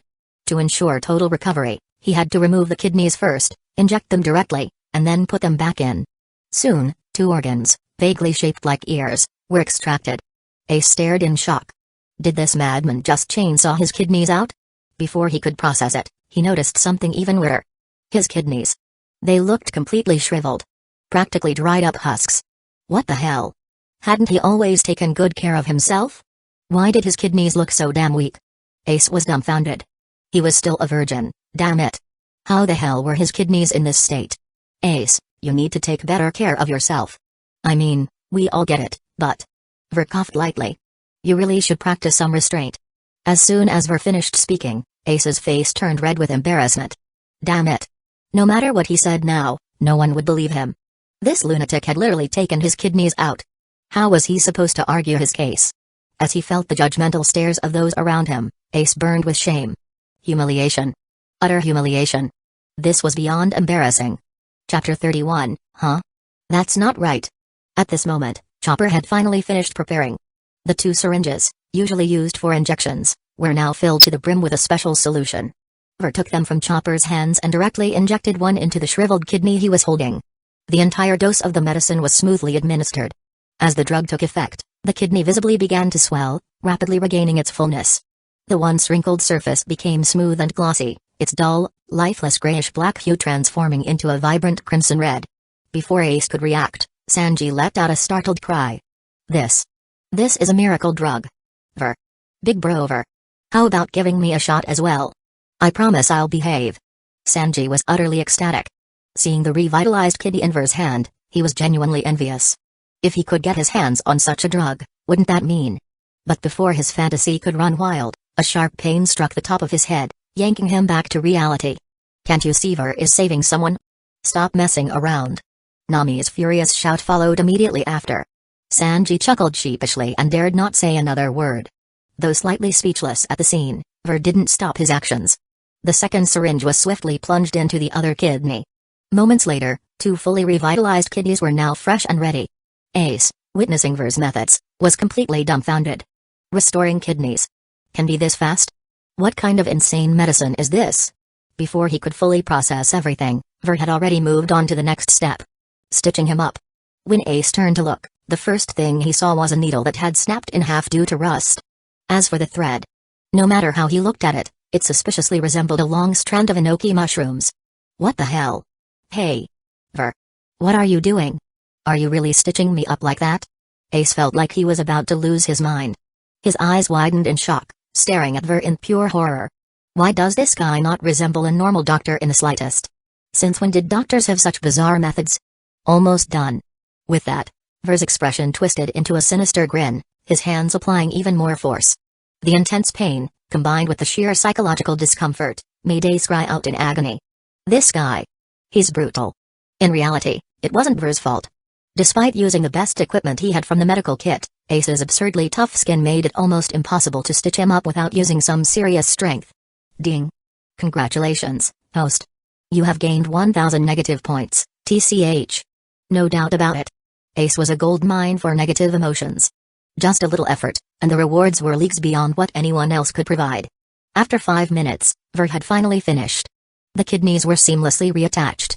Ace, despite gritting his teeth in pain, exhaled a deep breath of relief. It was over. He should have collapsed to the ground from exhaustion, yet, strangely enough, he felt the complete opposite. Instead, he was brimming with energy. As he stood up and stretched his body, the sensation became even more apparent. From his lower back, an endless surge of power radiated throughout his body. He suddenly felt terrifyingly strong. Even his physical strength seemed to have increased. Curious about this newfound sensation, he immediately decided to test it out. He took a deep breath, closed his eyes for a moment, then suddenly snapped them open. His right arm shot up towards the sky. Heiken. Fire Fist, an enormous burst of flames erupted instantaneously, soaring into the sky. The scorching heat forced everyone nearby to instinctively step back. The towering inferno shot up at least 1,000 meters, growing larger and more intense the higher it climbed. From a distance, it resembled a massive flaming tornado. The pile of rocks around him instantly melted under the immense heat, and within half a second, they had completely vaporized, vanishing without a trace. The entire process lasted only 2 seconds. Then, just as quickly as it appeared, the pillar of fire dissipated into the air. What the? The entire Straw Hat crew stood frozen in place, dumbfounded. What just happened? Had Ace been holding back before? This punch felt several times stronger than before. Luffy's jaw nearly hit the ground, his face filled with disbelief. Ace, you're this strong? No. I know you're strong. But I swear I'll catch up to you. While the crew chattered in astonishment, Ace remained completely silent. Because, out of everyone present, he was the most shocked of all. Staring at his own fist, his expression was one of utter disbelief. What? What just happened? That fire fist attack. Its temperature, range, and sheer destructive power had far exceeded his usual level. In fact, it was nearly twice as strong as normal. And all of this was a direct result of what just happened. His body had undergone a transformation, at least a 10% improvement compared to before. If he had to train for such a boost on his own, it would have taken him at least half a year. But now, half an hour? Not even. And if it were just a 10% boost to his physical strength, it wouldn't have been enough to unleash a fire fist of that caliber. The true source of that explosive power came from his lower back. His newly restored kidneys had actually amplified his attacks. Even though he could tell that a significant portion of that energy had already been expended after that one move, it didn't change the fact that Ver's ability was absolutely ridiculous. Finally, Ace turned to face Ver. At this moment, any doubts Ace had about Ver's medical skills had completely vanished. This man was a miracle doctor. Not only had he restored him to peak condition, but he had even made him stronger. What else could this be if not a miracle? Old man still has hope. Ace decided right then and there. He needed to call Whitebeard immediately and tell him to send people to pick up Ver. The sooner, the better. If not for his current mission, he would have outright kidnapped Ver himself. No one would be able to stop him. Ver. You're a miracle doctor. Ace finally snapped out of his shock, his face filled with excitement as he shouted at Ver. But truth be told, Ver wasn't faring any better. Watching Ace's test run of that punch, Ver himself was utterly dumbfounded. What the hell? Sure, he had heard that healing a patient could make them stronger, but this kind of power boost was way too broken. If he healed Ace a few more times, wouldn't that turn him into the Pirate King? Or better yet, with such an overpowered ability, why bother healing others? Why not just heal himself instead? Just as he was thinking this, the system's voice rang out. Ding. Each individual can only receive one power-up from the host per year. Note, the host himself cannot receive enhancements, TCH. Well, if that's the case, then I guess this ability isn't as overpowered as I thought. Still, it's better than nothing. At that moment, the system finally announced the reward from this treatment session. Ding. Congratulations, host. You have acquired the ability, Armament Hockey, intermediate level, about to break through to advanced level. Advanced Armament Hockey will automatically unlock the Ryo technique. Chapter 32, Armament Hockey. Armament Hockey? Ver felt an inexplicable power awakening within him. This newly awakened power should have felt completely foreign to him. Yet, the current situation was the exact opposite. It felt as natural as moving his own limbs. Those were the only words that could describe it. This sudden surge of power felt as if it had been with him all along. So familiar, so instinctive.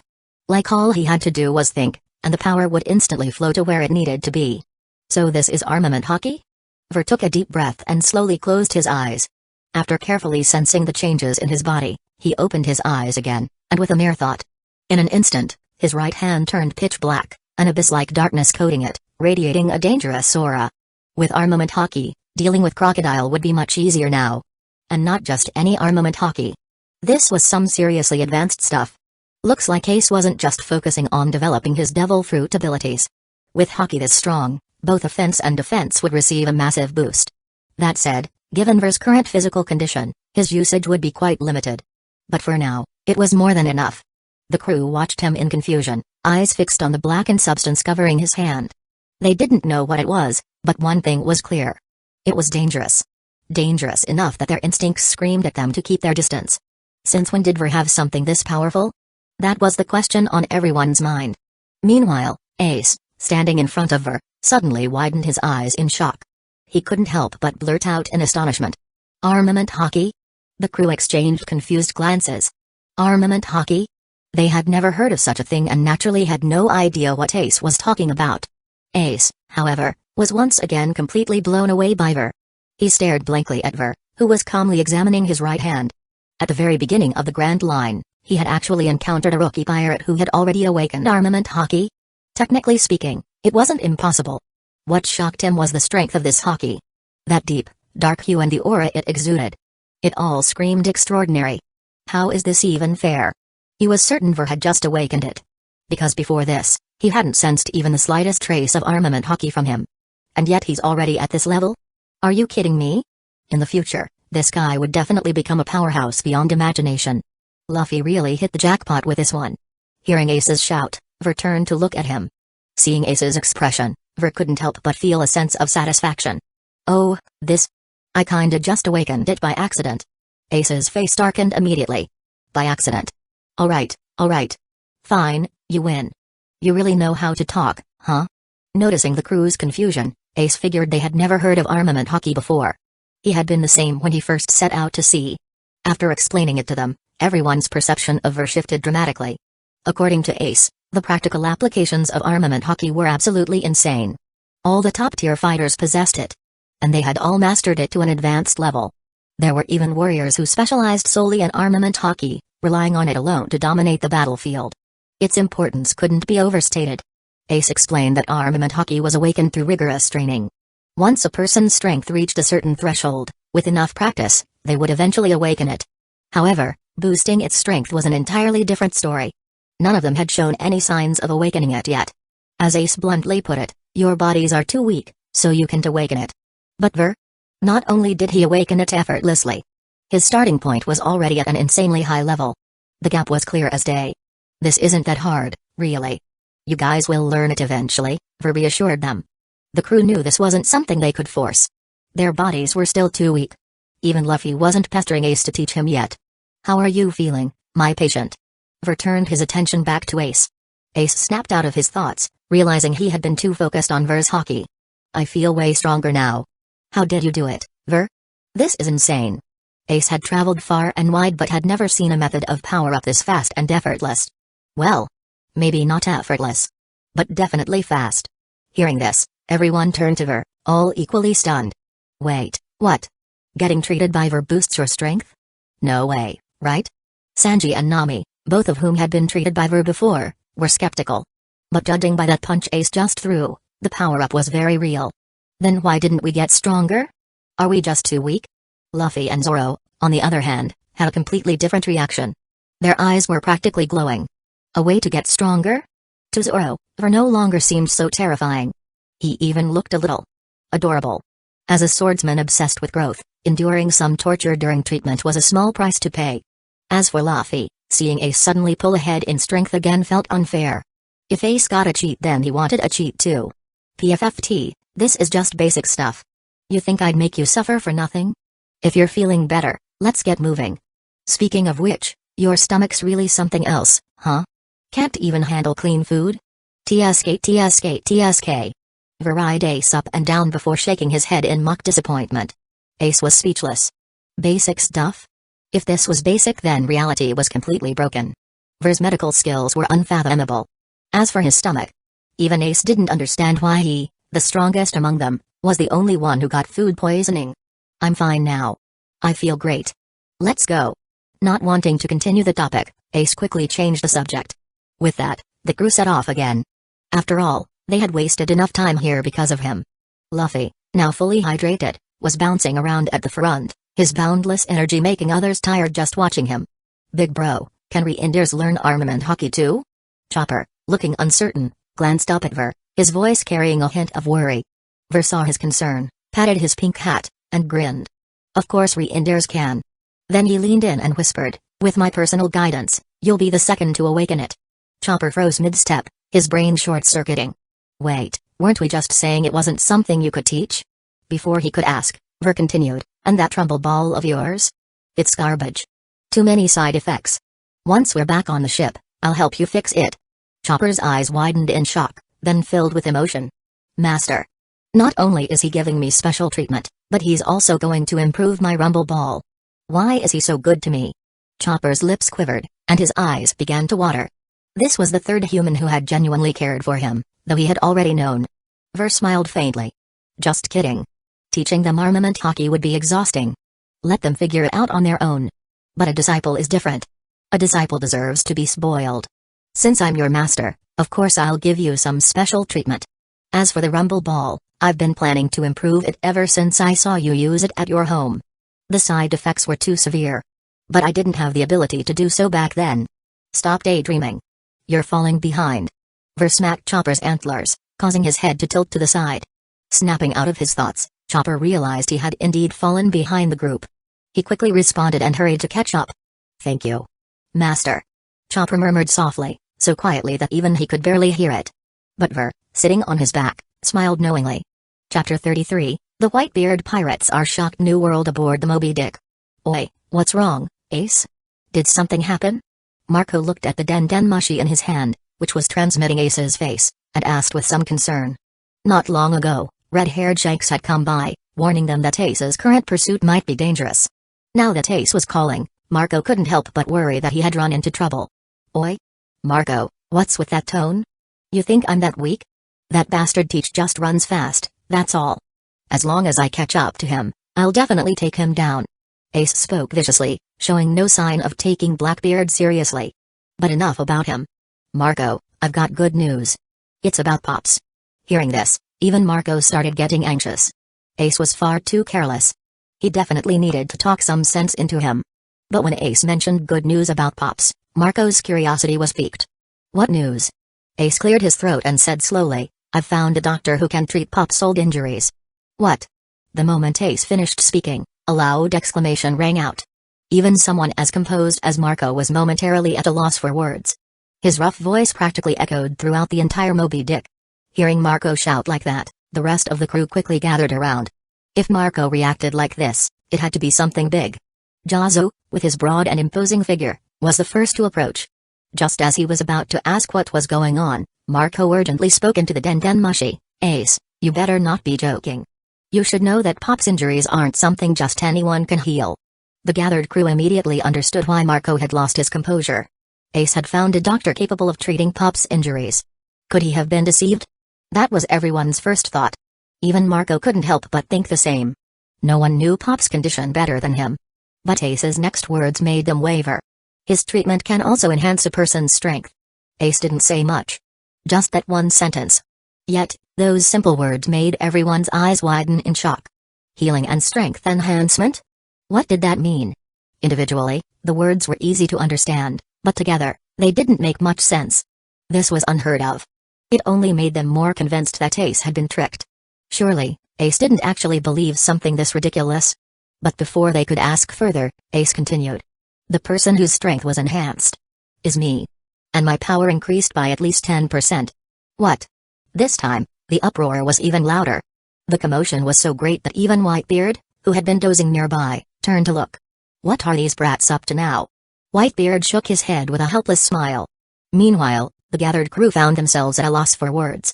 After all, the one claiming his strength had increased was Ace himself. There was no way he would lie about something like this. Wait. How much did he just say? 10%. Gasp. Everyone involuntarily sucked in a breath. That wasn't a small amount. A 10% increase. If Ace's strength had truly increased by that much, then the doctor's abilities were beyond question. This was simply unbelievable. A doctor this powerful actually existed in the world?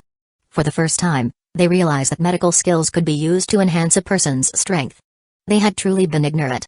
How could they have doubted such an amazing doctor? If what Ace said was true, then this doctor might actually be able to heal Pops. At that thought, the expressions on everyone's faces began to change. From initial disbelief to overwhelming excitement. This was about their beloved Pops, who had suffered from his injuries for so many years. Ace. You lucky bastard. If Pops really gets healed, you'll be the biggest hero. Ha ha ha. Marco, now filled with excitement, shouted into the den mushy. On the other end, Ace grinned proudly. Piece of cake, ha ha ha. Oh yeah. You guys need to send someone to pick him up. I can't leave right now. Even though Ace was thrilled, he hadn't forgotten why he made the call in the first place. Got it. Don't worry, there'll be a fight over who gets to do it. After Marco responded, Ace gave him the details about Ver, instructing them to find the Straw Hat Pirates. After giving his final instructions, Ace hung up. The moment the call ended, the entire Moby Dick erupted into excitement as the crew rushed toward Whitebeard. Whitebeard watched them approach, utterly confused. Jazu was the first to reach him, nearly pressing his face against Whitebeard's. If Marco hadn't pulled him back, he probably would have kissed him. Pops. Pops. We've got great news. Ace found a miracle doctor. The entire crew shouted excitedly, their faces lit with joy. Marco took the lead in explaining. Pops, Ace met a doctor with incredible skills. He says this doctor can heal your injuries. We're sending a division commander to pick him up. We'll bring him here as fast as possible. After Marco finished, Whitebeard simply shook his head again. Resting his hand on his forehead, he looked a little troubled. He knew his own condition best. He didn't have much time left. He wanted to tell them not to waste their efforts, but seeing their hopeful eyes and expectant expressions, he couldn't bring himself to say it. These children of his. They had grown up. If they wanted to try, he wouldn't stop them. Gorura. Go quickly and come back soon. This old man doesn't have many days left. Whitebeard's booming laughter echoed, full of his usual carefree boldness. Whoa. A loud cheer erupted across the ship. It wasn't because Pops had a few days left. They knew he was joking. They had been worried he might refuse, given his nature, but now that he had agreed, it was time to move. Don't worry, Pops. It won't be long before he's standing right in front of you. Marco declared as the crew began arguing over who would be sent. The usually laid-back and brotherly atmosphere instantly turned into a heated competition. At first, it was all polite words. Then tensions rose, and soon enough, fists started flying. You think your scrawny self can protect anyone? Step aside. And what about you, fatty? Don't get in my way. I'm obviously the best choice. Move it. After a chaotic scuffle, Whitebeard finally put a stop to it. Jazu will go. He should be able to protect a newcomer just fine. With that, the battle ended. Ahaha. You brats thought you could compete with your Uncle Jazu? Not a chance. Jazu gloated, looking down on the rest. 5 minutes later, a smaller ship sailed away from the Moby Dick. On board, a tall figure lay unconscious, bruised and battered. It seemed he had been knocked out cold. Chapter 34, This kid is not bad Ver, Pops will be sending someone over soon. When they arrive, I'll need you to come along. Ace turned to Ver with a smile as he spoke. Then, as if suddenly remembering something, he threw an arm around Luffy's neck. Luffy, you wouldn't mind lending me Ver to help save someone important, would you? Ace had initially planned to rough Luffy up a little, but whether that would still happen depended entirely on what Luffy said next. If Ver is willing, then of course not. After all, it's someone important to you. Luffy's face was squished from Ace's grip, making his words come out a little unclear. Hearing this, Ace let go of him with a disappointed look. He had been hoping Luffy would refuse, just so he could beat him up before taking Ver along. But now that wasn't an option. If Luffy had disagreed, Ace would have made him agree. Ace turned his gaze back to Ver. Of course, I have no problem with it. Saving lives and treating injuries is a doctor's duty. Ver spoke with such conviction that Chopper's eyes sparkled with admiration. My master really is the greatest doctor in the world. Ace tipped his hat slightly and grinned brightly. I really owe you one, Ver. Ver waved him off casually. Come on, man, we're brothers. No need for formalities. It's what friends do. If you ever need help again, just find me. I won't charge. Ace was genuinely moved. This guy. Despite his rough ways. Was a true brother. Ace nodded firmly. At this moment, he felt that Ver was truly a great guy. At the very least, he was someone easy to be around. Peru peru peru. Just then, Ace's dendenmushi rang. Click. Hello. Ace answered as he walked off. Meanwhile, Ver started thinking about the upcoming events. Now that he had armament hockey, and was even close to mastering its advanced level, taking down Crocodile would be a piece of cake. Crocodile's strength probably took a nosedive after his mental breakdown. This fight shouldn't be too hard. Ace wouldn't be around much longer. Soon, only the Straw Hats and Ver would continue toward Yuba to find the rebel army. But the rebels had already left long ago. Going there would be a complete waste of time. A few hours lost in the desert wasn't ideal. The sooner they reached Rain Base, the better. He needed to think of a way to convince them. Once they got to Rain Base, everything should unfold as expected. Crocodile would move early, heading toward Alubarna. Luffy would fight him halfway, nearly die, and then Ver would step in to save him. After that, Ver would take Luffy to Alubarna. Luffy would fight Crocodile again while Ver collected devil fruit abilities from the defeated Baroque Works agents.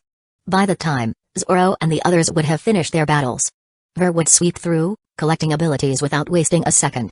Just as he'd finish, Crocodile would be defeated, and everything would wrap up neatly. Ver smirked to himself. I'm a time management genius.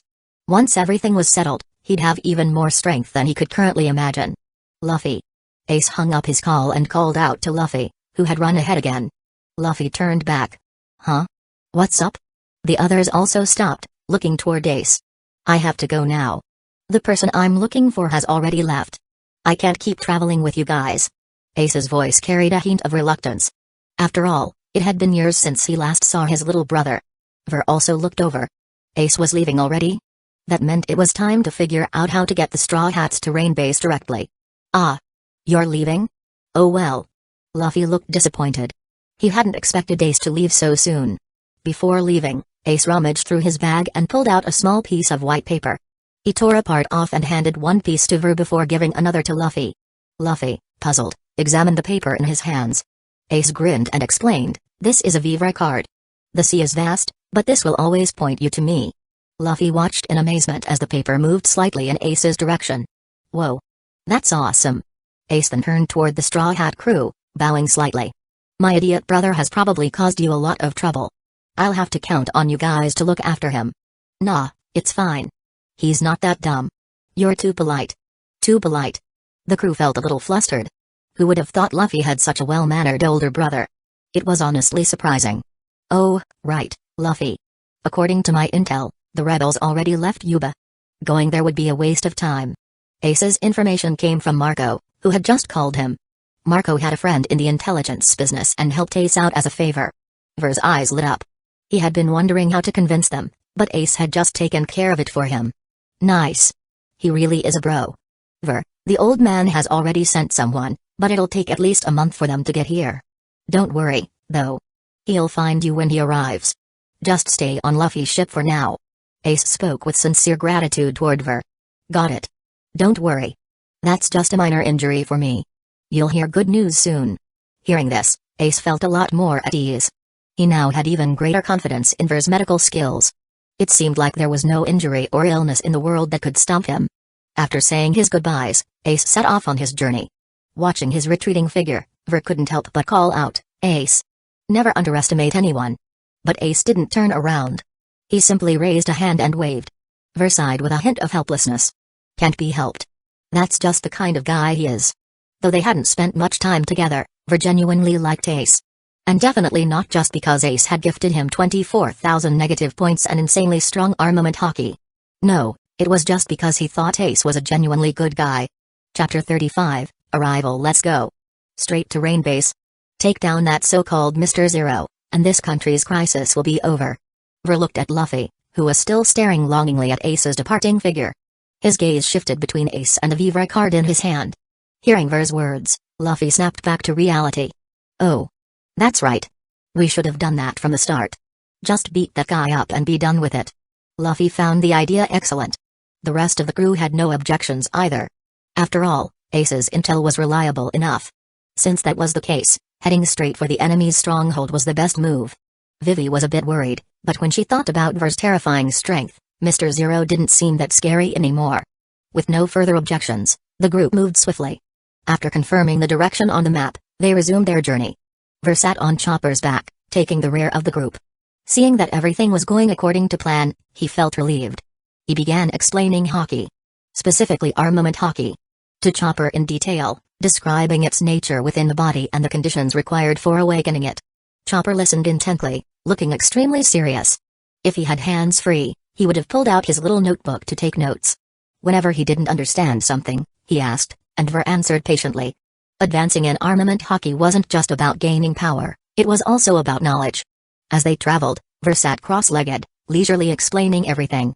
He even coated Chopper's antlers with a layer of armament hockey so he could feel it firsthand. Chopper kept thinking deeply about it, occasionally zoning out, and if not for Ver's reminders, he would have already bumped his head multiple times. With this, the monotonous journey didn't seem so boring anymore. Mr. 2, you failed your mission, didn't you? Inside Rain Base's largest casino. At a round table, several people were seated. At the head of the table sat a man with a cigar in his mouth, his expression dark as he glared at a thin figure beside him. Bon Clay, Mr. 2, was visibly nervous. After all, he really hadn't completed his mission. He hadn't been able to find Mr. 3. According to the Baroque Orcs rules, failure meant death. He glanced at Mr. 1, the man who could turn his body into steel blades. If a fight broke out, that guy would kill him. His mind raced. Just as he was about to come up with an excuse, Crocodile's grim face suddenly broke into a smile. That smile was chilling. I'll let you off this time. Do your job well, and don't let it happen again. Crocodile, half smiling, wasn't being merciful. He just had other uses for Bon Clay for now. Otherwise, Mr. 1 would have already made his move. Bon Clay was overjoyed and immediately burst into grateful tears. When he first learned that his boss was a warlord of the sea, he had been shocked. Now that this warlord wasn't punishing him, he was already lucky. The reason everyone was gathered today was simple. It was time to act. After dealing with Bon Clay's matter, Crocodile wasted no time and began assigning tasks. Everyone listened carefully, afraid of missing anything. Robin stood behind Crocodile, watching indifferently, as if none of this had anything to do with her. Soon, Crocodile finished giving out orders.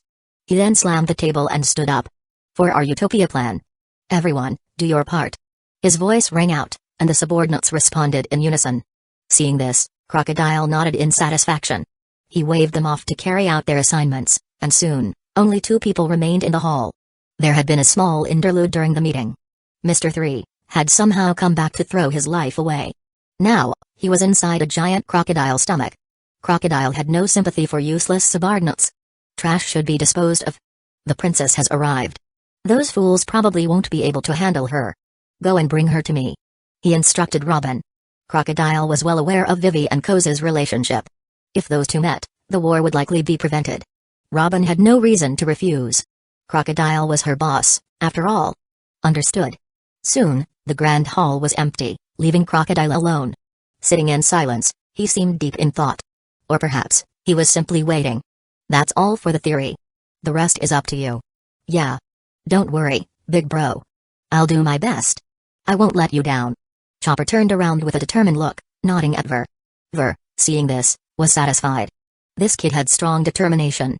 He looked ahead to check how much farther they had to go. And then, his eyes widened. They were close to Rain Base.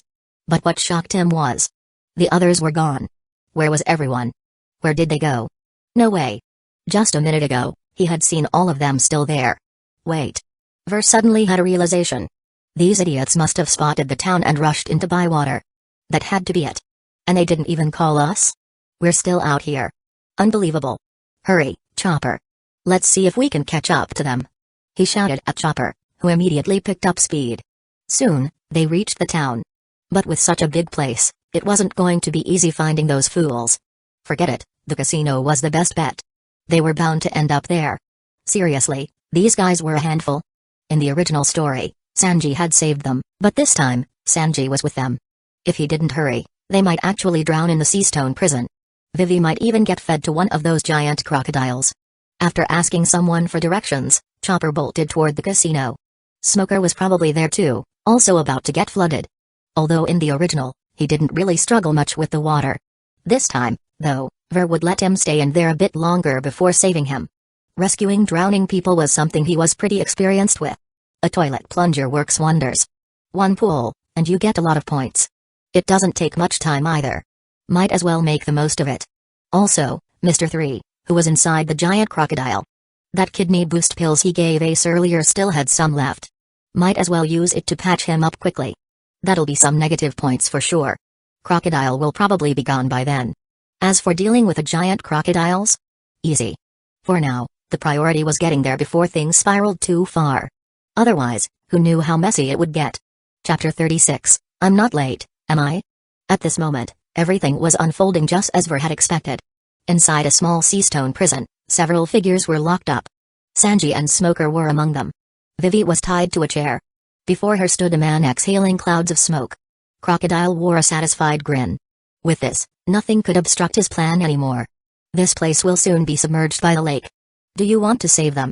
Crocodile spoke with a playful smirk as he looked at Vivi. A metallic key appeared in his hand, making his intentions clear. But of course, he had no intention of giving it to Vivi. Instead, he casually tossed the key into the crocodile pit. These were no ordinary crocodiles. They were ferocious creatures that fed on sea kings. The moment the key hit the water, a crocodile swallowed it whole. Ha ha ha. Now, enjoy your time playing with these little fish.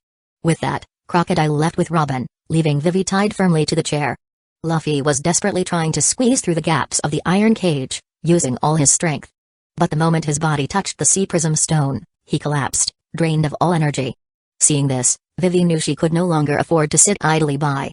If this continued, they would all die here. She began twisting her body, trying to use the sharp boomerang at her waist to cut through the ropes. However, just as she started moving, one of the enormous crocodiles suddenly leaped out of the massive water pit. It charged straight toward Vivi.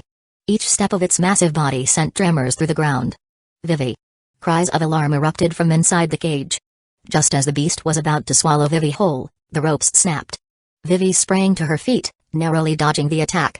A confident smile appeared on her face as she wielded her high-speed spinning weapon, radiating a powerful aura. Humphrey! You ugly croc! Prepare to be taken down. Seeing this, hope flickered in everyone's eyes. Maybe they had a chance. 1 minute later. Ah! Stop chasing me. Why doesn't it even react when I hit it? Vivi ran in terror as the giant crocodile pursued her relentlessly. This is bad. Vivi's attacks aren't working. She's not its match at all. Nami watched in distress, knowing Vivi could be devoured at any moment. We should have brought Ver along. He would have had a way to handle this. Usopp said regretfully. The moment they saw the town, they had all rushed in at full speed, just like Sanji would upon spotting a beautiful woman. They had completely forgotten about Ver, who had been lagging behind. Ver will come to save us. Luffy declared with conviction. How would he even know we're here? And even if he did, could he really make it in time? Usopp's words left Luffy momentarily silent. Yeah. Could Ver really make it that fast? No. Suddenly, Nami screamed, pulling everyone's attention back to Vivi. She had been backed into a corner, with nowhere left to run. The crocodile lunged, ready to bite down without a shred of mercy. Vivi. Miss Vivi. Vivi stared at the approaching jaws, so close she could see the remnants of flesh between its teeth. There was no way out. Was this the end? Had she failed to save anyone after all? Hearing her comrades' desperate shouts from not far away, she closed her eyes in despair, silently awaiting death. I'm sorry, Luffy, Nami, Ver. Thank you for everything along the way. Goodbye. In that moment, time seemed to freeze. Seconds passed, but the pain never came. Am I dead? Curious, she slowly opened her eyes, only to see something unexpected. The crocodile was frozen mid-lunge, less than a meter away from her. Between her and the beast stood a figure clad in white. His right leg was slightly raised, pressing firmly against the crocodile's lower jaw. That not-so-thick leg was preventing the enormous crocodile from moving forward even an inch. Her mouth slightly agape as she stared at the familiar silhouette in disbelief. Viver? Her voice trembled. She had truly been terrified just moments ago. I didn't come too late, did I?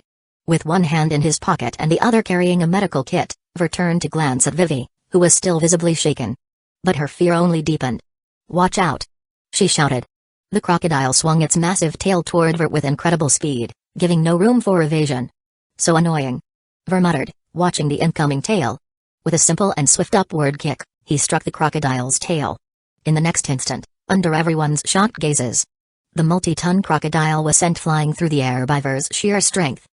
What kind of power is this? A chorus of gasps filled the air. Then, out of nowhere, a figure appeared before the airborne crocodile.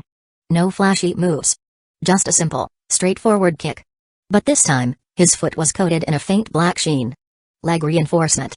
With a thunderous impact, the gigantic crocodile vanished from sight. Landing gracefully beside Vivi, Ver casually pulled an umbrella from his medical kit and opened it. Moments later, blood rained from the sky, dyeing the ground a deep crimson. Only the area shielded by the umbrella remained untouched. Everyone, even Smoker, stood frozen in shock. Did they just see that correctly? Did Ver just kick the crocodile out of existence? Hiss. Another round of gasps erupted. Ver's strength was exceeding all expectations. That crocodile might not have been the strongest creature, but its massive body had just been obliterated by Ver's sheer force. How much power did it take to accomplish that? Wasn't this guy a little too strong? Vivi stood in stunned silence. She had just experienced the terror of that crocodile firsthand. Her attacks couldn't even scratch it. And yet, Ver had taken it down with a single kick. The difference between them was immeasurable. She stared at Ver, who now stood beside her, lips quivering slightly. "Are you okay?" Ver asked gently. Chapter 37, a top-tier ability. Vivi finally snapped back to reality. She quickly turned to Ver and expressed her gratitude. I'm fine. Really? Thank you so much, I was almost eaten." Vivi, still shaken, patted her chest as if trying to calm herself down. Seeing this, Ver was relieved. He put away his umbrella and turned toward the entrance. There, a small figure stood, completely drenched in blood. Chopper was staring at Ver with a look full of grievance. "Master, you jerk. You didn't even try to block it for me." Perhaps noticing Chopper's thoughts, Ver pulled out a high-pressure water gun from his box and aimed it directly at him. "Chopper, go get the key and unlock the door for Luffy and the others." The moment Ver gave the order, the drenched and miserable-looking Chopper sprang into action. "Fine, I forgive you." Although the crocodile was gone, it left behind a key and an egg. Ver walked over to the egg. He reached out and knocked on it. Knock, knock, knock. Crack. Under Ver's surprised gaze, the egg slowly began to crack open. Inside, a man as thin as a skeleton was revealed. Mr. 3 lay completely limp, looking utterly drained. He collapsed straight to the ground, passing out cold. He had been inside for quite some time. Much longer than in the original story. Seeing this, Ver didn't hesitate. He delivered 2 heavy slaps to Mr. 3's face. Mr. 3 jolted awake immediately. Dazed, he looked at Ver in front of him and tried to sit up, but he had no strength at all. "You're injured. I'm a doctor. I'll save you right away." As he spoke, Ver pulled out a concoction from his medical box. Energy booster pill mixed with other medical ingredients. After dilution, the mixture filled an entire large bowl. Ver held it up to Mr. 3's face. He pinched his mouth open, ready to pour it in. Mr. 3 looked at the thick, golden yellow liquid in confusion. The moment it got closer, the smell hit him directly. It reeked. Confirmed. This was exactly what he thought it was. Is this guy really a doctor? Mr. 3 began to struggle violently. His whole body screamed resistance. Although his mouth was held by Ver, he kept making muffled sounds. He was so anxious that tears were about to come out, but Ver's strength was something he couldn't match in his current state. Without surprise, the entire bowl, every last drop, was poured down his throat. Ver finally let go. A system notification popped up. "Congratulations, host. You have earned 300 negative points. Congratulations, host. You have obtained the ability, Shaping. Shaping allows the liquefaction of inanimate objects and reshaping them into any form." Ver's face was full of shock. Mr. 3's ability seemed a little different than expected. It wasn't just limited to wax. It could liquefy anything. This changed everything. The first thing that came to Ver's mind was sea stone. If he could liquefy sea stone and reshape it into any form he wanted, that alone was already an incredible power. Absolutely broken. Wait. If nothing else, the pacifistas should also be classified as inanimate objects, right? Wouldn't that mean he could touch them and melt them instantly? This ability was ridiculously overpowered. There were so many inanimate objects in the world. The possibilities were endless. Ver was truly thrilled. Who would have thought Mr. 3's seemingly mediocre ability would turn into such an absolute cheat for him?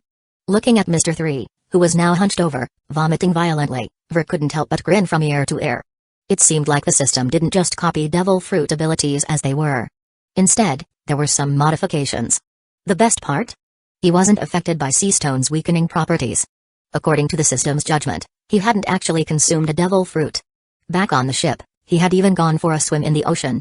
Seawater had no effect on him at all. The system was truly god tier. Meanwhile, Mr. 3 was still dry heaving, unable to throw up anything. His shrunken body also started to fill out rapidly. Seeing this, Ver decided not to force him to drink more. He had already obtained the ability. At that moment, the surrounding windows shattered with a loud crash. A massive surge of water rushed in from the outside. In the blink of an eye, it reached their ankles. Ver knew he couldn't wait any longer. He walked straight to the cage. Chopper was struggling to unlock the cell door with the key he had worked so hard to find. But no matter what he did, it wouldn't open. Everyone quickly realized. Crocodile had given them a fake key. They had been tricked. This key doesn't work. What do we do now? Everyone was starting to panic. Outside, Vivi was banging on the bars in distress. The water level was rising faster and faster. Are we going to die here? Inside the cell, everyone had started to despair. Sea stone was incredibly tough. It was impossible to break. In such a short time, the water had already reached Luffy's chest. He was completely out of strength, relying on Zoro to hold him up. Ver. Can you do something? Nami looked at Ver anxiously. Ver was their last hope. Everyone turned to him. But when they thought about how hard sea stone was, their hope dimmed. Could anyone really break it? Even Ver probably couldn't. Ver, please save them. They'll drown in there. Vivi pleaded, on the verge of tears. She clung to Ver's arm, shaking it desperately. Ver was speechless. Why did Vivi make it sound like he wasn't planning to save them? Sighing, Ver first grabbed Chopper, who was completely exhausted, and tossed him onto his head. Chopper quickly clung onto him. Then, Ver reached out and grabbed the sturdy sea stone bars. As his ability activated, the spot he touched began to soften. Everyone's expressions changed instantly. The area Ver touched was melting. And at an astonishing speed. Under everyone's stunned gazes, within just 5 seconds, the so-called hardest stone in the world had vanished. It had turned into a puddle of liquid, sinking into the rising water. What kind of technique was this? When did Ver gain such a power?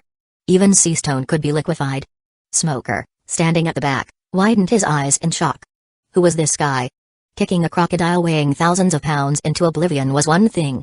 But now he could even melt sea stone? And he hadn't even eaten a devil fruit. He was doing this purely with his own power. What kind of ability was this? It was completely insane. Don't just stand there. Get out, now. As Ver spoke, the walls burst under the water pressure. In an instant, the entire place was submerged. Everyone hurriedly swam upwards. Ver grabbed Chopper and tossed him over to Zoro, who was passing by. Then, he walked into the cell and sat down beside Smoker. Quietly watching him. Waiting for him to drown. Chapter 38, Is this how you treat your savior? Smoker had already rolled his eyes by this point. But Ver still wasn't in a hurry to save him. Wait a little longer. It wasn't enough yet. After about 5 minutes, seeing that Smoker was starting to convulse and kick his legs, Ver finally pulled him up at a leisurely pace. The two swiftly swam towards the surface. Once they reached the shore, Ver unceremoniously tossed Smoker onto the ground. Ignoring the strange looks from those around him, Ver placed his foot on Smoker's head. Somehow, a toilet plunger had appeared in his hand. One foot pressing down, one hand swinging. No hesitation. Just action. Ver started smacking away without a word. Water gushed out of Smoker's mouth. Why is Ver saving this marine? He's been chasing us relentlessly. Usopp looked puzzled by Ver's actions. This guy had been after them since Logue Town. And he had chased them all the way here. It was also because of him that they had fallen into a trap this time. Smoker could truly say he had been along for the ride the whole way. But no one had any fondness for him. This guy was like a fly. No matter how hard they tried, they just couldn't shake him off. In the original story, Zoro had only saved him because of Luffy's orders. Smoker, after taking a few hits, finally regained consciousness. The moment he opened his eyes, they stung as if filled with sand. Tears streamed uncontrollably. A pungent stench flooded his nose. That smell. It was something else. Smoker immediately vomited. The scene instantly became even more unbearable. No one could bring themselves to keep watching. It was simply too cruel. Ding. Congratulations to the host for gaining 1000 negative points. Ding. Congratulations to the host for acquiring the ability, Mastery in Motorcycle Riding. What the hell? This ability made Ver's vision go dark for a second. Mastery in Motorcycle Riding? Are you kidding me, bro? This thing? Whatever. Smoker didn't have any great abilities anyway. Getting a free 1000 negative points was already a win. He was getting really close to 30,000 now. Smoker finally regained some strength. With a swift movement, he spat out the toilet plunger from his mouth. Transforming into smoke, his face was now twisted with fury. He looked as if he wanted to tear Ver apart alive. You bastard. Hovering midair, Smoker roared in rage. What happened today was the ultimate humiliation for him. He had actually been violated with a toilet plunger. How could he remain rational after that? Enraged, he charged down immediately. His right arm turned into smoke, aiming straight for Ver. We're done for. Ver, run. This guy is really strong. Usopp shouted at the top of his lungs. He had warned Ver not to save him. Now look at the mess they were in. Usopp felt it was totally unfair for Ver. Smoker's strength had already left an impression on them. Everyone thought there was no way Ver could win against him. All they wanted was for him to escape. But Ver just stood there, motionless. He acted as if he didn't even see Smoker charging at him. Seeing this, Smoker's rage burned even hotter. His speed surged. In the blink of an eye, he was in front of Ver. Just as his fist was about to land, Ver finally moved. His right leg lifted sharply, drawing a perfect arc in the air. A clean kick struck Smoker square inches the face. Everyone saw a sudden swirl of smoke, and when it cleared, Smoker was already under Ver's foot. And his prized sea stone weapon had been snapped in half. The broken pieces lay scattered on the ground. Everyone was stunned again. In just a few short minutes, Ver had shocked them wave after wave. They could barely keep up. Ver was utterly ridiculous. Even the smoke guy wasn't his match? How strong was he really? They suddenly realized that after spending so much time with Ver, they still had no idea what his true limits were. They had never seen him fight with all his strength. Just now, all he did was make a simple, perfect semicircle motion. And Smoker was already down at his feet. Smoker, too, was in complete shock. This guy. He could actually hit his real body. Ver's strength was beyond his expectations. The foot pressing down on his head felt as heavy as 1,000 tons. He couldn't move at all. So this is how the Marines treat their saviors? At least show some respect for your doctor, damn it. Ver said, finally lifting his foot lightly. He didn't continue attacking. This guy had just lost his cool for a moment. It was forgivable. Smoker got up, dusted off his head, and said nothing more. Ver shot Chopper a look, and Chopper immediately understood. He whistled loudly. 3 seconds later, the ground trembled. Soon after, a massive crab emerged not far from them. This was the little brother that Ver and Chopper had tamed earlier in the desert. Get on. We have to hurry to the capital. The battle might have already started. You guys go ahead, Chopper and I will catch up soon. Hearing this, everyone stared at Ver in admiration. That crab. It was huge. Vivi, who had been worried about how to travel quickly, lit up with excitement. Knowing that time was of the essence, they didn't hesitate and all jumped onto the crab's back. But Ver remained still. Big bro, aren't we getting on? Chopper asked in confusion. Nope. I've got something more exciting for you. Ver's gaze shifted to Smoker. Or rather, the amphibious motorbike parked not far behind him. 5 minutes later. Woo. Isn't this exciting? Ha ha ha. A motorcycle sped through the desert, with one human and one reindeer sitting front and back. Both Ver and Chopper wore helmets. Chopper even had a custom-made pink one with 2 holes for his antlers. He clung to the front like a mascot. As the scenery blurred past and the hot wind lashed at them, Chopper was too scared to even open his eyes. Slow down. Slow down. Ver, however, had the throttle maxed out, skillfully weaving through obstacles and animals in the desert. Each swerve nearly sent Chopper flying off. Motorcycles in the One Piece world were seriously fast. Speed Demon Ver was having the time of his life. Just a slight twist of the throttle, and he was already pushing 300 kilometers per hour. Luffy should be up ahead. Was he getting wrecked by Crocodile just like in the original story? He'd save him in a bit. And while he was at it, he could drag him onto the bike. There's still 1 seat left. Chopper didn't count. Fighting Crocodile was going to be easy. Luffy still had a lot of growth ahead of him. And every time he lost, Ver could squeeze some more power out of him. He already had a plan to give Luffy nightmares. It was simple. He just had to mimic the person Luffy feared most. For example, Nami. And later on, maybe even Garp. All of this would work perfectly. Chapter 39, speechless just then, Ver suddenly slammed on the brakes. Because not far ahead, there was a massive sand pit. Or rather, a quicksand pit.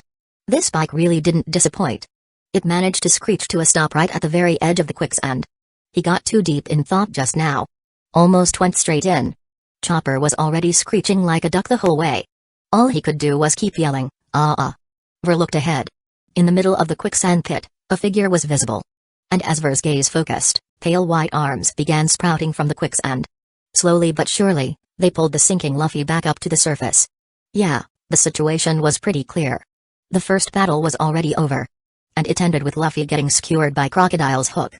Crocodile had tossed him into the quicksand pit, but he didn't expect Robin to pull him back out. Ver looked around but saw no one else. Seems like they were already gone. By now, the arms had completely pushed Luffy onto solid ground. Ver quickly parked his bike to the side and ran over. Chopper followed closely behind. Luffy now had a huge hole in his chest, pierced straight through by Crocodile. His body also looked a bit shriveled up. Other than that, he didn't seem to have any other injuries. Chopper was already silently shedding tears upon seeing Luffy in this state. But he didn't say a word. He knew that Big Bro was about to save Luffy. Ver fell into thought. Everything happened just as expected. Luffy still got wrecked by Crocodile. As for saving him, Ver had already planned for this. Honestly, knowing Luffy, even if they didn't do anything and just gave him some water, he'd probably be bouncing around again in no time. But that would likely leave lasting damage. At this stage, there was only one quick and effective way to heal this kind of injury. And that was System. Activate. Healing throwing knives effect. The person hit by the throwing knife will recover from their injuries to a certain extent. However, they will experience excruciating pain. Note, ineffective on individuals above a certain power level. Price, 500 points. This was it. Paired with some necessary props, it would definitely leave Luffy traumatized. Ver first took out a dragon fruit from his medical kit. He opened it and smeared the juice all over unconscious Luffy's mouth. Then, he used glue to stick the remaining fruit onto Luffy's hand. Looking at Luffy with his mouth covered in red juice, Ver nodded in satisfaction. He placed a hand on his face, and with a blink, he transformed into Nami. Then, he handed Chopper a mirror. Hold this up for him. Only after ensuring everything was set did Ver walk up and slap Luffy. Hard. Twice. Luffy's face visibly swelled at an alarming speed. A moment later, he groggily opened his eyes, weakly looking around in confusion. But before he could process anything, an enraged voice rang out. Luffy. Did you eat my dragon fruit? The sudden outburst made Luffy tremble violently. A bad feeling crept over him. He slowly turned his head toward the source of the voice. And there, he saw an absolutely furious Nami glaring at him. What's going on? Was that just a dream? Why is Nami here? But when he spotted the familiar mark of their crew on Nami's hand, he didn't doubt her identity. Before he could think any further, Nami stomped over. Her voice repeated like a curse, Did you eat my dragon fruit? Luffy panicked on the spot. Nami looked dangerous. I didn't. I didn't eat any dragon fruit. Luffy hurriedly denied it. Still lying? Look at yourself in the mirror. And look at what's in your hand. Luffy instinctively turned to the mirror Nami was pointing at. In the reflection, his mouth was covered in red juice. He panicked. Then he saw his hand. No matter how much he shook it, the dragon fruit stuck firmly. He really started to freak out. Nami. It wasn't me. I swear. Listen to me. Seeing Nami's face darken even further, Luffy desperately tried to back away. But his injuries kept him from escaping. Nami. Calm down. Nami ignored him completely. She stood about 5 meters away, silently pulling out a throwing knife. Then, under Luffy's horrified gaze, she flung it at him. The first throw missed, landing right beside his face. Luffy stared at the cold, gleaming knife in terror. And then Nami raised her hand for another throw. Luffy was genuinely about to lose it. What are you doing, Nami? I won't eat it next time, okay? It's just a dragon fruit. I'll buy you another one. Stop. Ding. Congratulations, host. You have earned 1,500 negative points, swoop. The knife ignored Luffy's pleas and plunged straight into him. PFFT. Luffy froze. He stared blankly at the knife embedded in his chest, feeling the raw pain. One thought filled his mind, I'm done for. Sure enough, a barrage of knives followed. Within 10 seconds, Luffy looked like a human pincushion. Ding. Congratulations, host. You have earned 2,000 negative points, ding. Congratulations, host. You have acquired the ability, Physical Enhancement. As soon as the system notification ended, Ver felt his body grow stronger. And by a significant margin. The sensation lasted only a short while. After a quick internal check, Ver figured out the mechanics of his new ability. It wasn't cumulative. Acquiring someone's physical enhancement would overwrite the previous one. For example, right now, his stats aligned with Luffy's, not a mix of Sanji and Luffy. Thankfully, he wouldn't experience negative growth. If someone's strength was weaker than his own, he simply wouldn't gain anything. Pretty user-friendly, honestly. Looking at Luffy, who had passed out from fear, Ver cancelled his Nami transformation. He quickly pulled out all the throwing knives from Luffy's body and tossed them back into his medical kit. Chopper, though surprised, didn't question Ver's actions anymore. Big Bro was always right. Luffy's injuries had completely disappeared. Not a single scar remained from the knives. Healing complete. Worked like a charm. And the new ability was quite useful. He actually obtained Luffy's physical enhancement.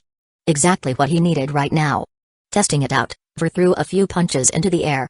Based on his estimate, his Dariki level should be around 2,800 now. Rob Lucci was at 4,000 during Anai's lobby. His strength was increasing ridiculously fast. Thinking about it, Ver smacked Luffy's face a couple more times. Luffy soon woke up again. The moment his eyes opened, he started thrashing in terror. Then he saw Ver's face and suddenly froze. "Where's Nami?" Luffy looked around in confusion. "Did you have a nightmare? Nami's not here. You passed out. I just saved you. How are you feeling now?" "Feeling? Was that really just a dream?" "Forget it. Doesn't matter. I still need to defeat that sand bastard." Checking himself, Luffy was shocked to find he was fully healed. Not a single wound left. "I'm fine now. Ver, your medical skills are amazing. You healed me so fast." Ver blinked a bit awkwardly. He quickly got on his bike and pulled Chopper up. "Hop on. We're catching up to them right now." Luffy stared at the flashy motorbike with envy. But he had no idea how to ride one. He'd probably crash it within seconds. Ver revved up the bike. In no time, they vanished into a cloud of dust. At 400 kilometers per hour, Ver was exasperated. Because Luffy had already climbed over his head, shouting, "Whoa! Ahahaha! Yay! Woo!" Chapter 40, As long as I'm here, he won't die. Ver was getting seriously annoyed on this journey. Sometimes, he really wanted to just knock Luffy out and drag him behind the bike. As he drove, Ver began analyzing the situation. His weakest attribute, physical strength, had improved significantly. Now, he was confident that he could defeat Crocodile. Maybe even crush him in a one-sided victory. After all, this power-up was no joke. Next stop, full throttle to Alubarna. This scorching journey was about to end. First, he'd drop Luffy off near Zoro. Timing was crucial, and he didn't need to engage his own allies too early. The primary target is the enemy. If this wave of enemies isn't dealt with, they'll all end up in prison, and he wouldn't get another chance. So, rescue the enemies first. But not all enemies are worth saving. Not everyone deserves his intervention. Zoro's opponent, in particular, caught Ver's interest. Mr. 1. The man with the Supanomi, diced ice fruit, able to turn his body into steel. A crucial opponent for Zoro's growth. Also, the only small fry Verdine worth treating. At their breakneck speed, the shadow of the Grand City soon appeared ahead. Ver began slowing down. From a distance, he could already see thick black smoke rising. The sound of cannon fire echoed in the air. The battle had begun. Ver, Luffy, and Chopper sped through the chaotic streets, weaving toward the royal palace. The outer streets were completely deserted. Their bike roared ahead, maintaining high speed. But just then, a bridge in front of them suddenly shattered into countless tiny fragments. Ver immediately hit the brakes. They all turned their attention forward. There stood a well-built, bald man. And in front of him, buried in the rubble, was a faint glimpse of green. Zoro. That's Zoro. Luffy shouted just as Zoro struggled to rise from the debris. But his appearance made Luffy's eyes widen. His entire body was covered in deep, precise cuts. Fresh blood trickled from his wounds. Even so, he stood. He glanced at Luffy but said nothing, just breathing heavily. Their battle was nearing its climax. Luffy knew this was Zoro's fight. He couldn't interfere. But the worry in his eyes was unmistakable. Head to the palace. With me here, he won't die. Ver's voice broke through Luffy's hesitation. Luffy froze for a moment, then, without another thought, sprinted toward the palace. Ver's strength and medical skills were more than enough to set Luffy's mind at ease. I'm counting on you, Ver. Luffy's voice echoed as he ran off. Meanwhile, Mr. 1 sneered at Ver's arrival and turned back to Zoro. So, you called for backup? Ha. It doesn't matter how many come. The outcome won't change. Hearing that, Zoro let out a chuckle. Mr. 1 narrowed his eyes in confusion as Zoro spoke. If he steps in, you'll die in one move. Mr. 1 stiffened, his eyes now wary as they shifted toward Ver. But Ver merely leaned against his motorbike, watching coldly. If it weren't for the little reindeer keychain hanging from his handlebars, the scene would have been quite cool. Relax. He won't interfere. Beating you? I can do that myself. Zoro's words dispelled Mr. 1's doubts. He took a deep breath, steadying his stance. His heavy breathing slowed. Such arrogance. Enraged, Mr. 1 charged at Zoro, blades gleaming. Ver knew. The fight was about to end. just as Mr. One's steel blade was about to decapitate Zoro. Zoro's eyes snapped open. A flash of understanding burned within them. His sword emitted an indescribable aura. In the next instant, he lunged forward. Their figures blurred as they crossed paths. A flash of steel. Silence. No sound of metal clashing. Splurt. Blood gushed from Mr. One's chest. For the first time, his steel body had been cut. The crimson spray shot high into the air. Mr. One collapsed. Zoro, too, could no longer stand and fell to the ground. Time to work. Ver muttered, bringing Chopper over to Zoro's side. He tossed Chopper down and pointed at Zoro. Give him emergency treatment. Just keep him alive. I'll do the rest later. With that, Ver walked toward Mr. One. Where are you going? Chopper asked, confused. To save a life. In my eyes, there are only patients, not enemies. Chopper froze at Ver's words, staring at his determined back. Was this the level of a true doctor? I still have so much to learn. Even Zoro's gaze toward Ver turned to one of admiration. A doctor like this was rare in this world. Ver crouched beside Mr. One and flipped him over. 3 deep, intersecting wounds slashed across his chest, revealing bone. Blood kept pouring out. Despite the pain, Mr. One's gaze held nothing but respect as he looked at Ver. A true doctor. Ver ignored him and got to work. He pulled out a brick. Mr. One looked confused. Before he could react, Ver swung it down hard on his forehead. Mr. One's eyes widened in horror. Thud. A sharp pain exploded in his skull. But strangely, there was no wound. Anesthetic brick, effect, striking a defenseless target will induce anesthetic status. Anesthetic status, conscious mind, paralyzed body. Price, 2,000 points. Ver had spent a fortune on this item. But since it was reusable, it was worth the cost. Now that Mr. One was immobilized, all that was left was stopping the bleeding, stitching him up, and bandaging him. Ver took out a rusty needle and a bundle of makeshift stitching thread. Under Mr. One's horrified gaze, he reached for the wound. Ding. Congratulations, host, for obtaining 200 negative points, so little?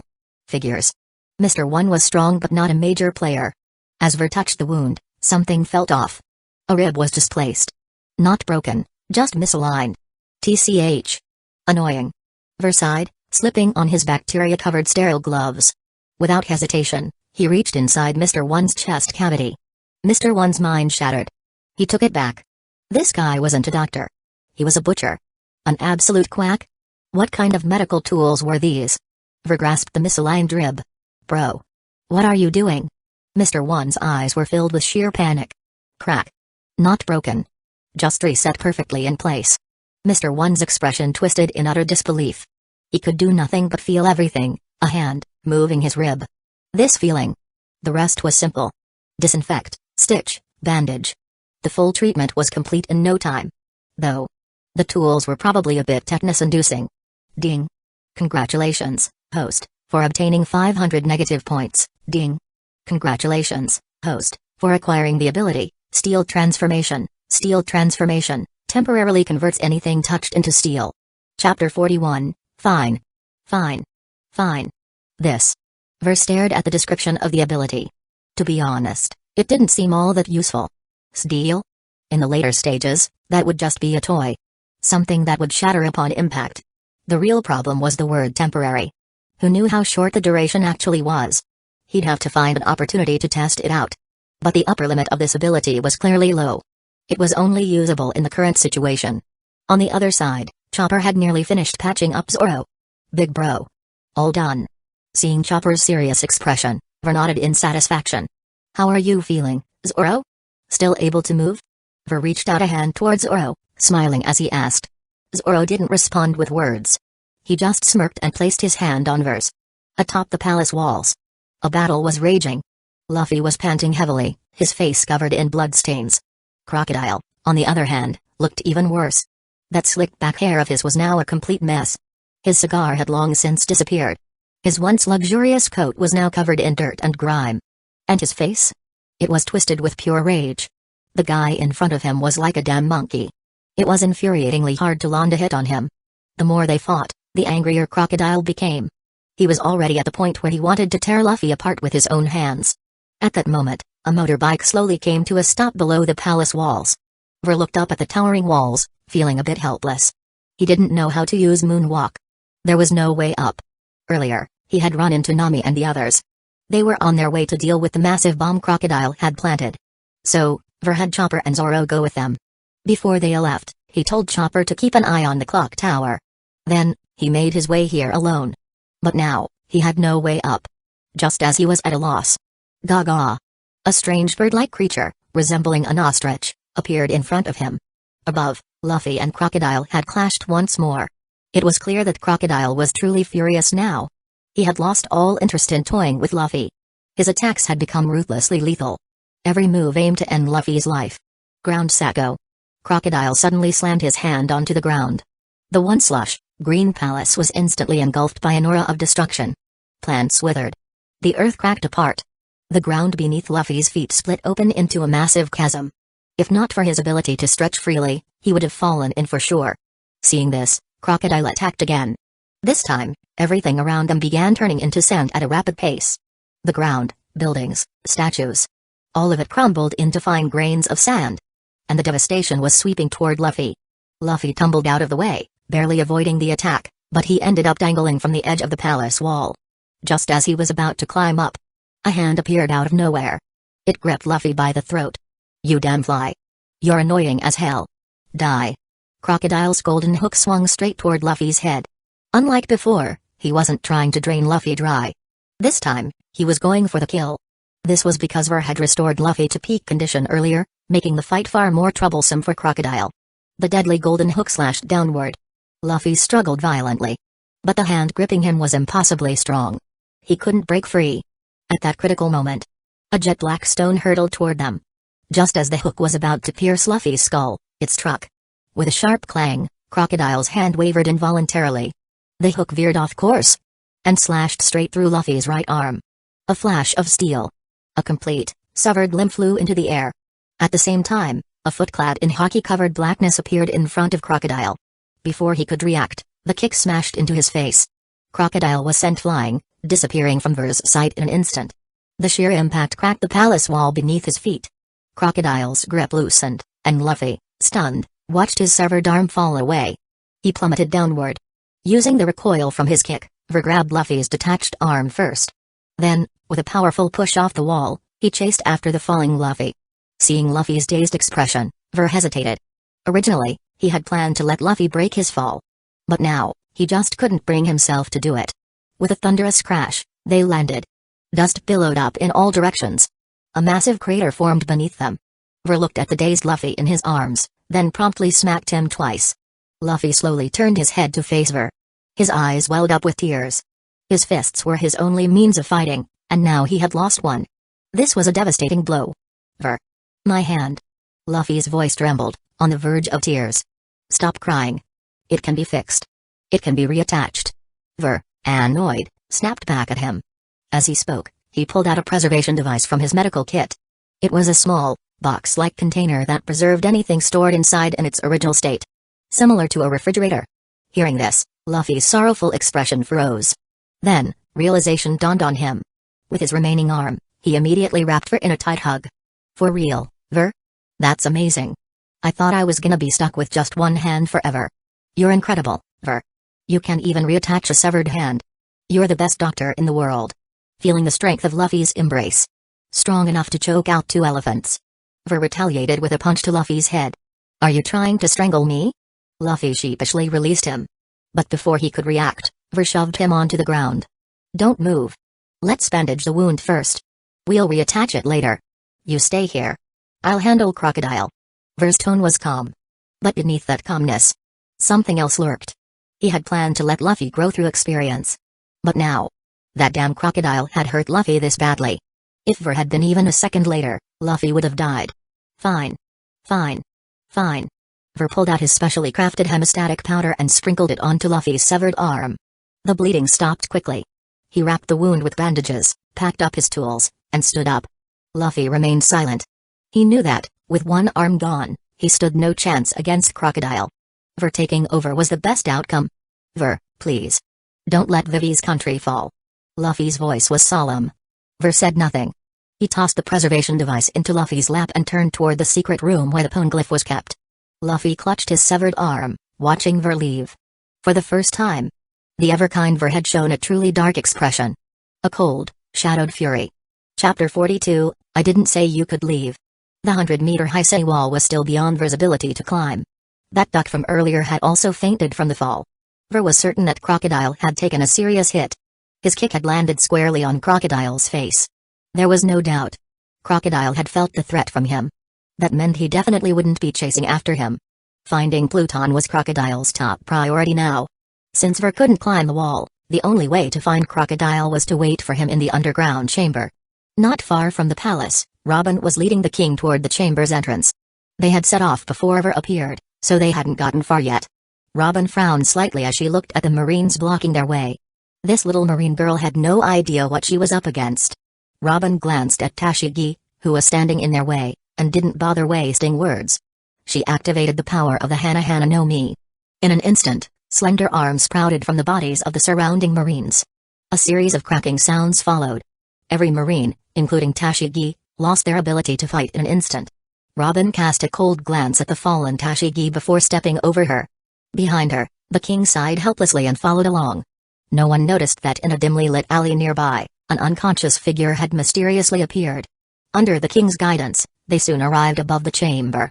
With a push of the statue before them, a secret passage was revealed. One after another, they stepped inside. After a long walk through the passage, they reached an ancient chamber filled with the weight of history. Various antiques lined the room. But the most eye-catching feature was the massive stone at its center. The moment Robin saw it, a ripple of emotion flickered across her otherwise calm eyes. She quickly stepped forward. Reaching out, she gently touched the ancient stone. "This is the poneglyph you were looking for," the king said with a grim expression. Robin didn't need him to say it. She could tell at a glance. This was exactly what she had been searching for. Just as she prepared to decipher it, a hoarse voice echoed from behind her. "Finally found it. Ha ha ha. Now, let's see who can stop me." Robin's face immediately darkened. "Translate it for me now. Tell me where Pluton is." Crocodile, eyes manic with excitement, ordered from behind her. He looked utterly wretched. His hair was a mess, and a deep shoe print was imprinted on his face. He was a sorry sight. Robin lifted her gaze to the poneglyph. She was at his mercy. If she disobeyed, she could die at any moment. But after scanning the inscriptions, her expression shifted unpredictably. The text did contain clues about Pluton. But if she told Crocodile... Well? Speak. Crocodile roared, growing impatient with her silence. "There's no mention of Pluton here. This only records the history of this kingdom." Robin ultimately chose not to reveal the truth. The moment she spoke, the air around them grew noticeably colder. Crocodile's expression darkened to its limit. His inherently suspicious nature told him that this woman was lying. After everything he had done, was this all he had found? Just the history of some ancient kingdom? What a joke. She had to be lying. At that moment, Crocodile's killing intent toward Robin flared. Pulling out a handkerchief, he wiped his already dirtied golden hook. "No mention, huh? What a pity," he said flatly. Robin, perceptive as she was, could clearly sense his intent to kill. She knew her chances of survival were slim. She wouldn't just sit there and wait for death. With lightning-fast reflexes, she hurled a bottle of water at Crocodile. Then, drawing a long knife from her coat, she lunged at him. But after being humiliated by Luffy with water, there was no way Crocodile would be unprepared.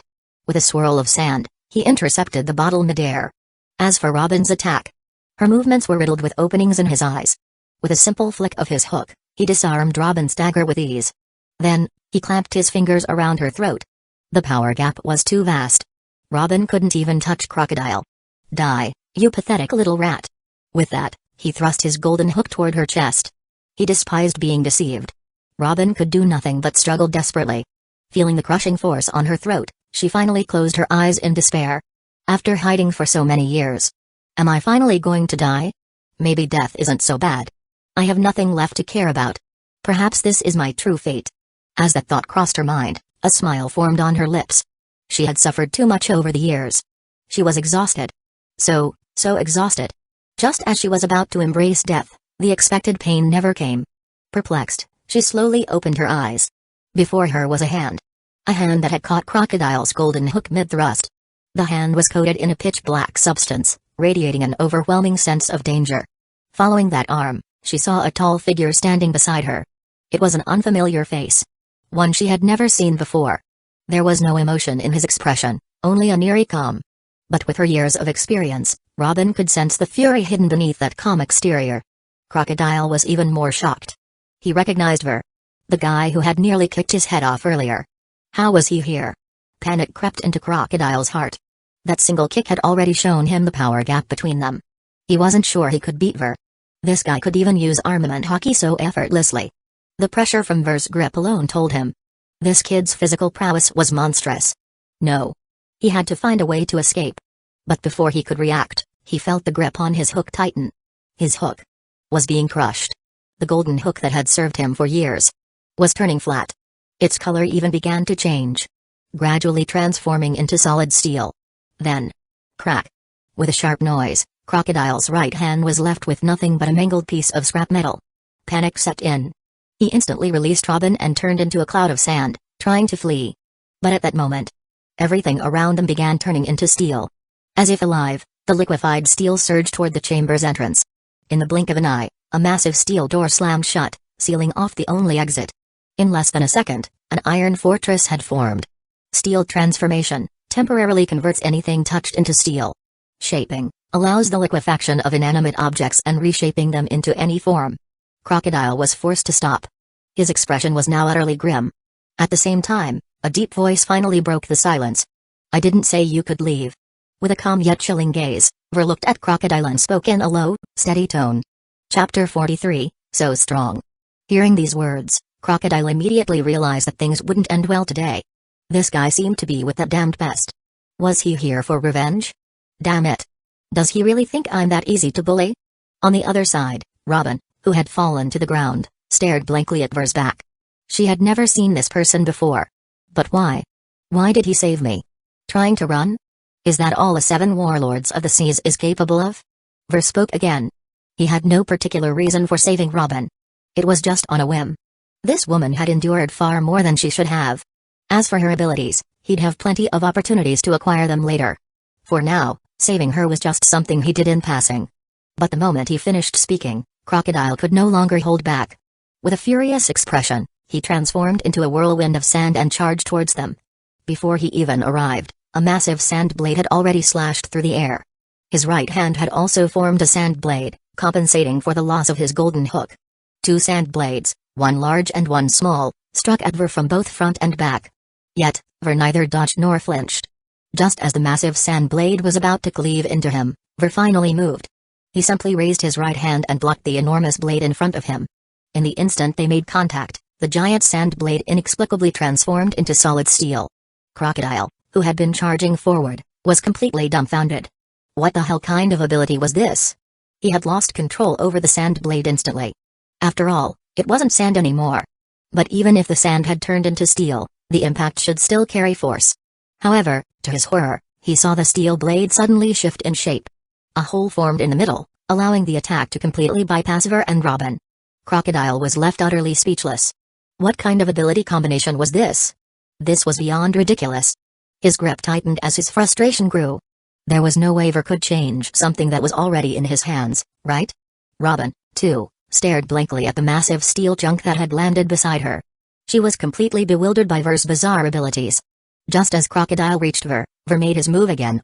But this time, he wasn't just defending. Crocodile only saw a blur in front of him before Ver suddenly vanished. His eyes widened in shock as a terrible premonition welled up inside him. At the same time, a figure appeared at his side. Leg reinforcement. A low murmur echoed, and the next thing Crocodile felt was like he had been hit by a speeding train. His head snapped sideways as his entire body was sent flying. The powerful shockwave even caused Robin's clothes to flutter violently. For the first time, her eyes reflected true astonishment. This man was incredible. The 7 warlords of the seas, whom she had viewed as nearly invincible, was being toyed with in Ver's hands. Crocodile hadn't even been able to react before getting kicked away. Just how strong was this guy? On the other side, Crocodile crashed violently into the poneglyph. Ver had intentionally chosen that direction. Otherwise, Crocodile would have likely blasted a hole through the steel chamber he had set up. If that allowed him to escape, things would become troublesome.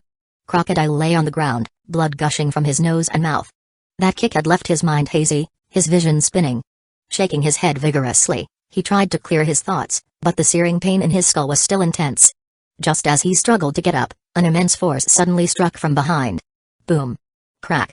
2 sounds echoed simultaneously. Crocodile, who had barely managed to push himself up, was instantly slammed back down. His ribs were completely shattered. A mouthful of blood spewed from his lips as unbearable pain twisted his face into an agonized grimace. The ground beneath him caved in, forming a massive crater. The calm and composed expression he had earlier was gone. Now, there was only fear and pain. His body was screaming in agony, but he no longer cared about dignity. He slammed his palm against the ground. Instantly, the floor and walls began turning into sand. In the blink of an eye, all the steel vanished, replaced by a vast sea of golden sand. Even the rocky ceiling above disintegrated into dust, letting sunlight pour in. Sables. With a flick of his hand, Crocodile unleashed a massive sandstorm. At the same time, Ver felt the ground beneath him disappear as Crocodile's sand-formed body shot into the sky at high speed.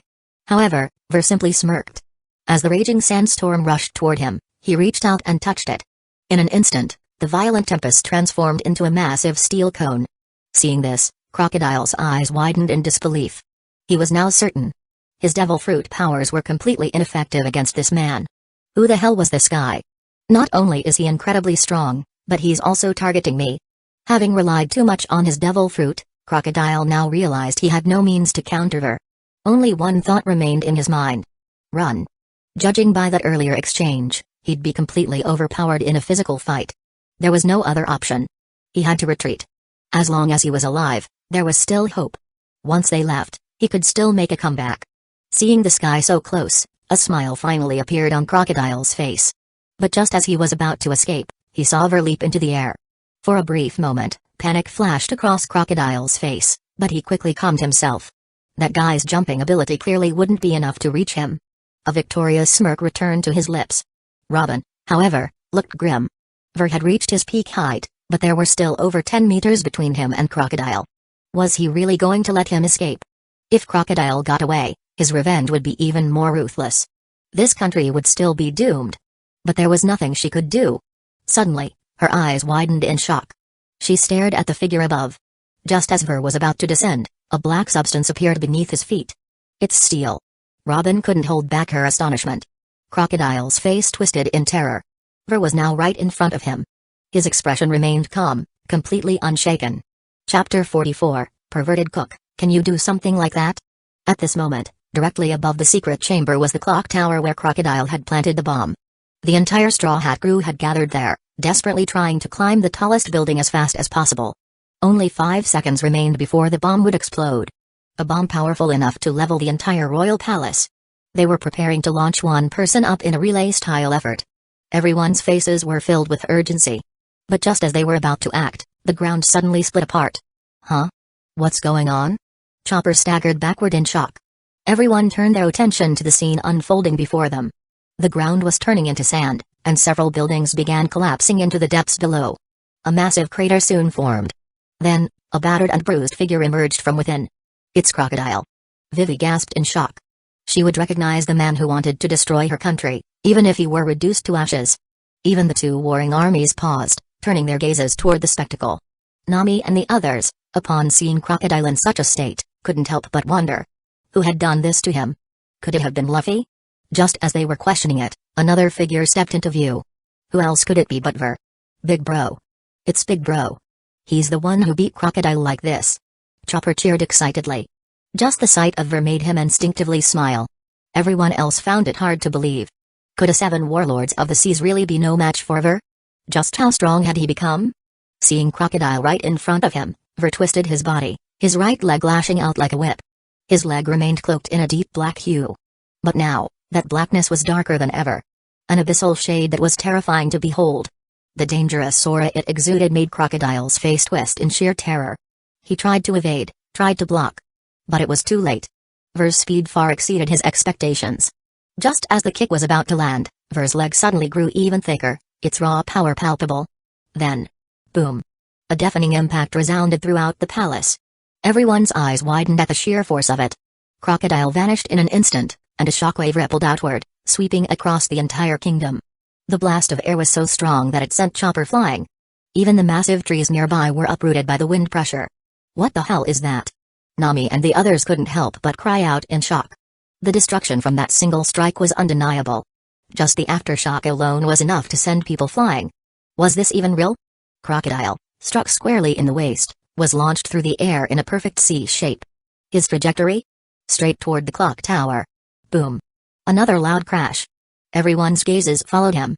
A massive hole now gaped in the top of the clock tower. And the bomb was gone. This. Vivi stared in stunned disbelief. The bomb was gone. The danger had been neutralized. Just as that thought crossed her mind, the sky above suddenly lit up. A light rivaling the sun erupted across the heavens. Everyone instinctively squinted their eyes. Boom. A thunderous explosion echoed across the sky. The clouds above instantly dissipated without a trace. Then, another powerful shockwave followed. Fortunately, the distance was great enough that the impact wasn't too severe. Ver landed back in the chamber, his breathing somewhat labored. That kick had drained a huge amount of his stamina. He had pushed his armament hockey to the absolute limit. More than half of his energy was gone in an instant. He was still too weak. Normally, coding his attacks in armament hockey wasn't particularly exhausting. But using it at full power, far beyond his body's natural limits, had nearly worn him out after just one strike. Even so, Ver was certain. If Crocodile wasn't dead, he was at least half dead. That guy had done so much damage to Luffy. It had pissed him off. So he hadn't held back. The moment his kick connected, he felt something inside Crocodile rupture. Probably a kidney. On the battlefield, as the wind brushed past them, Vivi and the Straw Hat skulked nervously. First, they were shocked by the sheer power of the bomb. It really could have leveled the entire capital. But even more shocking, Ver's strength. He had not only defeated Crocodile but had also sent both him and the bomb flying high into the sky. That bomb, which should have caused catastrophic destruction, had been reduced to nothing more than a distant gust of wind. Hey, perverted cook, can you do something like that? Zoro, still staring at the sky in disbelief, asked Sanji in a trembling voice. Don't joke with me. Sanji muttered, lighting a cigarette and taking a deep drag. Only then did his emotions finally settle. But the shock in his eyes remained. Big Bro is amazing. He didn't just beat that guy. He even took care of the bomb while he was at it. Chopper mumbled in awe. Deep down, he made a firm resolution. To become stronger. To always stay by his big bro's side. Nami and Vivi wore similar expressions. Nami. Has Ver always been this strong?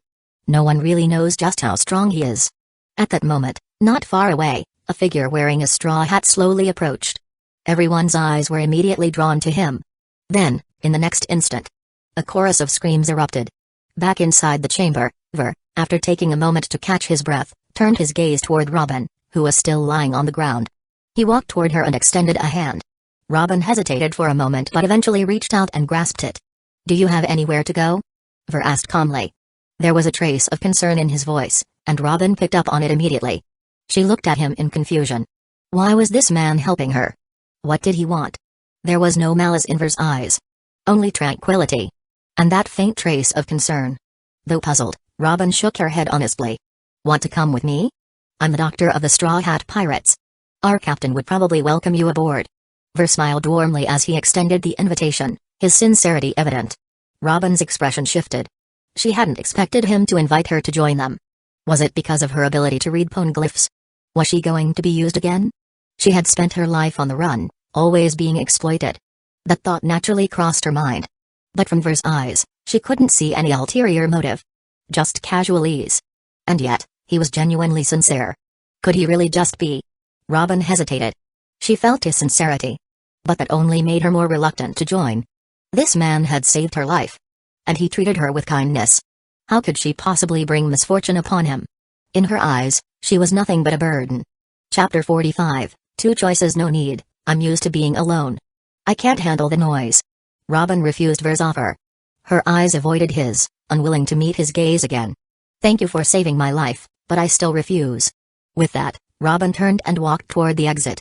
Her figure was as resolute as her tone. Seeing this, Ver smirked. He could tell. Robin was only afraid of dragging them down. Now that he knew the reason, things would be much simpler. We're pirates. Do you know what that means?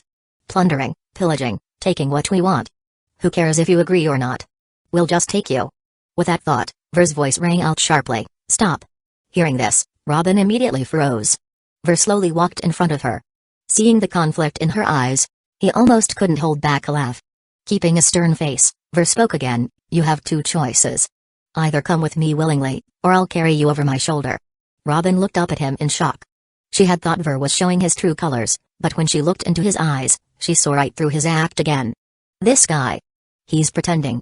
Even though she knew he was faking his ruthlessness, she had no doubt he would follow through on his threat. He would definitely do it. After a moment of consideration, Robin sighed and relented. Being carried? No thanks. I'd rather walk on my own, she said helplessly. Although she was being forced into it, she clearly wasn't as resistant as before. Hearing this, Ver nodded in satisfaction. Smart choice. Soon, the two of them left the secret chamber. Robin followed closely behind Ver, afraid he'd think she was trying to escape. Ver led her in the opposite direction of Luffy and the others. As they got further and further away, Robin couldn't help but feel confused. But she didn't ask anything and simply followed in silence. After walking for about 10 minutes, Ver finally stopped. Should be around here, he muttered, scanning the surroundings before his gaze locked onto a corner nearby. There, a figure lay motionless. Found him. Ver's face lit up as he quickly walked over. As he got closer, he saw Crocodile lying there, half dead. The massive cloak he always wore had been destroyed in the previous explosion. His entire body was in shambles. The most gruesome injury was his waist, where a massive chunk was missing. The result of Ver's devastating kick. He was barely breathing. If left alone, he'd be dead in minutes. Robin frowned slightly at the sight. This was the worst she had ever seen him. Why was Ver here? Was he going to finish him off? She couldn't help but think. If Ver knew what she was thinking, he'd probably laugh out loud. Finish him off? What a joke. The loot hasn't even been collected yet. I'm just here for my spoils of war. With Crocodile defeated and his top officers incapacitated, nothing else in this country could pose a threat anymore. Once the loot was secured, it would be time to leave. He couldn't wait for the next destination. Skypia. Enel's rumble fruit was a must-have. The strongest Logia fruit, hands down. It would massively boost his combat power. Even though he had armament hockey now, he was still too weak. He didn't have any particularly powerful offensive techniques. Against stronger opponents, he still couldn't win. Like Kuma, for example. But if he obtained the power of lightning, things would be different. His speed would skyrocket, his attacks would be electrifying, and he'd even gain an extra way to save people. And if that still wasn't enough to beat Kuma, at least he could short-circuit him. The more he thought about it, the more excited he became. No time to waste. Save Crocodile, grab the loot, and get out of here. With that decided, Ver examined his masterpiece. A quick assessment, 80% of his bones were shattered, a kidney was missing, and there were some severe burns. Treatable. A bit of rough handling, and he'd be good to go. Ver had already figured out the system's mechanics. He didn't need to completely heal someone to get rewarded. Just doing what a normal doctor would do was enough. This applied to enemies. For allies, if he could heal them instantly, why make them recover slowly? Instant healing gave him more negative points anyway. Looking at the unconscious Crocodile, Ver didn't hesitate. He pulled out his anesthetic brick. Swinging his arm in a full arc, he smashed it onto Crocodile's head. Robin was terrified. This had to be an execution. And he even used a brick. So brutal. But unbeknownst to her, despite looking unconscious, Crocodile was actually wide awake. Anesthetic brick, effect, striking a defenseless target will induce anesthetic status. Anesthetic status, conscious mind, paralyzed body. Price, 2,000 points. Yep, it even had a built-in forced wake-up service. Totally worth the money. Crocodile was utterly dumbfounded as he processed everything happening around him. The moment he sensed Ver's presence, a chill ran down his spine. Why is he here again? What does he want? Crocodile was incredibly anxious, but he couldn't move at all. Meanwhile, Ver pulled out a scalpel and began working on Crocodile's arm. He sliced through the skin, exposing the shattered bones inside. Just as he was about to take out a pair of tweezers from his medical kit, he changed his mind. Too much hassle to sterilize them. Instead, he picked up two thin branches from the ground and started fishing out bone fragments with them. Crocodile might look pitiful, but the only real issues were his fractures and burns. Everything else was minor. The fractures were fatal, though, so Ver planned to replace his bones. His medical kit had a variety of fresh, suitable bones for transplant. But first, the broken ones had to come out. Ding. Congratulations, you've earned 2,000 negative points, ding. Congratulations, you've earned 1,500 negative points. Crocodile was in agony. What kind of torture was this? This was pure cruelty. A scalpel cutting through flesh, tree branches scraping inside wounds. This wasn't medical treatment. This was punishment. And worst of all, he couldn't move at all. He could only endure the torment. Robin, watching from the side, was equally stunned. What was he doing? Torturing him? She couldn't understand, so she finally spoke up. Isn't he unconscious? What's the point of torturing him?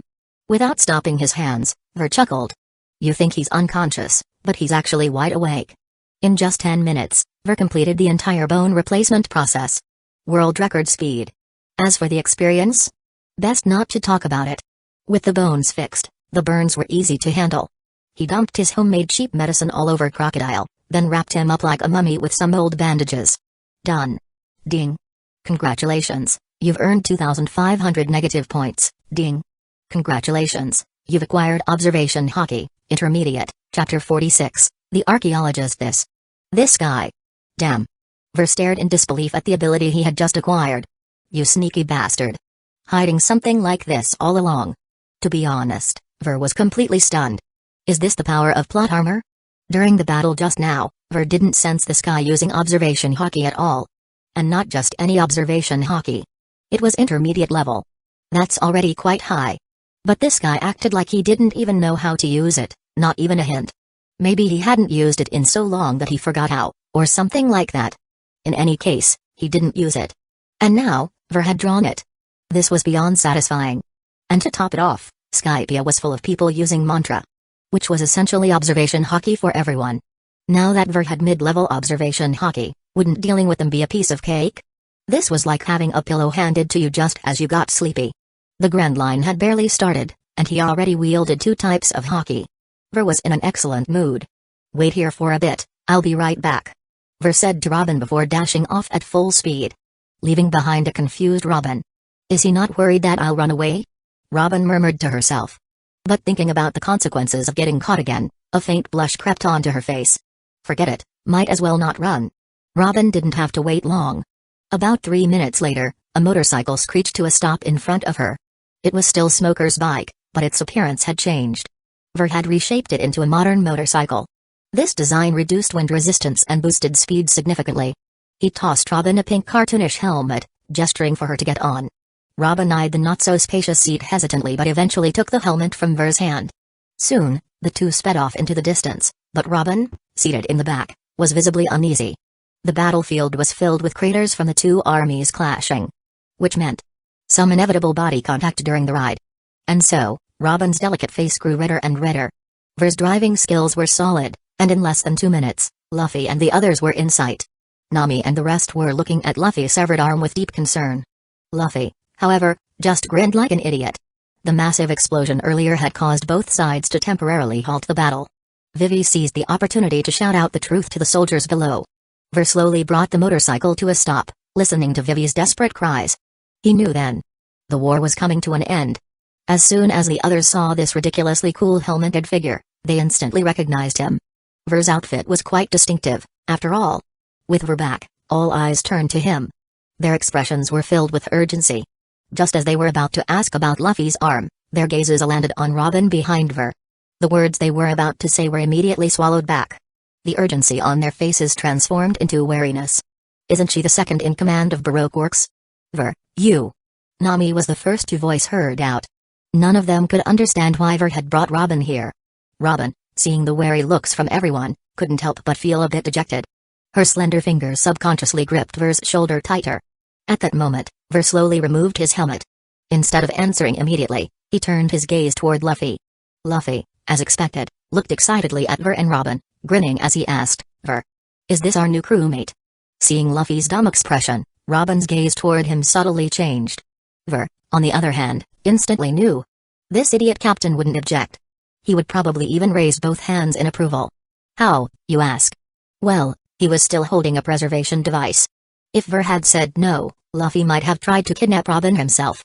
With that certainty, Ver finally turned to Nami and the others, clearing his throat before introducing, this is Nico Robin, from now on, she'll be our ship's archaeologist. Hearing this, Nami and the others were stunned. Wasn't she their enemy? How did she become a crewmate in the blink of an eye? Robin also looked at Ver in surprise. Only Luffy, Chopper, and Sanji were gleefully circling the motorcycle. Chopper didn't know Robin. He had never met her before. But if Big Bro brought her, she must be a reliable companion. Yay yay. We got a new crewmate. And an archaeologist too. Hee hee hee. Are you really good at archaeology? What exactly is archaeology? And what does an archaeologist do? Luffy, being Luffy, immediately bombarded Robin with a series of questions. Robin couldn't hold back a small smile. That smile nearly knocked Sanji out cold. Another beauty aboard? Joining this crew was the best decision of his life.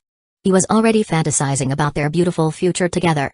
As long as she was a beauty, there was no way Sanji would object. Seeing the situation, the others knew this was already settled. And they weren't particularly worried. After all, Ver had brought her. Ver had just proven how reliable he was. If it had been Luffy, that would have been a different story. In any case, Robin was now tentatively accepted by the crew. Ver. What about Luffy's arm? Yeah, Ver, we need to reattach it quickly, or there might be long-term consequences. That's right, we can't afford to delay this. Everyone spoke seriously. Even Luffy stopped goofing around and looked up at Ver. He knew this wasn't a small matter. Ver glanced at them. Nami, covered in dirt, with wounds on her arm and shoulder still oozing blood. Sanji, his right calf twisted at an odd angle. Usopp, nose broken. Zoro, barely holding together after already being bandaged up, but now those bandages were stained red again. Ver was slightly moved. They were all seriously injured. Especially Zoro. Yet their only concern was Luffy's arm. TCH, this was really. To reattach it, we need to do it in my operating room. Ver said, a hint of emotion in his tone. Why the operating room? Because it was sterile, of course. This was their captain, and reattaching an arm was no small procedure. A good environment was crucial for post-surgery recovery. Upon hearing his words, everyone was momentarily stunned before their faces lit up with joy. If Ver said he could fix it, then there was no doubt. The priority now was getting back to the ship as soon as possible. Then let's go now. Everyone spoke in unison. Without hesitation, they hoisted Luffy up, ready to carry him back. Seeing how eager they were, Ver had no objections. He was more than happy to get moving. But looking at their battered state, if they walked, they might collapse from exhaustion first. What are you doing? Carrying him back? His arm is hurt, not his legs. I'll give you all a ride. Ver sighed, face palming. Everyone turned to look at his small motorcycle. This thing? Carry all of them? No way. Just as they were confused, Ver's motorcycle started to transform. Chapter 47, Ding. First, there was a strange mechanical whirring sound. It was just like a transformer shifting into a new form. Immediately after, Ver and Robin's figures began to rise. Robin was watching all of this in shock. 10 seconds later, a massive, imposing machine appeared before everyone. It was none other than a brand new tractor. But a mechanical version of a tractor. It looked much more intimidating. Don't just stand there.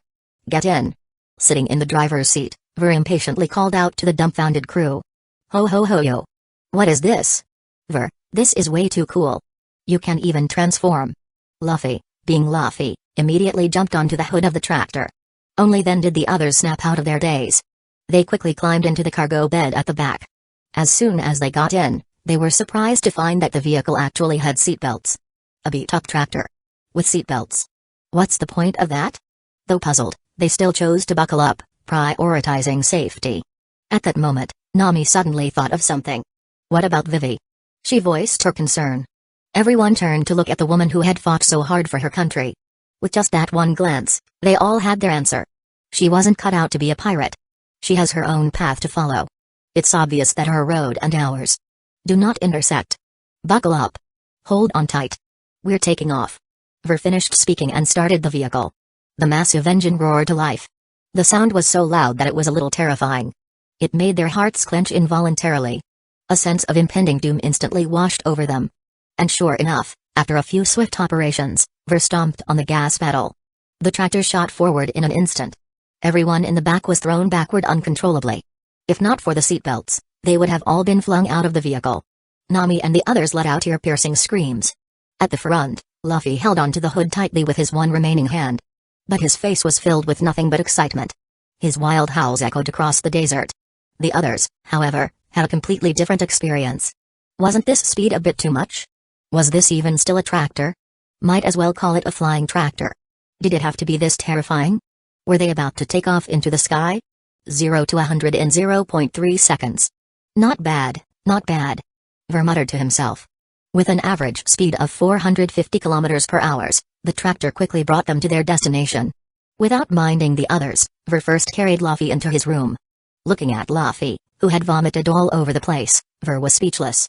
The rest of the crew wasn't faring any better, all of them were retching. Ver's driving skills were decent, But at this speed, no amount of skill could help. Despite their condition, they still forced themselves to walk to Ver's door. Just as they reached it, they suddenly heard a chilling, blood-curdling scream from inside. The scream made everyone shudder. Even Luffy couldn't handle it. Crap, they were all doomed. Meanwhile, the news of Crocodile's defeat and his crimes quickly reached the world government. Saint Saturn slowly put down a receiver. The call ended. What a nuisance. Now we have to find someone else to fill his position. Saint Saturn spoke with a hint of frustration. Humphrey. Useless. Losing to a rookie pirate. What an embarrassment. Now we have to go through the trouble of finding a replacement. The bald elder beside him snorted in annoyance. Things have already progressed this far. Complaining won't change anything. That rookie does seem somewhat capable. He awakened armament hockey at such a young age. Saint Saturn found Ver somewhat intriguing. It's nothing special. Armament hockey is fairly common. He's just a greenhorn. Let the Marines take care of it. A 7 warlords of the seas was taken down. We can't just let this slide. The elder who resembled a wild boar spoke up. Saint Saturn didn't object. The decision to have the Marines hunt down these pirates was unanimously approved. The Marines soon received the message. Upon learning that Crocodile had been defeated by a rookie pirate, the Marine headquarters conference room fell into brief silence. When Garp heard that it was his grandson's crew that caused this mess, his old face broke into a wide grin. He munched on his senpai with even greater enthusiasm. The government wants us to send someone to eliminate them. Sengoku finally spoke, his expression stern. The officers exchanged glances. There was some surprise on their faces.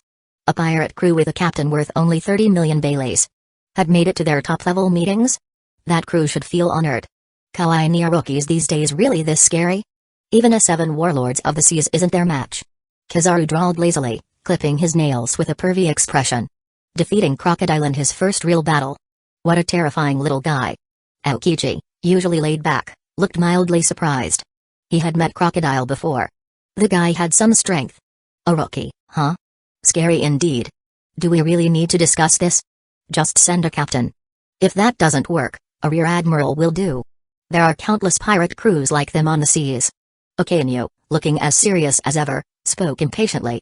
Sengoku's expression darkened slightly, but before things could escalate, Tsuru stepped in to smooth things over. Defeating Crocodile is already proof of their strength. I suggest sending a vice admiral. We should be cautious. Her words were met with nods of agreement. Indeed. A rookie with such terrifying potential must be snuffed out early. I'll go. I guarantee absolute success. Doberman, a hardliner, declared with a fierce expression. Seeing someone volunteer, Sengoku, who had been considering who to send, immediately approved. Since you're free, I'll leave it to you. Be careful. Don't let anything go wrong. Doberman scoffed with disdain. Relax. I'll get the job done. Ding. Congratulations, host, for gaining 3,000 negative points. Ding. Congratulations, host, for gaining 3,500 negative points. Ding. Congratulations, host, for acquiring the ability, sit-ups. Ding. Congratulations, host, for acquiring the ability, Swordsman's Heart. Ding. Congratulations, host, for acquiring the ability, Exoskeleton. Ding. Congratulations, host, for acquiring the ability, Sharpshooter's Eye. Ding. Congratulations, host, for acquiring the ability, Child of the Weather. Chapter 48, I know a little bit. Sit-ups, greatly enhances recovery after exiting combat. Swordsman's Heart, makes your will unbreakable. Exoskeleton, permanently increases damage resistance by 100%. Sharpshooter's Eye, greatly enhances perception. Child of the Weather, greatly enhances elemental affinity. The deck was unusually quiet, with only Ver and Chopper enjoying the sea breeze. Ver casually tossed a freshly made pill to Chopper while munching on the sandwich Chopper had prepared for him. At the same time, he glanced at the system notifications. Everyone had sustained serious injuries. He had spent the entire night tending to them. Now, they were all back to full health. They just weren't in the mood to be active. Everyone was in their rooms, caught up in their emotions. Robin had temporarily taken over as the helmsman. They had set sail shortly after boarding yesterday. She hadn't rested since. He'd have to take over her duty soon. Speaking of which, this round of treatment had yielded significant gains. He had gained some impressive abilities. Especially sit-ups and exoskeleton. These two skills would be absolutely overpowered in the late game. Sit-ups was self-explanatory. Just look at Luffy, who could lie down for a bit and spring back to full health. As for exoskeleton, its resistance to damage scaled with strength. If he could one day reach Kaido's level of physical toughness and then double that durability with exoskeleton, that would be insane. It was essentially the ultimate tank ability. Massive resistance to damage. The other three abilities' potential wasn't immediately clear.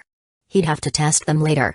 However, the ability Child of the Weather, which he got from Nami, caught his attention. He could already feel the increase in elemental affinity. The wind and water elements around him were abnormally active. He could clearly sense their presence. But he wasn't yet able to manipulate them. And there were more elements than just wind and water. If he obtained the powers of the Rumble fruit, his ability to sense lightning elements would greatly enhance his combat effectiveness.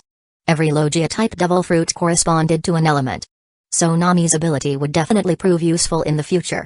For now, it just made the sea breeze feel extra pleasant. Ver checked his current assets. Negative points, 18,000 right, he had spent 30,000 on the Divine Medical Arts yesterday. His balance was now significantly lower. But Divine Medical Art was incredibly cost-effective. Upon unlocking it, a flood of medical knowledge filled his mind. His medical skills instantly reached top-tier levels. A vast amount of pharmaceutical knowledge and potion formulas surfaced in his mind. At this moment, Ver felt overwhelmingly powerful. The pill he had just tossed to Chopper was an improved version of the Rumble Ball. He had actually developed 3 variations. But Chopper's body could only withstand the first version for now. After consumption, it still granted transformation abilities, but also provided an additional 50% boost to strength and speed.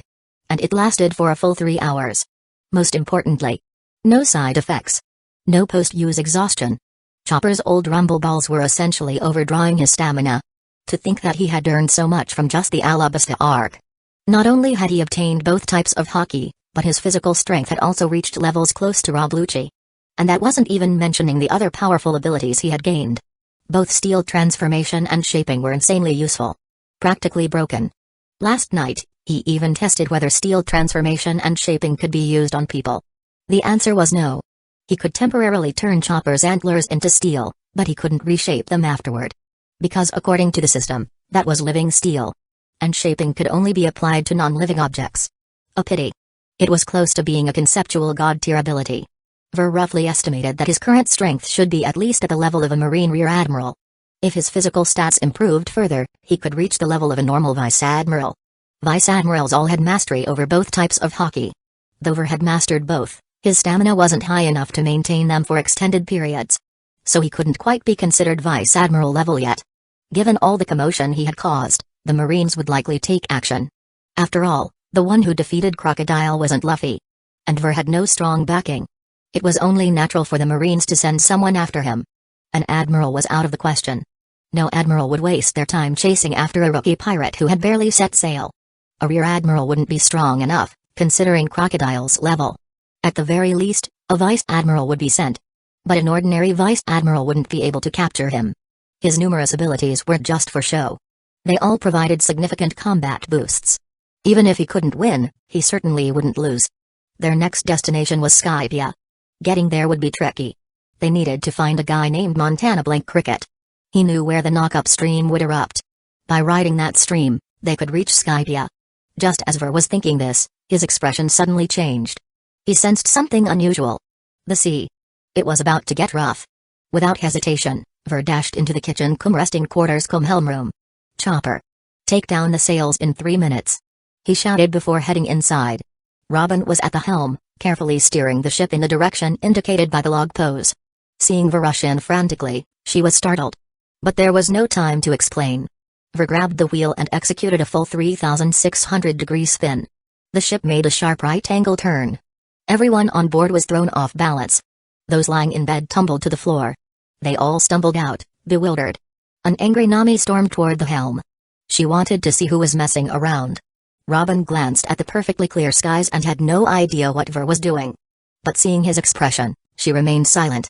Just as Nami reached the door, ready to burst in, she felt something too. Her face changed drastically as she shouted, "Quick! Take down the sails!" But as she turned her head, she saw that Chopper had already done it. Moments later, a fierce wind roared. In the direction they had just been sailing, an enormous whirlpool had begun forming. The vortex's winds would have dragged any ship to the ocean floor. Luckily, the sails had been taken down. And the ship was now outside the whirlpool's range. Everyone stared in shock at the massive vortex behind them. A rough estimate put its diameter at 5,000 meters. Getting caught in it would have been a nightmare. Fortunately, Ver had predicted it.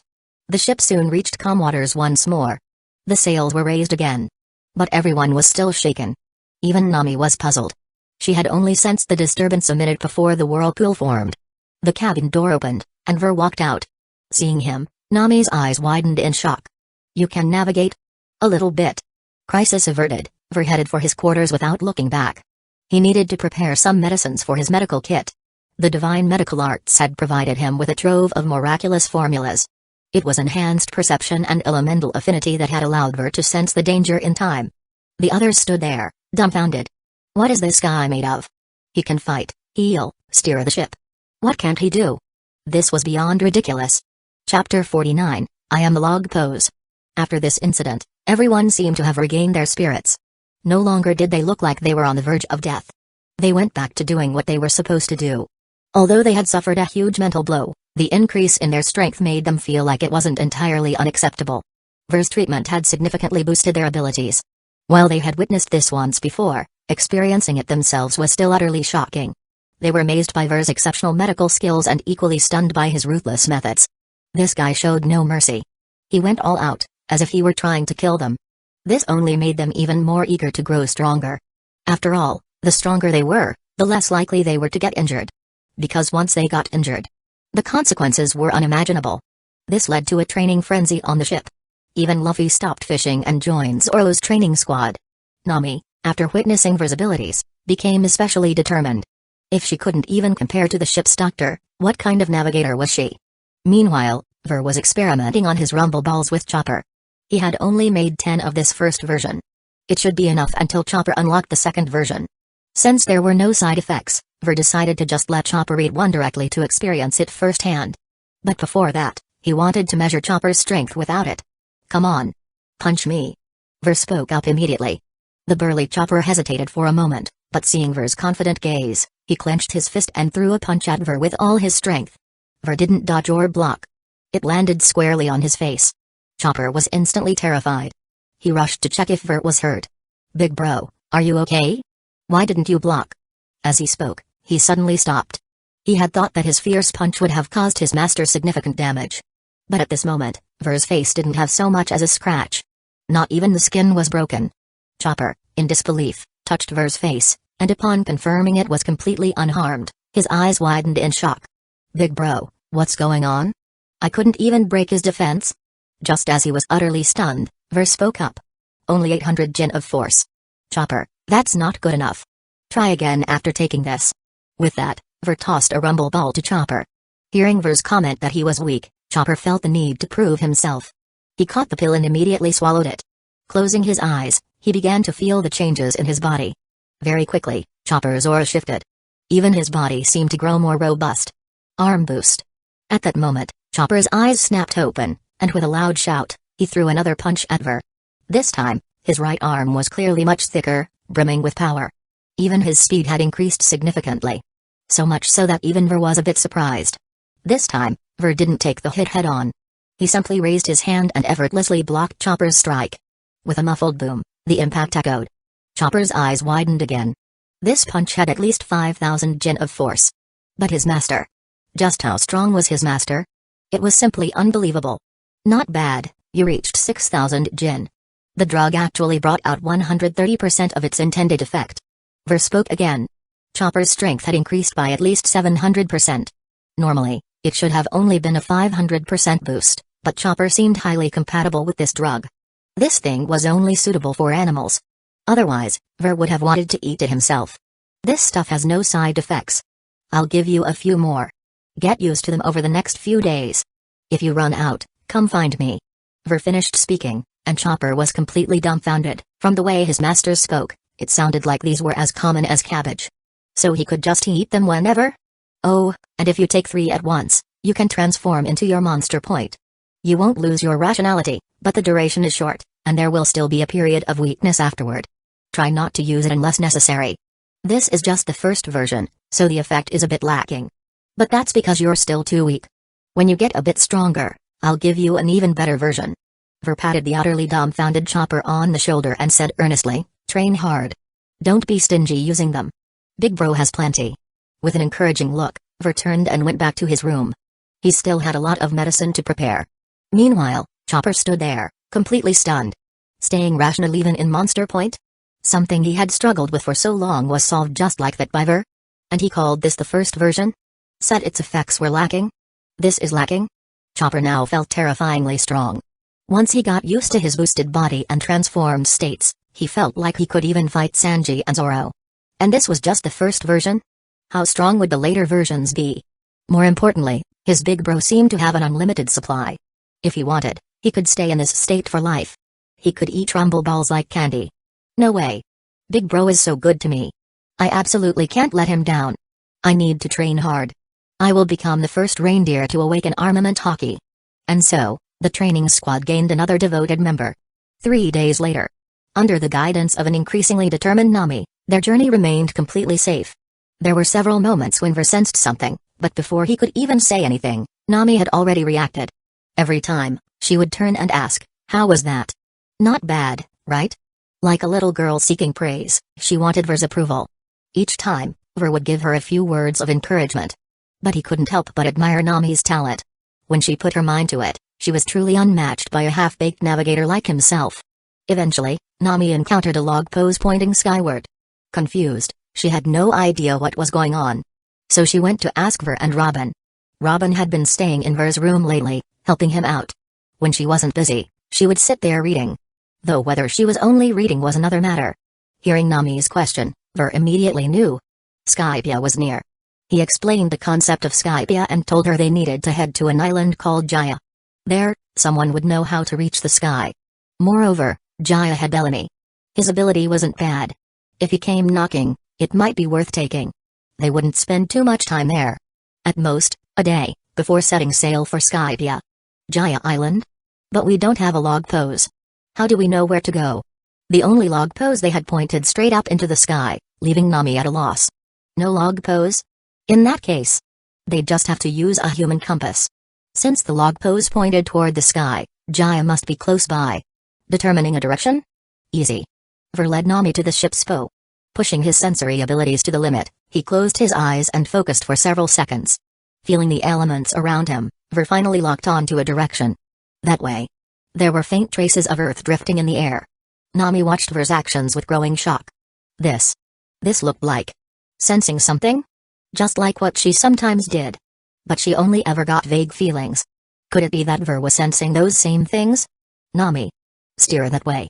Ver opened his eyes and pointed confidently. Nami was stunned. That direction. She had also sensed something faintly different there. Though it was too indistinct to grasp, after witnessing Ver's process, she had a realization. It must be the elements. But then she had another thought. She could barely sense it.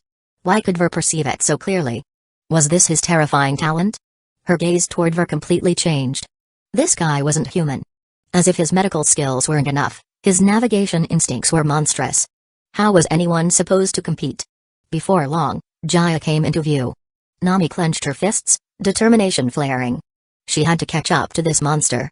She would master elemental sensing, no matter what. Chapter 50, Damn. An assassin. As for how Ver was able to pull this off, it was, of course, due to the combination of his two abilities. Usopp's enhanced perception allowed him to perceive these elements more easily. And no, this wasn't some kind of innate talent. Don't get it twisted. Under Ver's guidance, they made their way to the back of the island, bypassing the front entirely. There, they found Cricket, who had been diving in this area for over a decade. However, they found him unconscious on the ground. Beside him, 2 monkeys wearing clothes stood anxiously by his side. As the Going Merry approached, the monkey brothers immediately became wary. Luffy's eyes lit up the moment he saw the 2 clothed apes. Before the ship had even came to a full stop, he leaped off and dashed toward them. Zoro tried to stop him, but it was a lost cause. Seeing this, Zoro had no choice but to dock the ship quickly before chasing after Luffy. The rest of the crew disembarked soon after. Nami had just briefed them on the situation. Right now, they needed the help of the person here. Ver, holding Chopper, had just jumped down when Luffy's shout rang out. Oi! Ver! This old man has passed out. Come and save him. That signature yell immediately caught Ver's attention. Unconscious? It must be another episode of his illness. This old man suffered from a diving sickness. It was caused by his years of continuous diving. The main issue was with his lungs. If left untreated for a long time, These episodes would become more frequent. Eventually, it would become life-threatening. No time to waste. Without delay, Ver tossed Chopper to the ground. Instant mount summoning. They quickly dashed toward the fallen man. You guys don't need to worry. Our ship's doctor is the greatest doctor in the world. He'll definitely save this old man. Luffy reassured the monkey brothers. The two apes quickly realized Luffy had no ill intent. They had been panicking just moments ago, feeling helpless. Having someone here who could help treat Cricket was a huge relief. Once Ver arrived, he immediately crouched down to examine the patient. Just as he expected. It was diving sickness. Move him into the house, Ver instructed the two brothers. They had just witnessed his professional assessment firsthand, and by now, they were convinced he was a doctor. Without hesitation, they quickly carried Cricket into a small house nearby. Ver had already made up his mind. He planned to replace Cricket's lung entirely. A perfect chance to test out the artificial organs he had developed. Once inside, Ver wasted no time. He pulled out a brick and smacked Cricket over the head. The monkey brothers were horrified. This guy wasn't a doctor. He was an assassin. All that professional talk earlier had just been an act. He tricked them into letting their guard down. And they actually thought his medical skills were impressive. He was nothing but a scumbag. He had come here to assassinate their big brother. What are you doing? Hey! Stop! Both of them shouted in unison, immediately charging at Ver to stop him. But before they could, Luffy intervened. How did he stop them? Simple. He tied them up, using both his arms and legs. Relax, monkeys. Our doctor saves people like this. He's a super amazing doctor. Luffy still tried to reassure them. But after seeing that, who the hell would believe him? This was clearly an assassination attempt. The two struggled fiercely, but there was no breaking free from Luffy's grip. Thud. Cricket suddenly regained consciousness. As soon as he became aware, he realized someone was stripping his clothes off. Then, a pair of big hands started pressing against his chest. Rubbing around randomly. What? What the hell? Why can't I move? Who is this guy? Am I about to be violated? Just then, the roar of a chainsaw sent shivers down his spine. What the hell is going on? At this moment, Ver, wielding the same chainsaw he had used on Ace, brought it down onto Cricket's chest. The monkey brothers' eyes nearly popped out of their sockets. He's actually using a chainsaw. You expect us to believe this isn't an assassination? There's no way this is a medical procedure. Who the hell saves people with a chainsaw? Bastard. Under the horrified gazes of the monkey brothers, Ver swiftly extracted Cricket's lungs. His lungs were already riddled with white spots. Once those spots covered the entire organ, his days would have been numbered. The monkey brothers were shocked. Big Bro's lungs. What the hell happened to them? This was clearly a serious issue. Could it be that this guy actually knew what he was doing? How else would he have pinpointed the problem so precisely? But then, Ver reached into his medical kit and pulled out a pitch-black lung. And placed it inside Cricket's body. The monkey brothers were completely dumbfounded. Bro, sorry, we misjudged you. We thought you were a real doctor. You're really something else. You even had a black egg-shaped lung ready to go. Must have been a pain to find one of those. Thanks for going through so much trouble just to kill him. First, the chainsaw, and now a black lung? You're such a good person. Really makes us wanna kill you. Don't worry, it'll be over soon. Just hang in there a little longer, Luffy reassured them. But his words didn't have the slightest bit of credibility. Over soon? For who? The Grim Reaper? Ding. Congratulations, host, for earning 500 negative points, ding. Congratulations, host, for acquiring the skill, Diving Mastery. Ver glanced at the rewards but didn't pay much attention. After all, they were the ones asking for help. Getting negative points from this was already a bonus. Alright, Luffy, let them go. As soon as Ver said that, Luffy released the monkey brothers. The moment they were free, they lunged at Ver, ready to tear him apart. This bastard had killed their big brother. Even if they died trying, they would make sure he suffered. But just then, a sudden voice interrupted them. You two, stop. I'm fine. Their movements froze instantly. They whipped their heads around to look at the figure on the bed. They locked eyes. Big Bro was alive. Big Bro. They immediately abandoned their attack on Ver and rushed to embrace Cricket. Meanwhile, the Straw Hat crew looked on, completely unfazed, as if this was just another Tuesday. Only Robin was different. She stared at Ver, mouth slightly open in shock. That chainsaw surgery actually worked? She had even suspected Ver was a lunatic and planned to keep her distance. But now, it seemed this was simply his unique approach. Chapter 51, The Doctor Without a Bounty. But then it occurred to her, if she were to get injured in the future, wouldn't that mean? At this thought, Robin's expression immediately changed. It was as if she had thought of something unpleasant. On the other side, after a bout of crying, the three finally calmed down. From the speechless look in Cricket's eyes, it was clear. He was completely at a loss. All three turned to look at Ver. The two brothers were the first to speak. "Thank you, Miracle Doctor, for saving our big brother's life." Thud. Thud. Without hesitation, they both dropped to their knees and kowtowed heavily. At this, Ver and Cricket had the exact same expression. Completely dumbfounded. Putting everything else aside, these two were seriously straightforward. And their thoughts were even simpler. The Miracle Doctor had just saved their big brother, yet they had actually doubted him. Unforgivable. Simply inhuman. Their gazes toward Ver were now filled with gratitude and admiration. After all, they had never seen anyone use a chainsaw to save a life before. All right, it's no big deal. Get up already." Ver was a bit overwhelmed and quickly motioned for them to rise. Seeing that Cricket had awakened, Luffy finally spoke up about their purpose. "Uncle, we want to go to Sky Island. Do you know how to get there?" Cricket was momentarily stunned upon hearing this. Then, he let out a heavy sigh. If anyone else had asked him this, he would have simply laughed in their face and told them that Sky Island didn't exist. But these people had just saved his life. As he looked into Luffy's burning gaze, to be honest, he saw the reflection of a dream within it. Silently, he sighed in his heart. Forget it. With that thought, he decided to share everything he knew with them. Ver didn't stay to listen. After all, he already knew everything. After bidding the others a quick farewell, he returned to the ship to continue working on the medicine he had yet to finish. That particular medicine was prepared for Whitebeard. The process was rather complicated, so it wasn't done yet. For the past few days, he had been focused entirely on this task, and now, he was in the final stages. Considering that things might get hectic later, he had to make good use of his time. Before he knew it, time flew by, and 2 whole hours had passed. Looking at the bottle in his hand, Ver nodded in satisfaction. During the preparation, he had heard some clattering noises from the ship, but he hadn't paid them much mind. When he finally stepped out, the night had already enveloped everything. The surroundings were eerily quiet. Not a single person was in sight. Ver wasn't surprised. They had probably gone to catch some south birds. After all, without a log pose, they wouldn't be able to navigate at sea. So catching that bird was a necessity. Now, all that was left was to wait for their return. At this moment, Ver also noticed that the Going Merry had undergone some significant changes. Many areas had been reinforced. On both sides, 2 wing-like structures had been installed. It must have been the work of those monkey brothers. Usopp wouldn't be able to do something this intricate. "Yo, Miracle Doctor. Are you hungry? Come have something to eat." A voice called out from the shore. Turning his head, Ver saw the 2 goofballs staring at him. He was indeed feeling a bit hungry. Besides, he had some business to take care of later, so he might as well grab a bite first. As for what business? That brat Bellamy would be showing up soon.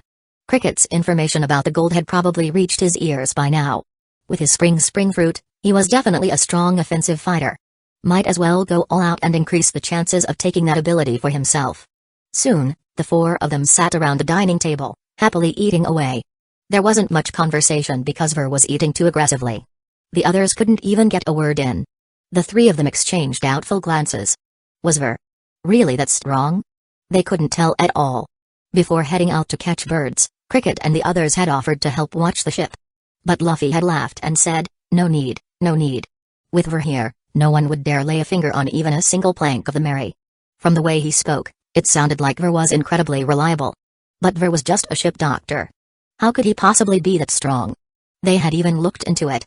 Among the Straw Hat Pirates, the highest bounty belonged to Luffy at 30 million Baileys. Ver didn't even have a bounty. How could he be strong? Or did Luffy mean something else? At this point, the Marines hadn't updated their bounty records. It was perfectly normal for Ver to not have a bounty yet. Just as they were lost in thought, on a nearby sandbar not far from the Merry, a group of people had already gathered in secret. "Captain Bellamy. It's confirmed. That's just a rookie pirate cruise ship. And everyone else has left, leaving behind only a ship doctor with no bounty." A stylishly dressed man reported to Bellamy. "Humphrey, even if they were all here, it wouldn't matter. Their highest bounty is only 30 million. There's no way they can stop us from taking the gold." A man wielding a scimitar and dressed fashionably chimed in. This was none other than the first mate of the hyena pirates, Sarquis. From his words, it was clear they didn't see the Straw Hat crew as a threat at all. A ship doctor? What a joke. Let's go take what's rightfully ours. Hopefully, That doctor knows his place and doesn't interfere. Otherwise. Hey hey. With that, Bellamy led his crew toward Cricket's small house. Somehow, they had gotten wind of the fact that Cricket had a decent stash of gold. Though not a huge amount, it was still a considerable sum. Enough to cover plenty of expenses. So, they had come straight for it. When they arrived, they found a pirate ship docked there. Just to be safe, Bellamy had someone investigate first. The conclusion? He had worried for nothing. This pirate crew was garbage. And as for that so-called ship doctor, a guy without a bounty wasn't even worth mentioning. Before long, the group arrived at Cricket's front door. Without any nonsense, they immediately fired a cannonball. Inside, the four were startled by the sudden explosion. Looking at the shattered door and the table that had been caught in the blast, Ver instantly lost his appetite. Food was scattered everywhere. Cricket and the monkey brothers immediately stood up, faces filled with fury. Who the hell dared to cause trouble here? With that thought, they strode toward the door. But as soon as they stepped outside and saw the people waiting for them, their expressions grew grim. Bellamy. Bounty, 55 million Baileys. A notorious punk in these waters. If he was here, it wasn't just to break their door down. Before they could even question him, Sarquis arrogantly sneered. Hey hey. Chestnut head. If you know what's good for you, hand over your gold willingly, and we might just let you live. Hearing this, Cricket realized. They were here for him, not his door. This was bad. Chapter 52, Stop acting like a big shot. That gold was the last piece of evidence proving his ancestors weren't lying. Even though no one believed him. But he would never hand it over. Was this a fight to the death? No, it had to be a fight to the death. With that resolve, they took up battle stances. However, the opposing crew merely laughed in response. Ha ha ha ha. How foolish. Know your place. 3 idiots. Do you all have a death wish? Ha ha ha. The most arrogant among them was the first mate, Sarquis. Ha ha ha, so you 4 pieces of trash actually want to entertain us? This is getting interesting. Through the open doorway, they noticed Ver rise from his seat and step towards the entrance. Thinking he was about to intervene, the enemy crew immediately sneered. Sarquis didn't waste more words. He gripped his twin Nepalese knives and charged forward. The rest of the crew remained still. From Bellamy's perspective, Sarquis alone was more than enough to deal with them. Trash like them wasn't worth his effort. So, he watched with amusement from the back. Sarquis charged in aggressively, displaying an elaborate flurry of attacks against the 3. They didn't dare hold back and fought with everything they had. Yet, they quickly realized something. This guy wasn't as strong as he looked. 3 against 1. He wasn't their match at all. The tide of battle shifted rapidly. Sarquis, who had seemed formidable, was soon overwhelmed, forced completely into the defensive. Bellamy's expression darkened. Was this guy really this weak? Couldn't even handle 3 nobodies? Annoyed, he waved his hand, signaling for the rest of his men to join the fight. Once again, the situation changed. The 2 brothers held back the additional lackeys while Cricket fought Sarquis one-on-one. Bellamy thought, this time, there shouldn't be a problem, right? But reality once again defied his expectations. After being treated by Ver once, Cricket's strength had increased. Now that he had adjusted to Sarquis' attacks, he quickly gained the upper hand, pinning Sarquis down and beating him mercilessly. Ver, watching from the side, didn't move. These guys weren't even a threat. No need for him to step in just yet. Meanwhile, Bellamy was completely disappointed. Trash. Get out of my way. I'll handle this. Sarquis, hearing this, scrambled back, his arrogance completely gone. Bellamy, his legs already coiled with power, exploded forward. His speed was so great that Cricket couldn't react in time. A devastating spring hopper punch smashed into Cricket's face, sending him crashing to the ground. He spat out several teeth on impact. That punch had some serious force behind it. Ver's eyes lit up at the sight. He had already gauged Bellamy's strength the moment he saw him. But this punch. It was 3 times stronger than Bellamy's usual maximum strength. That was no small difference. Seems like the spring fruit had some serious potential after all. Ver decided to observe a bit longer to see if this guy had any more tricks up his sleeve. Bellamy laughed wildly at Cricket, who lay groaning on the ground. Ha ha ha. Old man, with that pathetic strength, you think you can protect your gold? Dream on. Now, are you gonna hand it over willingly, or do you expect someone to save you? But who could you possibly rely on? That pretty boy behind you? Ha ha ha ha. He's probably about to piss himself. A bounty-less nobody. Thinking he had the fight in the bag, Bellamy started taunting, even dragging Ver into his mockery. This guy's mouth is so damn foul.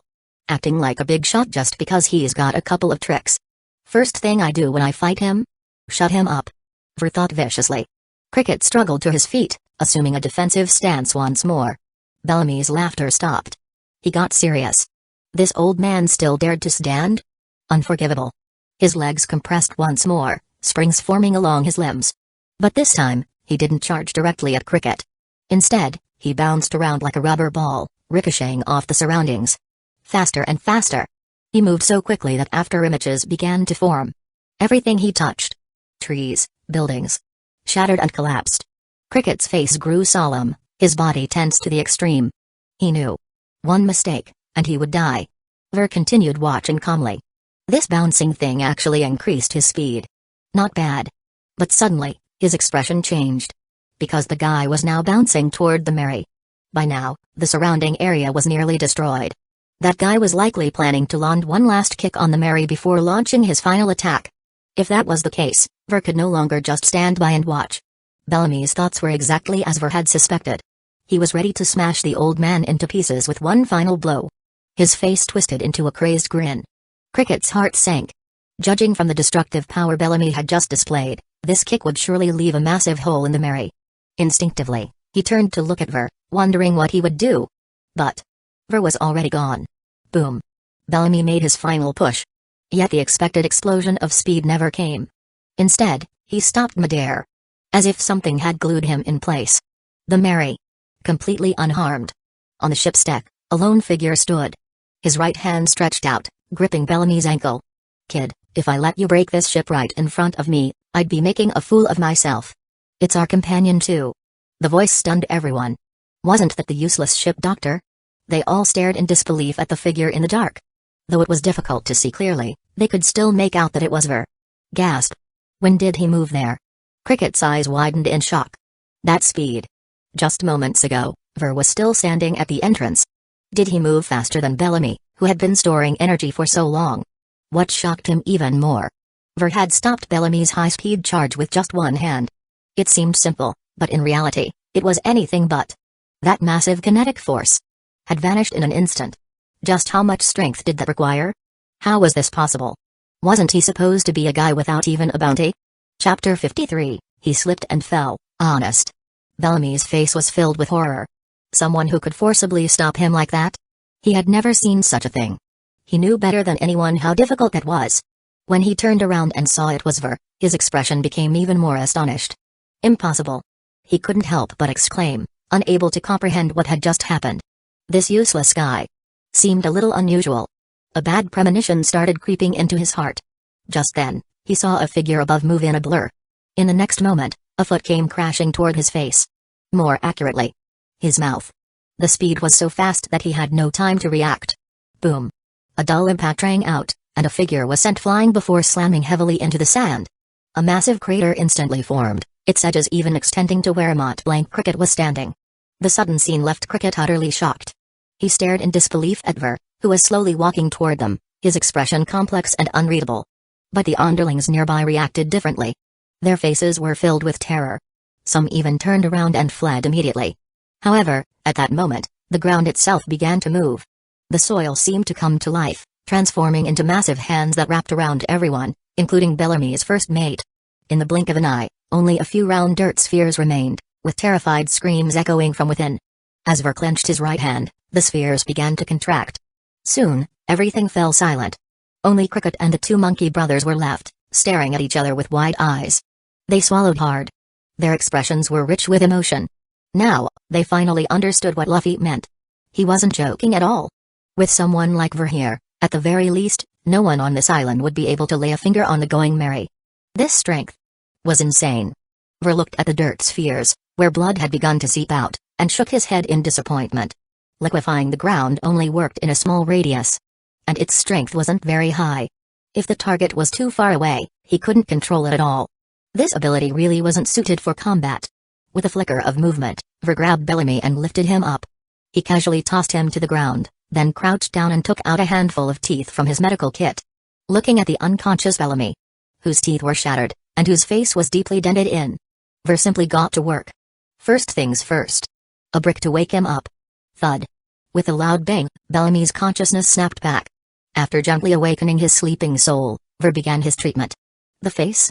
No need to bother. He'd just be uglier from now on. All that was needed was to fix his teeth and bandage him up. The rest, he could recover from on his own. To fix the teeth, they first had to be pulled. Since all of that was left were broken, shattered remains, Ver decided to replace them all. Taking out a pair of pliers from his kit, he got to work. Some teeth were snapped, some crooked. Pulling them out was no easy task. For some, he even had to press a foot down on Bellamy's head and use all his strength to yank them out. After much effort, he finally finished.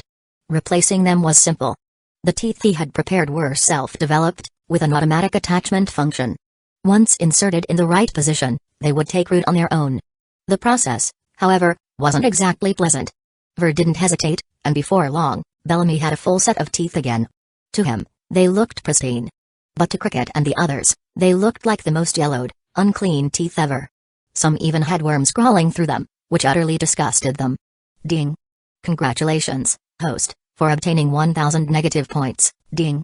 Congratulations, host, for acquiring the ability, charge up, charge up. After charging, your attacks will deal increased damage. The longer the charge, the higher the damage. Max, 3 times damage per 6 seconds. Oh! This was actually a solid offensive ability.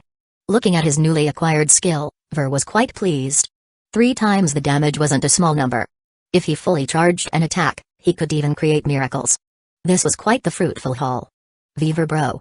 Do you really not have a bounty? Are the Marines stupid?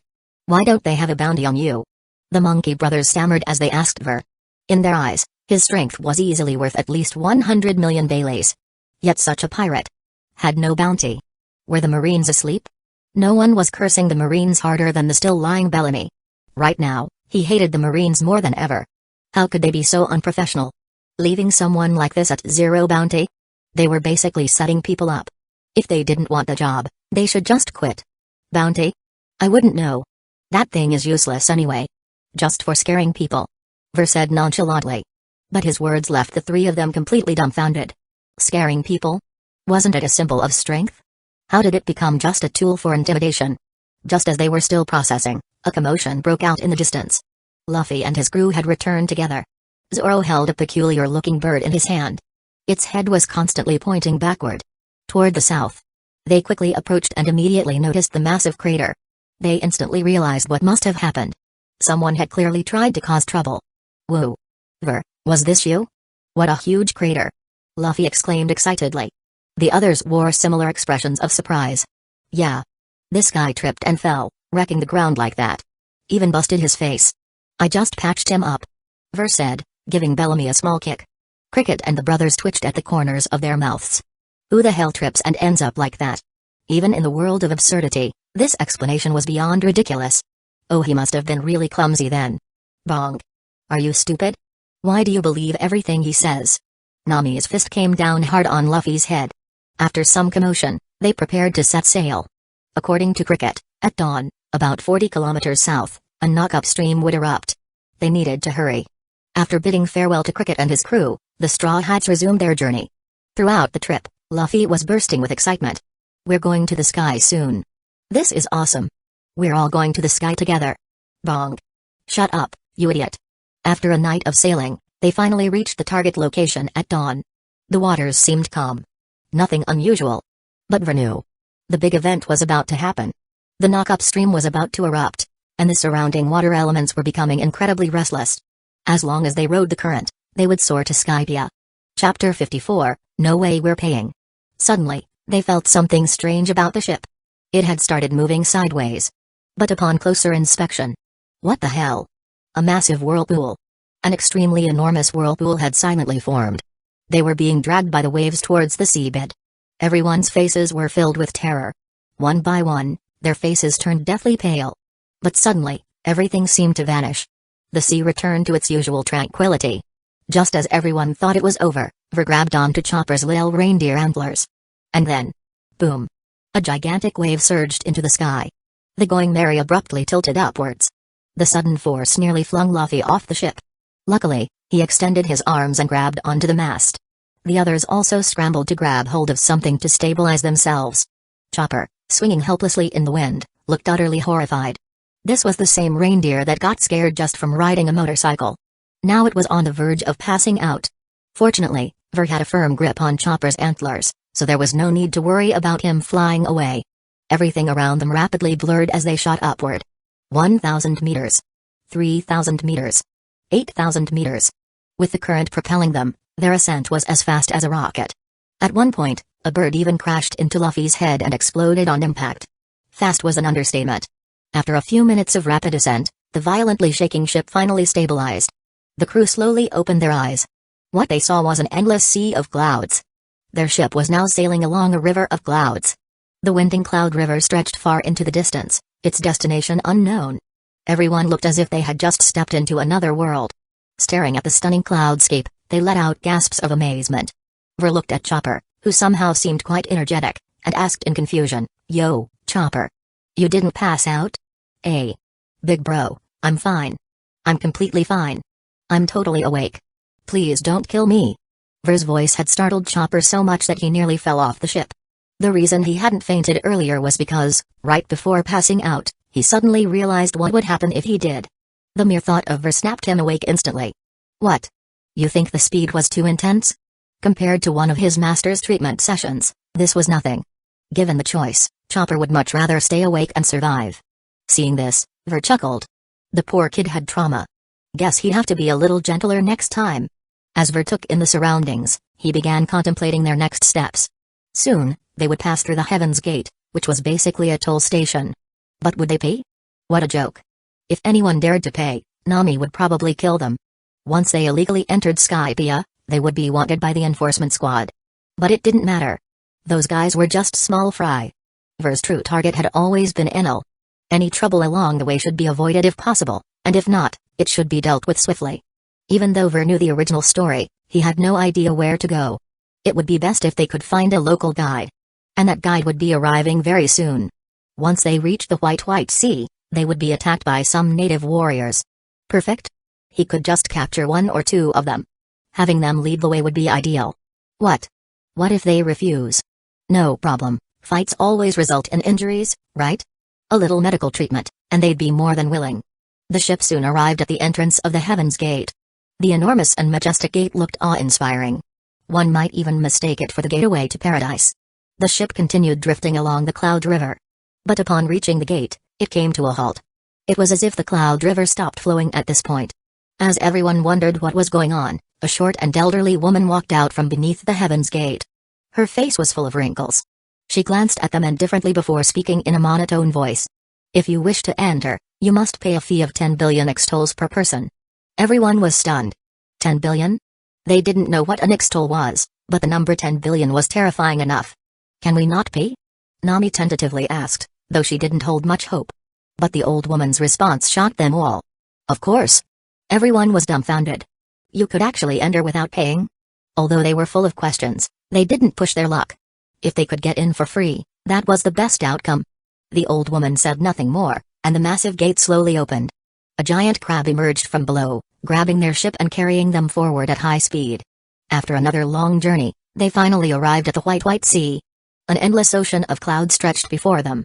The entire surface below was flowing clouds. Is this really the sea? A sea made of clouds? Usopp was tempted to jump in for a swim. Since this was their first time here, there were so many things he wanted to experience. But just as he removed his shirt and climbed onto the railing, he suddenly remembered something unpleasant. His poised-to-jump stance froze instantly.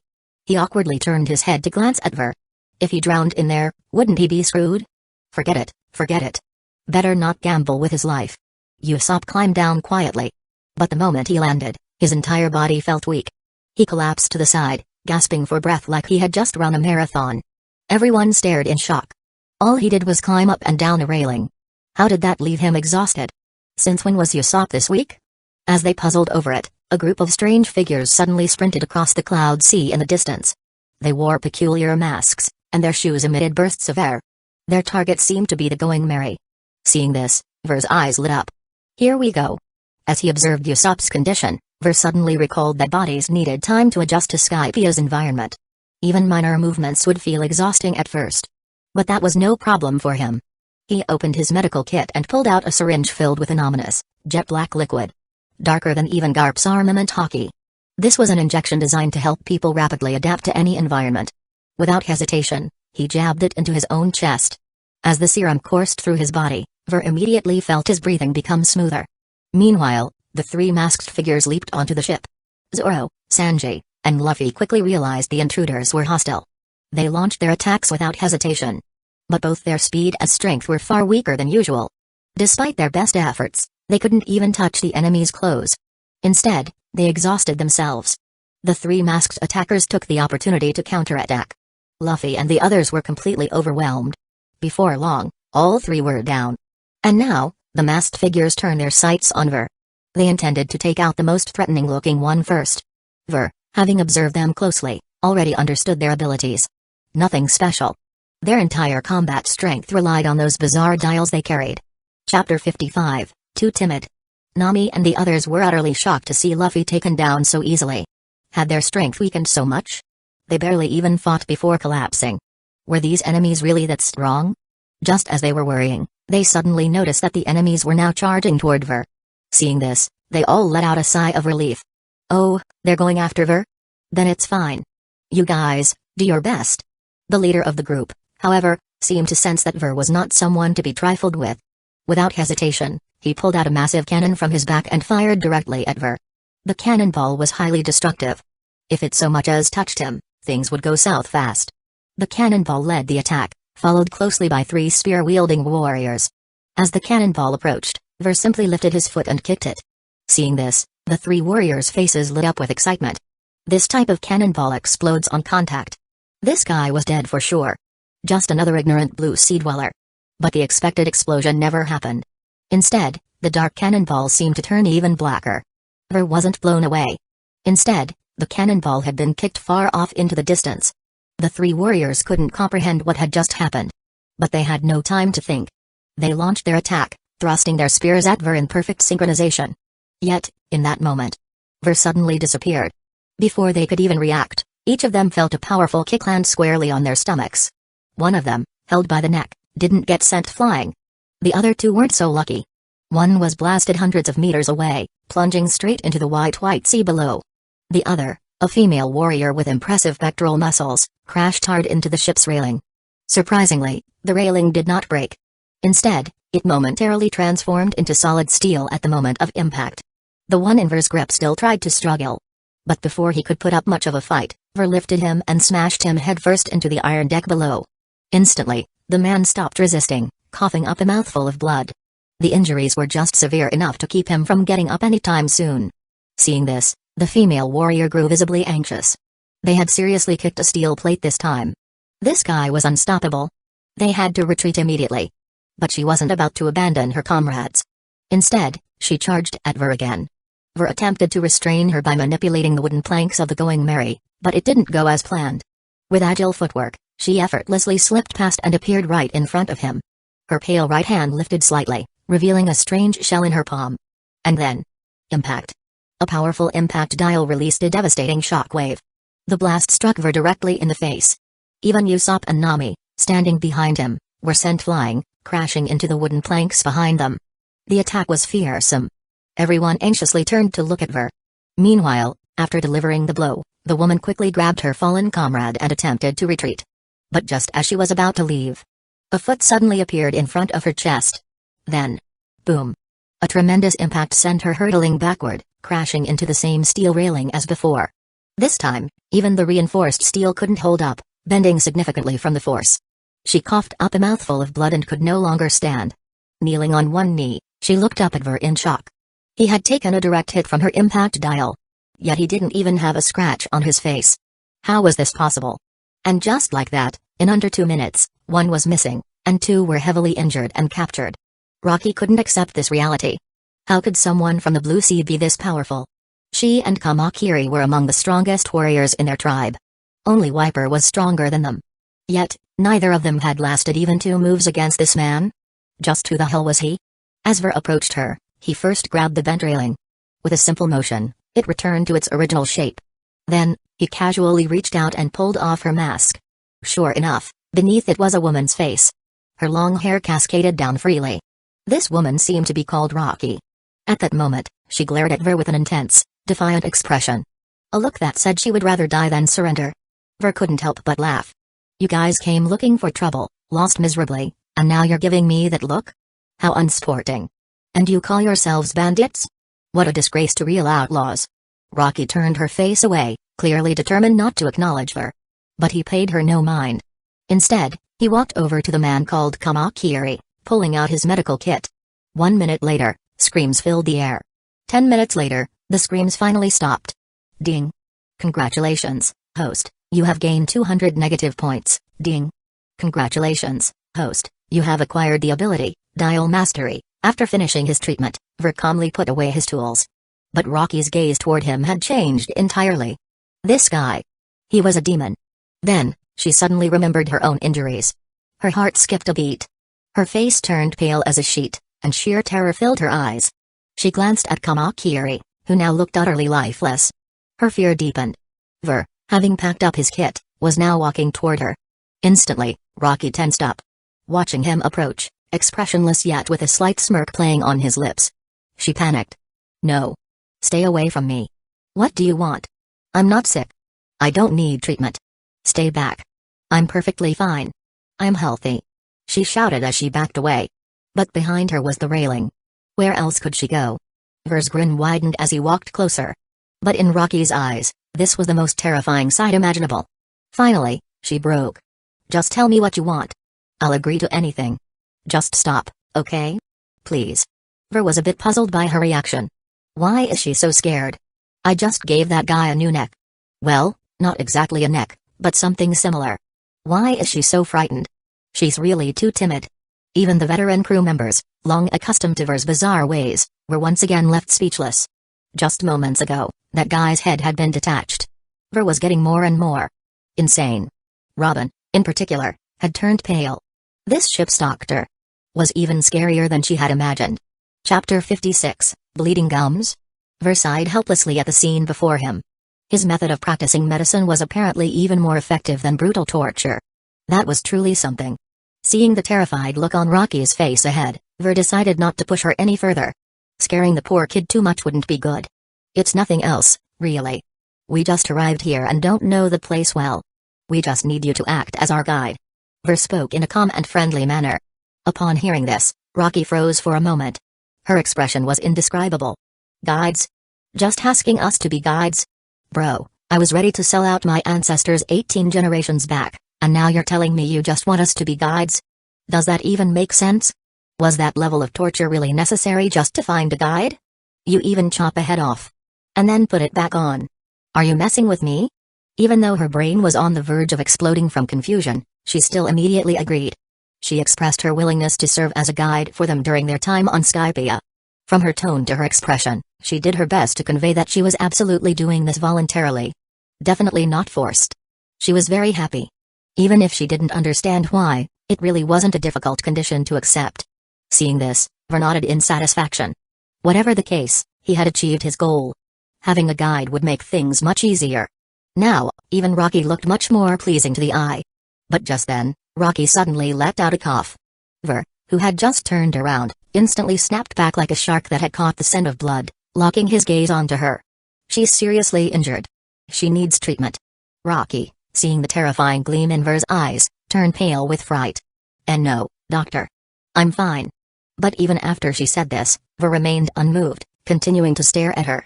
Realizing how bad the situation was, she ignored the sharp pain from her fractured ribs and battered abdomen, forcing herself to stand up. Not only that, but she even performed a few exaggerated movements to prove she was fine. After doing so, she looked seriously at Ver and said, "See? I'm really fine." But just as she finished speaking, she suddenly coughed up a mouthful of fresh blood. The blood sprayed so far that it even splattered onto Ver's face.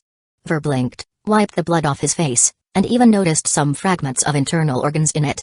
Maybe he had gone a bit too hard just now. Rocky panicked even more. Her anxiety was visible to the naked eye. That old blood really couldn't have come out at a worse time. She tried to hold it in, but there was just no stopping it. It's just gum bleeding. I haven't been brushing properly. I'll make sure to brush my teeth better from now on. Her poor excuse made everyone on the ship struggle to hold back their laughter. No way. If they didn't hold it in, they'd truly be unable to contain themselves. Even Ver's lips twitched slightly. Gum bleeding? Alright, you win. Since she went this far, Ver decided not to press any further. He had never seen someone with such a strong survival instinct before. Besides, there wasn't much to gain here, so he wasn't interested in wasting time. Fine, if you say so. Let's set out then. Ver said regretfully. Rocky immediately sighed in relief. Her life was spared.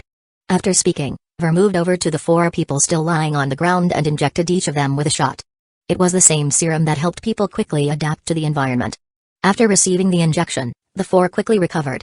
The exhaustion that had drained them moments ago was gone, and they were full of energy again. They couldn't help but marvel at Ver's medical skills. They had no idea what had caused their symptoms, yet Ver already had an antidote prepared. They had to admit, when it came to medicine, Ver was truly reliable. Just a bit rough. Rocky and Kamakiri, who had already gotten up, were also amazed. Normally, Blue Sea dwellers needed at least a few hours to adjust to the White Sea's environment. That was why they usually had no problem hunting down Blue Sea people. But this guy solved the issue with just 1 shot? Unbelievable. Chopper quickly received his injection as well. Now, only 2 women were left. This injection had to be administered directly into the chest, piercing the lung with precision. Ver raised the needle without hesitation and swiftly injected Nami, who cooperatively puffed out her chest. As the serum entered her system, she instantly felt her breathing ease. Her body felt much lighter and more comfortable. But when it was Robin's turn, things got strange. Her face noticeably reddened. Her gaze became unsteady, and her hands fidgeted with nowhere to go. She couldn't even bring herself to look directly at Ver. But the more nervous she became, the more difficult it was for Ver to administer the shot. She was shaking slightly, making it hard to inject properly. With no other choice, Ver held her shoulder down and quickly, precisely, and forcefully inserted the needle. 3 seconds later, he withdrew it. The serum was fully injected. Having finished, Ver immediately turned and walked away to talk with the 2 guides. Everyone else got back to their duties, steering the ship toward their new destination based on the guide's directions. No one noticed that Robin, who should have been feeling better, was actually breathing more and more rapidly. Her flushed, shy face looked like it was about to drip with water. Ver and the guides discussed heading straight for that so-called shrine. Going directly for Enel. But the guide said the ship couldn't sail there directly. The sea currents around that area were too chaotic. Normally, only a waver, a vehicle similar to a jet ski, could navigate through it. Large ships could only enter if pulled by a special type of crab. Hearing this, Ver recalled something.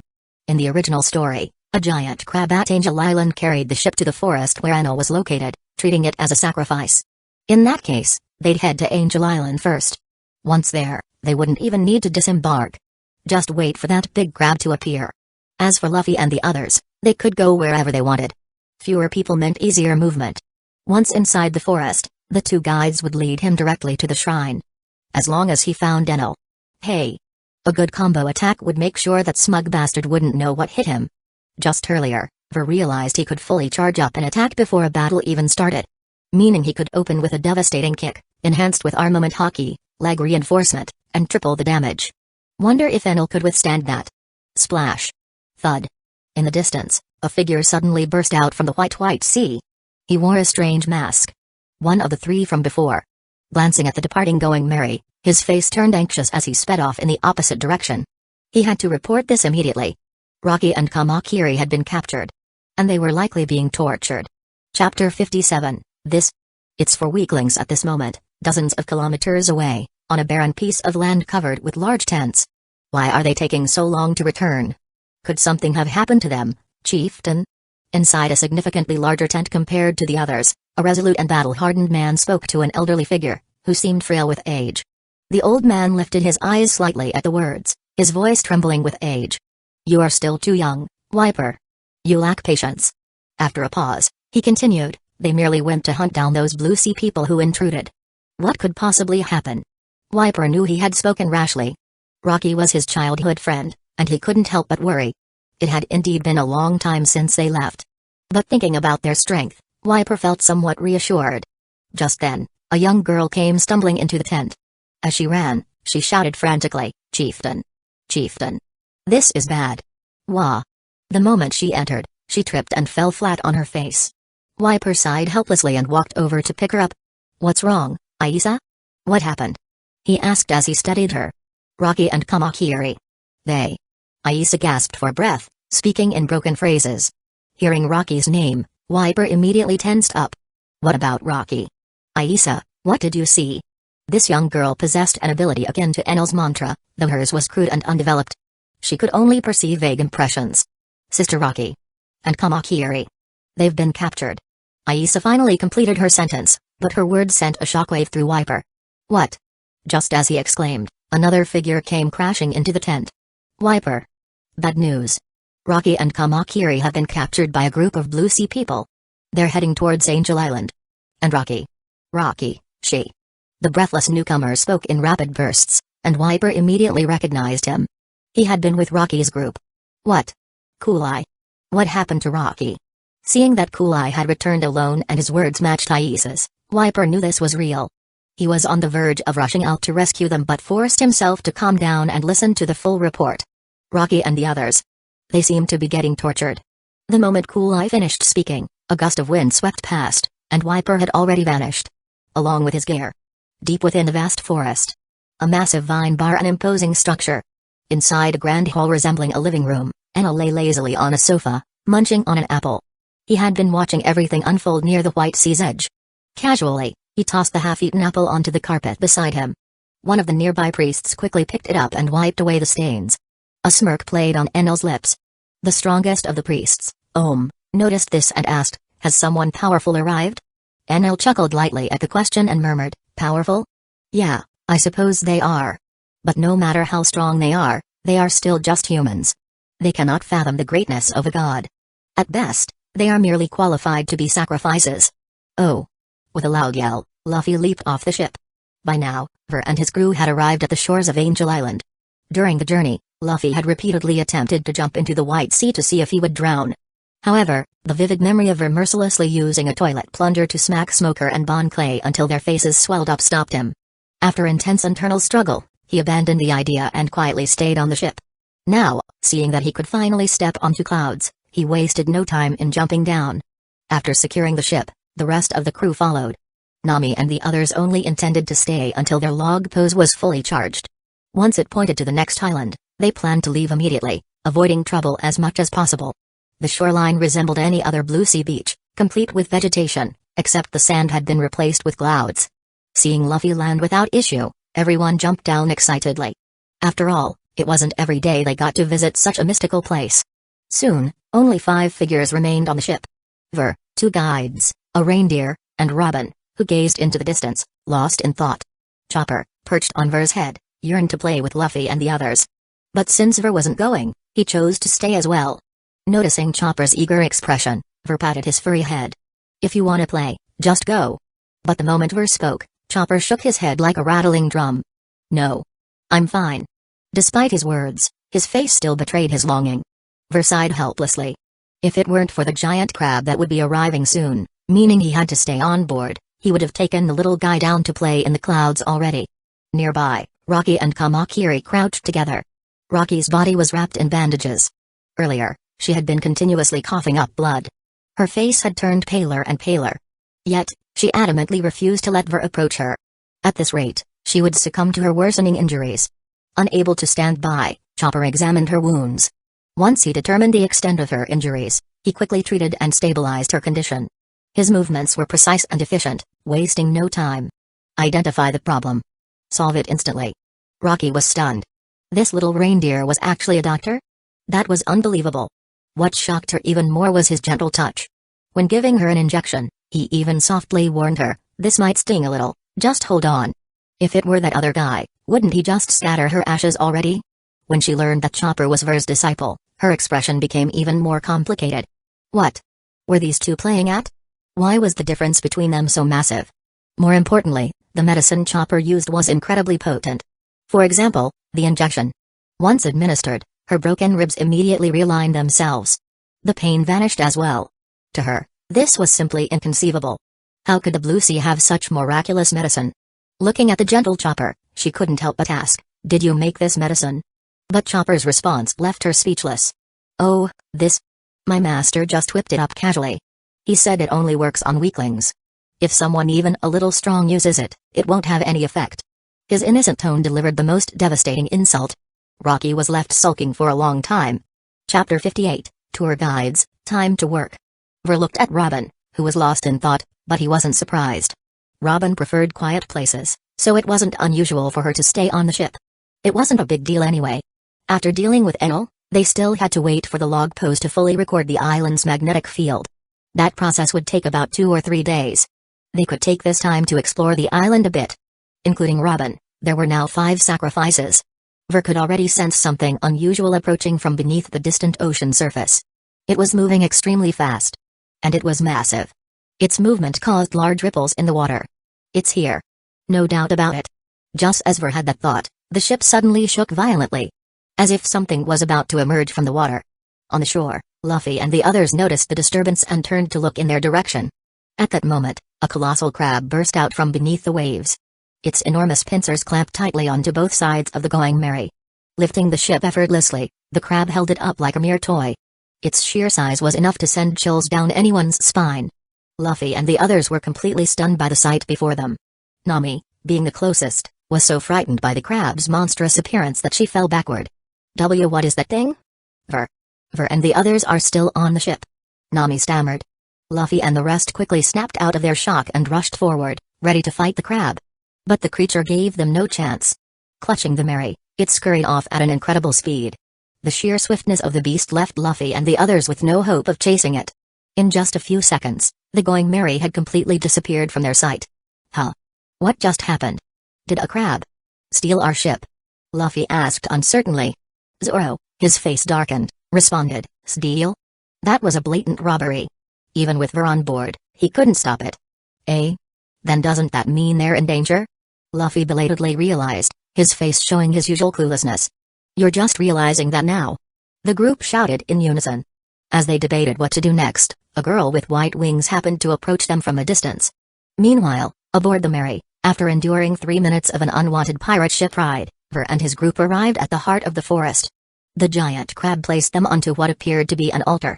Surrounded by water, massive fish, comparable in size to the crab itself, jumped in and out, making the area appear extremely dangerous.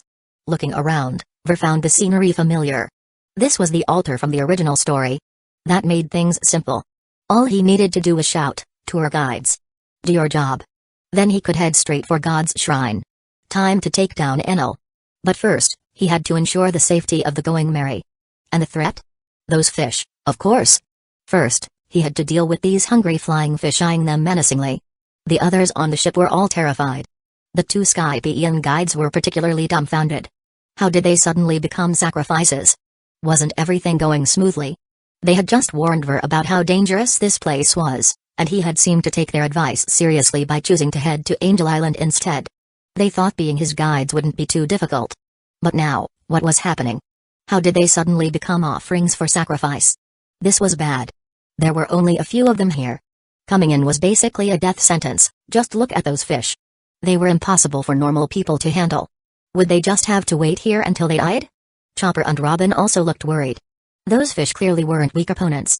Being trapped in such a dangerous place out of nowhere. If Ver weren't here, they wouldn't have known what to do. Chopper was about to ask Ver what they should do next. But before he could speak, Ver suddenly leaped off the ship and into the white sea below. This shocked everyone on board. What is he doing? Does he really think he can take on all those flying fish alone? Rocky exclaimed in disbelief. The group quickly rushed to the railing to look down. But all they could see was the churning water. Nothing else. He's such an idiot. With his strength, we could have come up with a plan to escape. But no, he just had to jump down and throw his life away. Now we're truly doomed. Rocky, seeing the chaos below, was convinced Ver was as good as dead. Fighting alone against so many powerful sea creatures in the water? That was basically a death sentence. Hearing this, Chopper, who was already anxious, became even more panicked. He couldn't wait anymore. Big Bro is in danger. No. I have to save him. Determined, he prepared to jump in. But Robin quickly held him back. He struggled several times, but Robin's multiple arms kept him firmly in place. The white sea was still the sea. A devil fruit user couldn't just jump in. Let me go, Robin. I have to save Big Bro. Chopper yelled, struggling against her grip. But with his current strength, there was no escaping Robin's hold. Just as Chopper was about to eat a rumble ball to increase his strength and break free, a figure suddenly leaped out of the water, landing steadily on the ship's railing.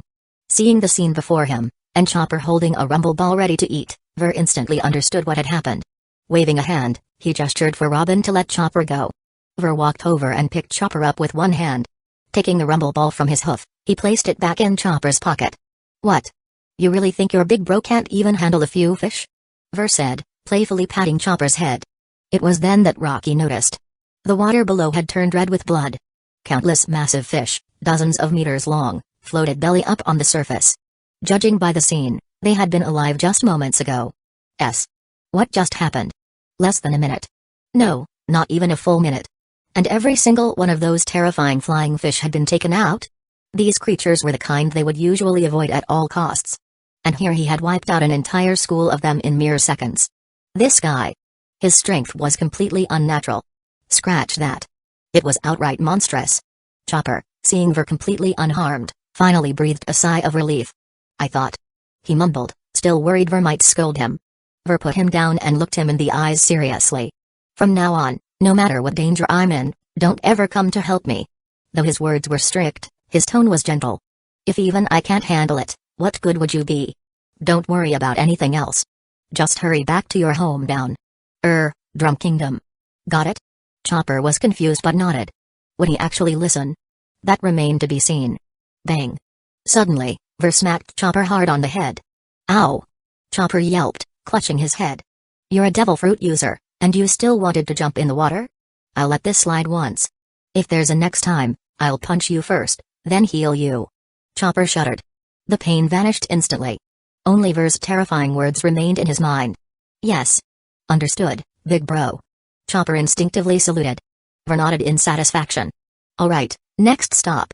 The God's Shrine. Tour guides, time to work." He grabbed a nearby vine and swung toward the land ahead. The two guides turned pale. Did he just say God's Shrine? Where did he even hear about that? Forget that. Was he insane? That place was home to an untouchable monster. Chapter 59, 2-on-1 is not allowed. It was because of that so-called god living there that they had never been able to reclaim their land. And now, this guy was heading straight for the God's Shrine. What was he planning to do? Was he trying to experience what it felt like to ascend to heaven? While they were still processing this, Chopper and Robin had already followed Ver and swung across. Now, only the two of them remained on the ship. Ver quietly observed them from below, contemplating how he should treat the two who had been beaten half to death by him. The moment Rocky saw the malicious glint in Ver's eyes, her mind cleared up instantly. To hell with Enel. To hell with gods. Somehow, none of that seemed as terrifying as Ver's gaze. Screw it. Rocky didn't hesitate and immediately followed. Seeing that even the big sister figure had gone, Kamakiri had no choice but to follow suit to avoid a beating. Ver shook his head and muttered, "What a pity, what a pity." Hearing this, Robin chuckled lightly. And so, under their guide's lead, they made their way toward the back of the island. Meanwhile, on the other side, Luffy and his crew, with the help of the angelic girl, had set off on their journey to rescue her. They were currently riding a larger waver, heading towards the forest where Ver and the others had disappeared. Not long after they entered the forest, a large group of warriors dressed similarly to Rocky and her people began advancing from another direction, heading deeper into the woods. At the forefront, Wiper's face was filled with fury. Far away, in the god's shrine, Enel lounged on his sofa, one leg crossed over the other, watching his priests with a relaxed expression. Right now, including us, there are 82 people in this holy land, but in 3 hours, only 5 will remain. Go forth. Kill to your heart's content. Make sure you are among the final 5. The moment Enel finished speaking, cheers erupted from below. A large group of priests rushed out, leaving only Enel seated there, his face adorned with a thick, amused smile. Hey hey hey. The game has begun. Meanwhile, Ver's group had already traveled several kilometers. Although the journey had been a bit bumpy, they had yet to encounter any real danger. Which was odd. Where were the priests? Where had they all gone? Shouldn't they at least be trying to stop them? Ver wasn't one to seek trouble, and he had hoped their journey would be smooth, but this was too unusual. Just as he was pondering this, a large, rotund man blocked their path. Ver's expression brightened. Finally, the divine warriors had arrived. This guy was Robin's opponent in the original story. A brute with immense strength. So they weren't absent, just a little slow. No problem, as long as they showed up. But just when he thought it was only one enemy, 2 more figures emerged behind the fat man. No. Not just 2. There was also a dog. At first, Rocky didn't think much of it when it was just the big guy. But upon seeing the other 2 figures, her expression grew serious. Kamakiri quickly spoke up, commander of the Divine Soldiers, Yama. That fat man has immense strength, and the row on his chest contains extremely powerful impact dials. Ordeal of Swamp, Jetitsu. He can create swamps and launch them at his enemies, and he's highly skilled with cloud dials. And the last one. Ohm. His slashes are unmatched. His iron trial still has a survival rate of 0. When mentioning Ohm, Kamakiri's tone was grave. With him here, things were truly looking grim. That dog was his pet. And it was strong too. Hearing this briefing, Ver furrowed his brows in thought. Seeing Ver's serious expression, Rocky and Kamakiri felt their hearts sink. If even he had no solution, then they were doomed. But Ver was actually troubled by something else. How many should he fight? He had finally encountered some opponents, but if he defeated them all, wouldn't Robin and Chopper get nothing out of this? That wouldn't do. They were in a hurry, but not that much of a hurry. He'd take care of the strongest one and leave the rest to them. Having made up his mind, Ver spoke up, I'll take the strongest one. Robin, you handle the fat guy. Chopper, you take the other one. You too. That dog is yours. Then, he mumbled under his breath, all they can handle is a dog. This time, Rocky and Kamakiri heard him. Although they were furious, they remained silent.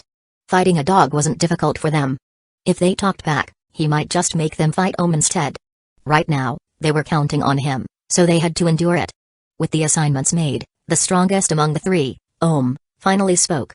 Have you chosen? I must admit, you are quite brave to pick me as your opponent.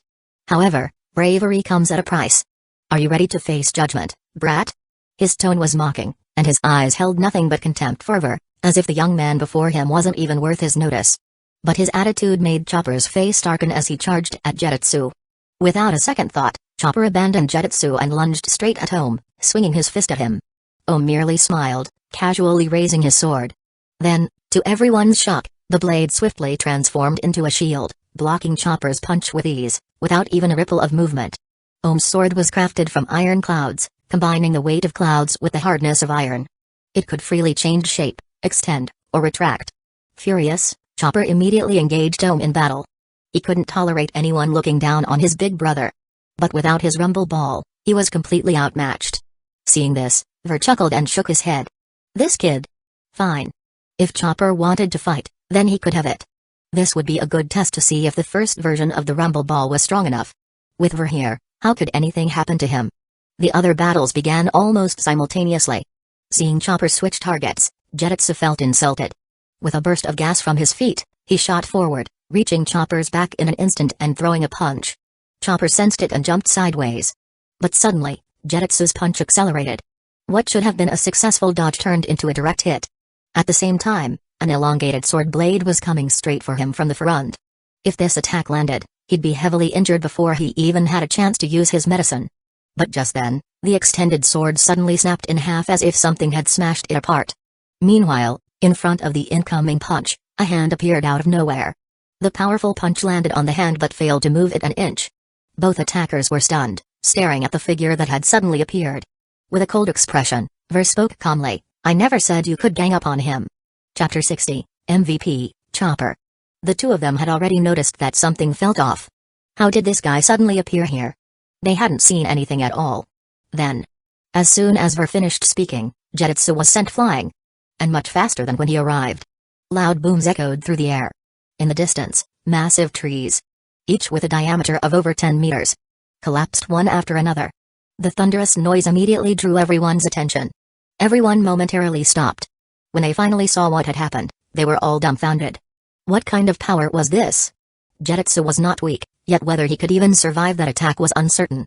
The sight of those enormous trees crashing down and the tremors shaking the ground left them in shock. He actually crashed through so many. Is this for real? On the other side, Ohm sensed it even more clearly than the others. His supposedly indestructible iron cloud sword had suddenly shattered before he even realized what had happened. There was no doubt about who did it. There were only so many people here. And considering Jetitsu's current miserable state, Ohm realized just how dangerous Ver was. This guy's strength. Seems like he can crush us all. Go for it, Chopper. Take this guy down. Ver called out to Chopper before rushing toward where Jetitsu had disappeared. That guy was his opponent. This battlefield belonged to Chopper. All Ver needed to do was watch from the sidelines and make sure nothing happened to him. Everything else was up to him. Encouraged by Ver, Chopper nodded seriously. He couldn't always rely on his master for protection. One day, when his master got old, he would have to take care of him in return. He had to get stronger. He couldn't let his master down. With that thought, Chopper didn't hesitate any longer. He reached into the pocket of the pants Ver had made for him and pulled out a green pill. It was the first improved version of the rumble ball that his master had created. He tossed it into his mouth. As soon as he swallowed it, his entire reindeer body became noticeably more solid. His muscles became firmer. Feeling his strength increase by more than half, Chopper couldn't help but marvel at the power of the pill, even though he had tested it many times. This was his master's strength. His master's medical skills. This was the confidence his master had given him. Jumping point. Jumping point allowed Chopper in his reindeer form to move even faster. The moment he activated it, his speed skyrocketed as he charged toward Ohm. Although Ohm's sword had been broken in half, it didn't actually affect him much. He hadn't taken Chopper seriously before, but seeing Chopper's sudden burst of speed, his expression became noticeably grim. Meanwhile, Ver, who was leaning against a tree with the unconscious Jetsu in hand, was quite satisfied with the result. Almost double the speed. Not bad. As he neared, Chopper leaped into the air, aiming to attack Ohm from above to avoid his shield. But Ohm's mantra had already predicted this move, and his shield was raised above his head in advance. Arm point. Arm point was a form that purely increased Chopper's strength. With a loud shout, Chopper's body transformed back into the muscular humanoid form. This time, his arms were even thicker than before. Boom. The moment they clashed, the ground cracked beneath them. The sheer force from Chopper's attack made it hard for Ohm to withstand. His shield, after a brief resistance, could no longer hold. It slammed into his own chest. Although he was shocked by the reindeer's sudden power surge, Ohm quickly reacted. The moment Chopper's strength waned, the shield transformed into a long snake-like sword, thrusting straight toward Chopper's eye. This thrust could pierce steel. If it hit, the battle would be over. Chopper, still in midair, couldn't dodge. Guard point. Guard point enhanced Chopper's defense. His fur suddenly grew thicker, and his body size increased slightly. The sword aimed at his eye only managed to pierce his chest. But the strike Ohm had pinned all his hopes on stopped after penetrating just 3 centimeters into Chopper's chest. What? Impossible. Ohm was stunned by how effective his attack was. In that brief moment of shock, Chopper's horns grew to an enormous size. Hooking onto Ohm's sword, he violently flipped it away. The sudden maneuver, combined with Chopper's immense strength, caused Ohm to lose his grip on his sword. Now weaponless, Ohm was completely vulnerable. Heavy point. Cross horn. Heavy point was Chopper's strongest offensive form. In this humanoid reindeer form, his arms became incredibly thick. In this state, Chopper could unleash many high-damage attacks. With both hooves pressed together, he slammed them fiercely into Ohm's chest. Instantly, a massive shockwave erupted from Ohm's back, piercing straight through the air behind him. Blood sprayed as Ohm lost consciousness. With Ohm's defeat, Chopper secured his first victory. A pure, joyful smile spread across his goofy face. Hey hey. Leaning against the tree, Ver glanced at the massive cross-shaped hole left in the tree beside his head and shook his head helplessly. Why does it feel like that attack was aimed at me? Just a little off, and it would have landed on my head. Putting that aside, Chopper's growth was impressive. His synchronization with the first version of the improved rumble ball was excellent. Looks like he hasn't been slacking off. Not bad. Not bad at all. Shortly after, the other 2 battles also concluded. Robin, though exhausted, hadn't sustained any injuries. Rocky and the others, however, weren't so lucky. Rocky was already injured, and Kamakiri wasn't fully used to his new weapon. As a result, the 2 of them got absolutely pummeled by a dog. If Ver hadn't stepped in, they might have actually lost to that mutt. This made Ver reevaluate them. Looks like even handling a dog is too much for them. At the moment, both of them were covered in bruises. Especially Rocky. Her clothes were torn to shreds by the dog. She looked absolutely miserable. Seeing the defeated dog on the ground, the 2 of them finally sighed in relief. How's the situation on their side? Do they need help? Rocky was still worried about Chopper's fight. After all, Chopper's opponent was the strongest. Earlier, Chopper had been completely on the defensive, with no hope of winning. What? Help with what? It's already over. We've been waiting for you 2 for a while now. Ver said, exasperated. But the 2 of them didn't believe him. Chopper had just been getting beaten down with no chance of winning, and now you're telling us it ended quickly? What kind of joke is this? However, when they saw Ohm lying on the ground, their disbelief turned into shock. They were utterly stunned. Looking at the now small-sized Chopper munching on food, their expressions were priceless. What the hell happened? Chopper took down Ohm? This was even harder to believe than the idea of her being a good doctor. Isn't Chopper just a pet? Since when could he fight? And at such a high level too. This doesn't make any sense. The power gap was obvious at the start of the fight. How did it suddenly? Chopper, how did you do it? They asked in disbelief. Chopper proudly responded, because my master gave me a special pill. It instantly boosts my strength. What? A pill? Instant strength boost. Hold on. This is getting crazy. Something like that actually exists. And it was man-made? They turned to look at Ver in shock. In just a few hours, their understanding of the world had been shattered multiple times. Ver was way too extraordinary. Chapter 61, Smack. Even Robin was a little surprised. After all, she had been paying attention to what was happening with Chopper just now. She hadn't expected that the pill that gave Chopper such a massive power boost was actually made by Ver. Ver seems to know a lot of things. Robin's gaze towards Ver shifted once again. So it was because of a pill, huh? Ha ha ha. Rocky let out an awkward laugh. Looking at things now, it feels like we're the weakest ones here. What a blow to the ego. Yeah, it's just because of the pill. Kamakiri quickly chimed in, trying to reassure himself. But that statement made Ver a little unhappy. What did he mean by that? Looking down on our Chopper? It's one thing for the Marines to look down on him, but you two? Who do you think you're looking down on? Ver spoke up on the spot. But that wasn't enough. He had to teach this guy a lesson, make sure he remembers it well. Chopper is under protection, after all. Ver swung his palm straight toward Kamakiri. He didn't use much force. Just enough to teach him a lesson. But precisely because he didn't put much strength into it, the guy actually managed to react in time and dodge. As he dodged, Rocky, who was standing right next to him, got hit instead. Ver didn't have time to pull back his hand. And not only that. Because of the angle, the slap landed right on Rocky's rear. Smack. The crisp sound echoed through the entire forest. Instantly, Rocky's face turned red. Chopper and Robin also widened their eyes in shock. Stop. Damn it. You bastard. What did you just do to Rocky? At that moment, an enraged roar sounded from a distance. Wiper, looking like he was about to explode with fury, appeared nearby. He had rushed into the forest and sprinted straight toward the altar. He was worried that Ver might be bullying Rocky. But he hadn't expected this. The moment he arrived, he saw both of them covered in wounds. And Rocky was even in disheveled clothes, barely covered by a few torn scraps that just barely hid the most essential parts. This scene was enough for him to conclude that the two had suffered some inhumane torment. And just when he was about to make his move to take down Ver and save them, he saw something that made his eyes burn with rage. This bastard actually slapped his childhood friend's butt right in front of him. Who wouldn't go berserk seeing this? Who wouldn't be furious? That's right, Wiper was about to explode with rage. Ver also recognized who he was at that moment. How did this guy find his way here? Then, suddenly, Ver thought of something. His eyes lit up. This guy has sea stone on him. Perfect, he can ask him for some. Otherwise, when it comes time to treat Enel, that guy might just use electrotherapy to heal himself. He can't electrocute others, but he sure as hell can electrocute himself. After all, if he gets knocked out with a sedative brick, he'll wake right back up. As long as he's conscious, he can use electricity to treat himself. If he heals himself, where am I supposed to get my reward? At that moment, Ver also noticed the sheer anger on Wiper's face. Just as he was wondering what was going on, he suddenly realized. Wait. Didn't I just slap his woman's butt? Oh crap. This is bad. I can't clear my name now. But I didn't mean to. It was an accident. Ver raised his hand and innocently waved it around, gesturing that he really didn't mean it. But to Wiper, this scene looked entirely different. You bastard. You slapped my woman's ass right in front of me. And now you're raising that hand to show off to me?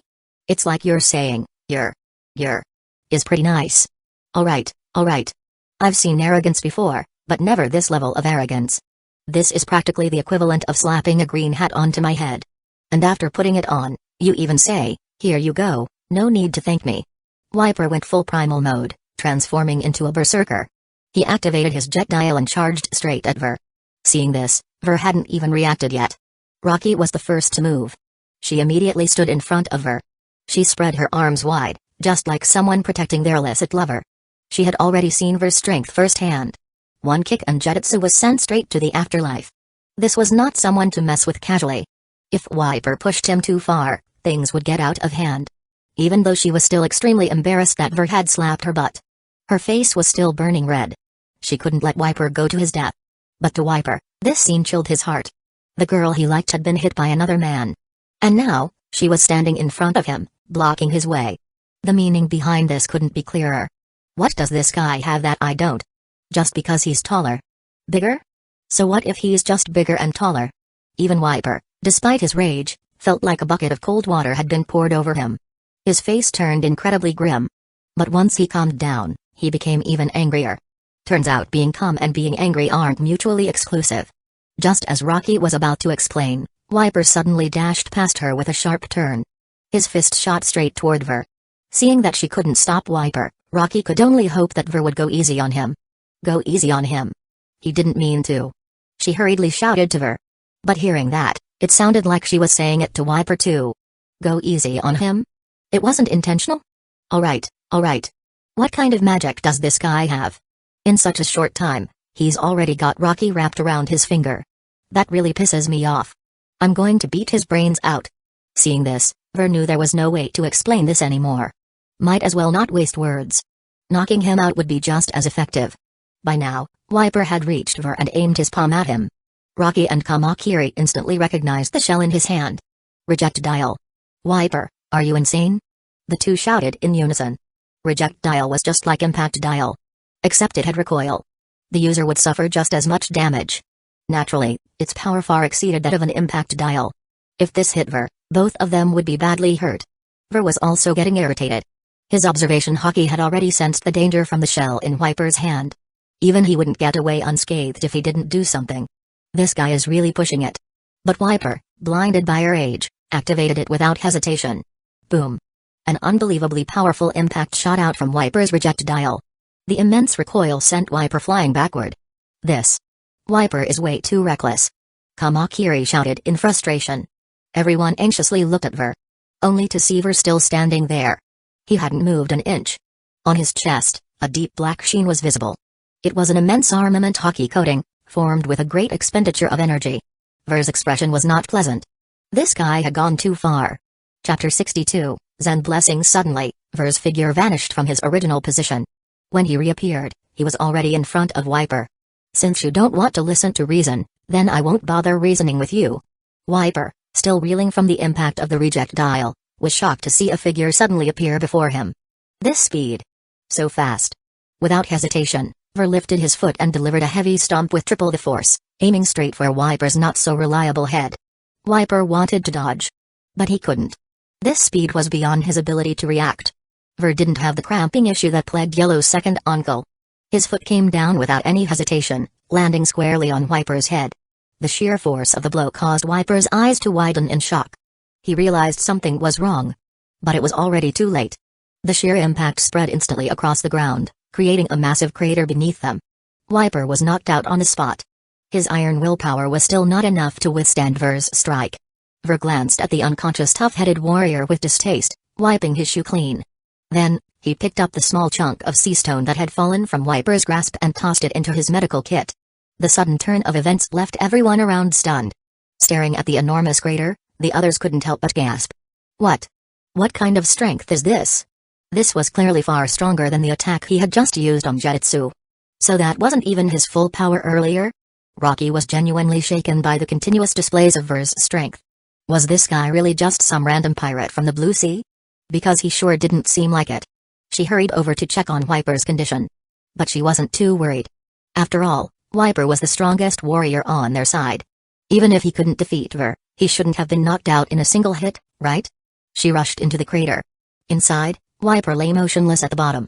His face, which already had half of it covered in tribal tattoos, was now fully symmetrical. One half was tattooed. The other half? A perfect shoe print. Flawlessly balanced. Wiper had completely lost consciousness, lying there in the pit. Rocky was utterly horrified. Wiper had actually been knocked out with a single attack. What? Was Ver's kick not as simple as it looked? This was ridiculous. Even Wiper couldn't withstand it. Ver had been genuinely annoyed just now. So, of course, he hadn't held back. That stomp had been infused with armament hockey. Combined with the triple damage boost, Wiper would be unconscious for at least a full day. That guy was really annoying. All I wanted was to borrow some sea stone, but no.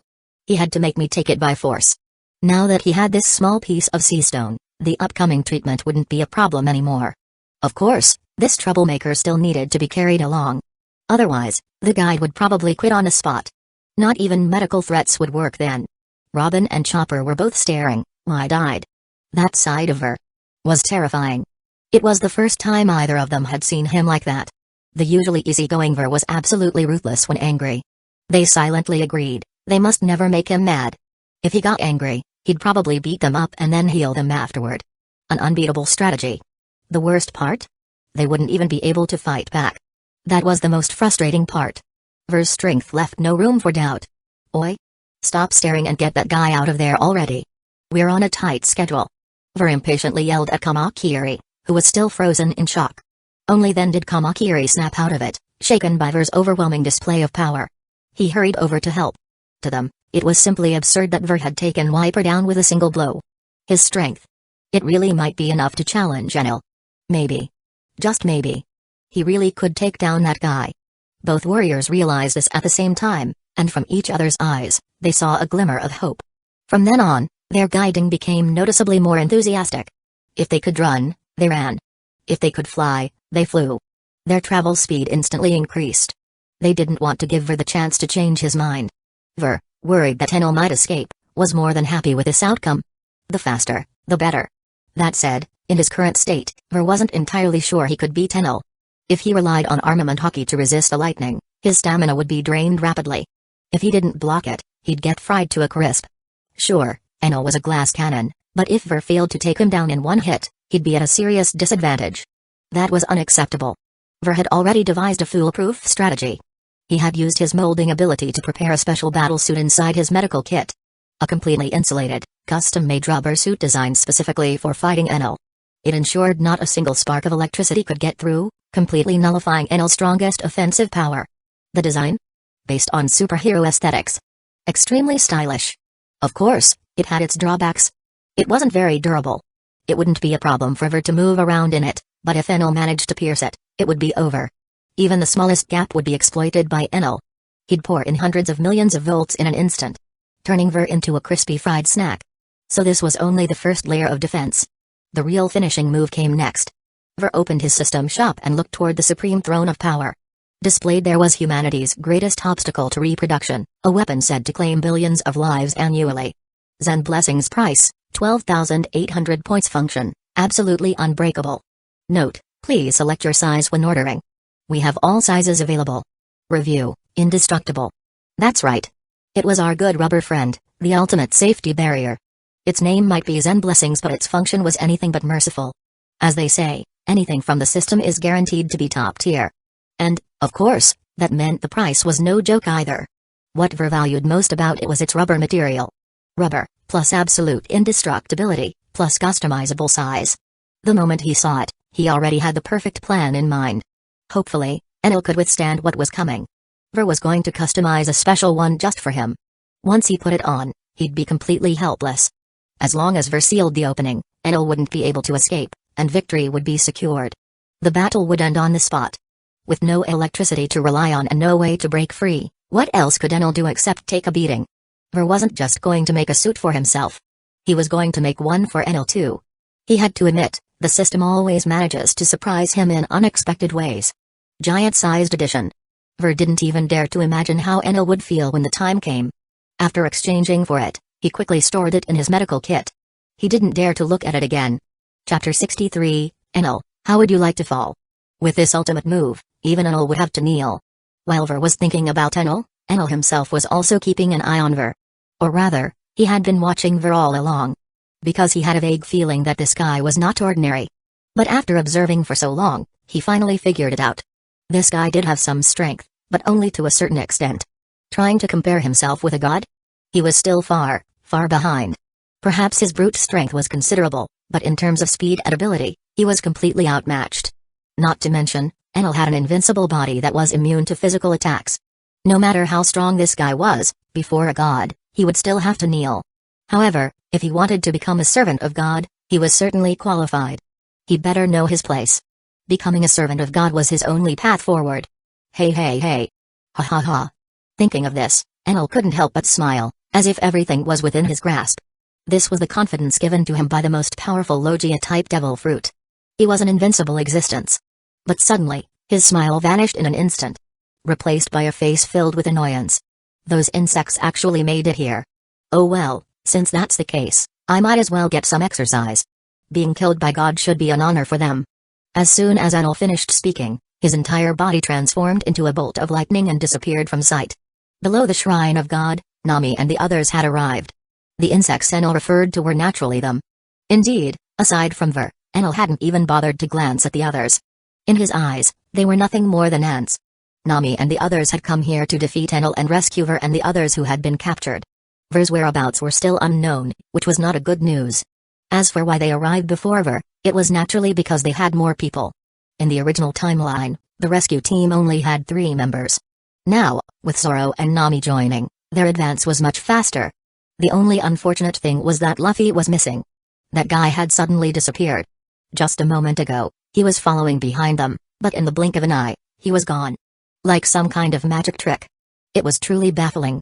Meanwhile, inside the stomach of a giant snake, Luffy looked around at the pitch-black surroundings, feeling a bit lost. Eh? Where am I? Why did it suddenly get dark? Did I fall into a cave? Luffy began searching for an exit with a helpless expression. Back at Nami's group, they were accompanied by an old man riding a pink flying horse. This was the previous god of Skypiea. But after Enel arrived, he was overthrown. His goal in coming here was, of course, to defeat the tyrannical Enel and restore peace to the people of Skypiea. Hey, are we sure Ver is really up there? Could we be mistaken? Zoro asked with some doubt. After all, these vines didn't seem like something a ship could climb. Mosshead, why do you care? Nami-san said it's here, so it's here. Just do what you're told. Sanji's remark immediately infuriated Zoro, and the two were about to fight when suddenly, a shadowy figure appeared not far ahead. This sudden appearance shocked everyone. What kind of speed was that? None of them had even seen how he got there. Enel. Ganfal's deep voice revealed the identity of the figure ahead. Hearing the name, everyone was stunned. So this was the so-called god? Things were looking bad. Just from that display of speed, it was clear that this guy was powerful. At the very least, he was incredibly fast. It looked like this was going to be tough. Zoro and Sanji both tensed up, ready for whatever came next. At that moment, Enel, sitting on his floating sphere, finally spoke. You pathetic weaklings, are you coming at me together or one by one? He looked at them with utter disdain, not even bothering to lift his eyelids. He didn't take them seriously at all. Ganfal was the first to move. He charged forward at an incredible speed, thrusting his knight's lance with all his might. But Enel didn't even attempt to dodge. He even yawned. Seeing this, Zoro and the others were sure of victory. They had witnessed the old man's strength firsthand. He was quite formidable. This guy wasn't dodging? Then this attack would definitely deal a heavy blow. In the next instant, the lance pierced straight through Enel's chest. Everyone's faces lit up with joy. But Ganfal, the one who had struck, suddenly changed his expression. He desperately tried to retreat. Just as the lance was about to be withdrawn, a sudden change erupted. A powerful surge of electricity exploded. The lightning traveled through the lance and into his body. An immense electric shock coursed through him, robbing him of his ability to resist. Ganfal became an intense, glowing sphere of light. The brightness was almost blinding. After 5 seconds, the lightning finally dissipated. Ganfal crashed heavily to the ground. At that moment, he was practically burned to a crisp. Smoke rose from his body in wisps, and occasional sparks flickered across his form. This sudden turn of events left Nami and the others completely stunned. What just happened? Why was he suddenly smoking? This guy was definitely not normal. Things had just gotten a whole lot worse. Hey! Is there a chance that Ver is on his way here right now? Zoro asked urgently. Because this guy was clearly what Ace had described. A Logia type. Without Haki, they couldn't do anything to him. And the only one who could use armament Haki, Ver, wasn't here. Unless Ver arrived soon, this guy was basically invincible. We have to assume he's on his way. Just stall for time. We absolutely can't let Nami-san get hurt. Sanji said, lighting a cigarette. Zoro, too, tied his headband. Ver? That strange guy? Hey haha. Even if he comes, what can he do? I'm a god. Can he kill a god? Onel sneered, then vanished in an instant. He wasn't going to wait for them to attack. He was going to teach these foolish insects a lesson. Before Zoro and Sanji could react, Enel was already in front of them. He pointed both hands at them. 80 million volts. Thunderbolt. A massive surge of electricity engulfed the two of them instantly. They lit up in an instant. The power gap was simply too vast. Even the two of them were taken down in an instant. Thud. Thud. The sound of bodies hitting the ground echoed. Nami and Usopp's hearts clenched in fear. Enel sneered, glancing at the three fallen fighters before turning to Nami and Usopp, who were huddled together. They were already terrified. Sanji and Zoro had been taken down instantly. How could they possibly fight back? Was Ver really on his way? That question was more important than ever. You two, how would you like to fall? I think a head-first crash sounds nice. Want to give it a try? Enel taunted, making the two shudder. It was over. They were done for. Just as they were about to despair, a voice rang out from behind them. I think you should be the one to demonstrate first. Chapter 64, Bro. For real? That voice and those words made Enel furrow his brows. The tone carried an unmistakable sense of arrogance, as if he wasn't even worth acknowledging. At the same time, the voice itself seemed to possess some kind of magic. The moment Nami and Usopp heard it, an inexplicable sense of relief washed over them. The despair on their faces vanished instantly, replaced by the joy of surviving a catastrophe. Excited, they quickly turned around to look behind them. But what they saw was not the familiar figure of Ver. Instead, it was a strange silhouette dressed in a black suit. The sight left them completely dumbfounded. Who are you? Nami and Usopp screamed in shock on the spot. That voice had clearly belonged to Ver. So why was there a bizarrely dressed stranger standing before them instead? Or could it be that this guy was mimicking Ver's voice? But that was impossible. It sounded way too identical. How many Vers would someone need to eat to get it this accurate? And as for Ver wearing something like this, they had never even considered the possibility. Sure, the outfit was pretty cool, but Ver wasn't the type to have a masked superhero fetish, was he? Suddenly, Usopp thought of something. If this guy wasn't Ver, didn't that mean they were still doomed? Nami had the exact same thought.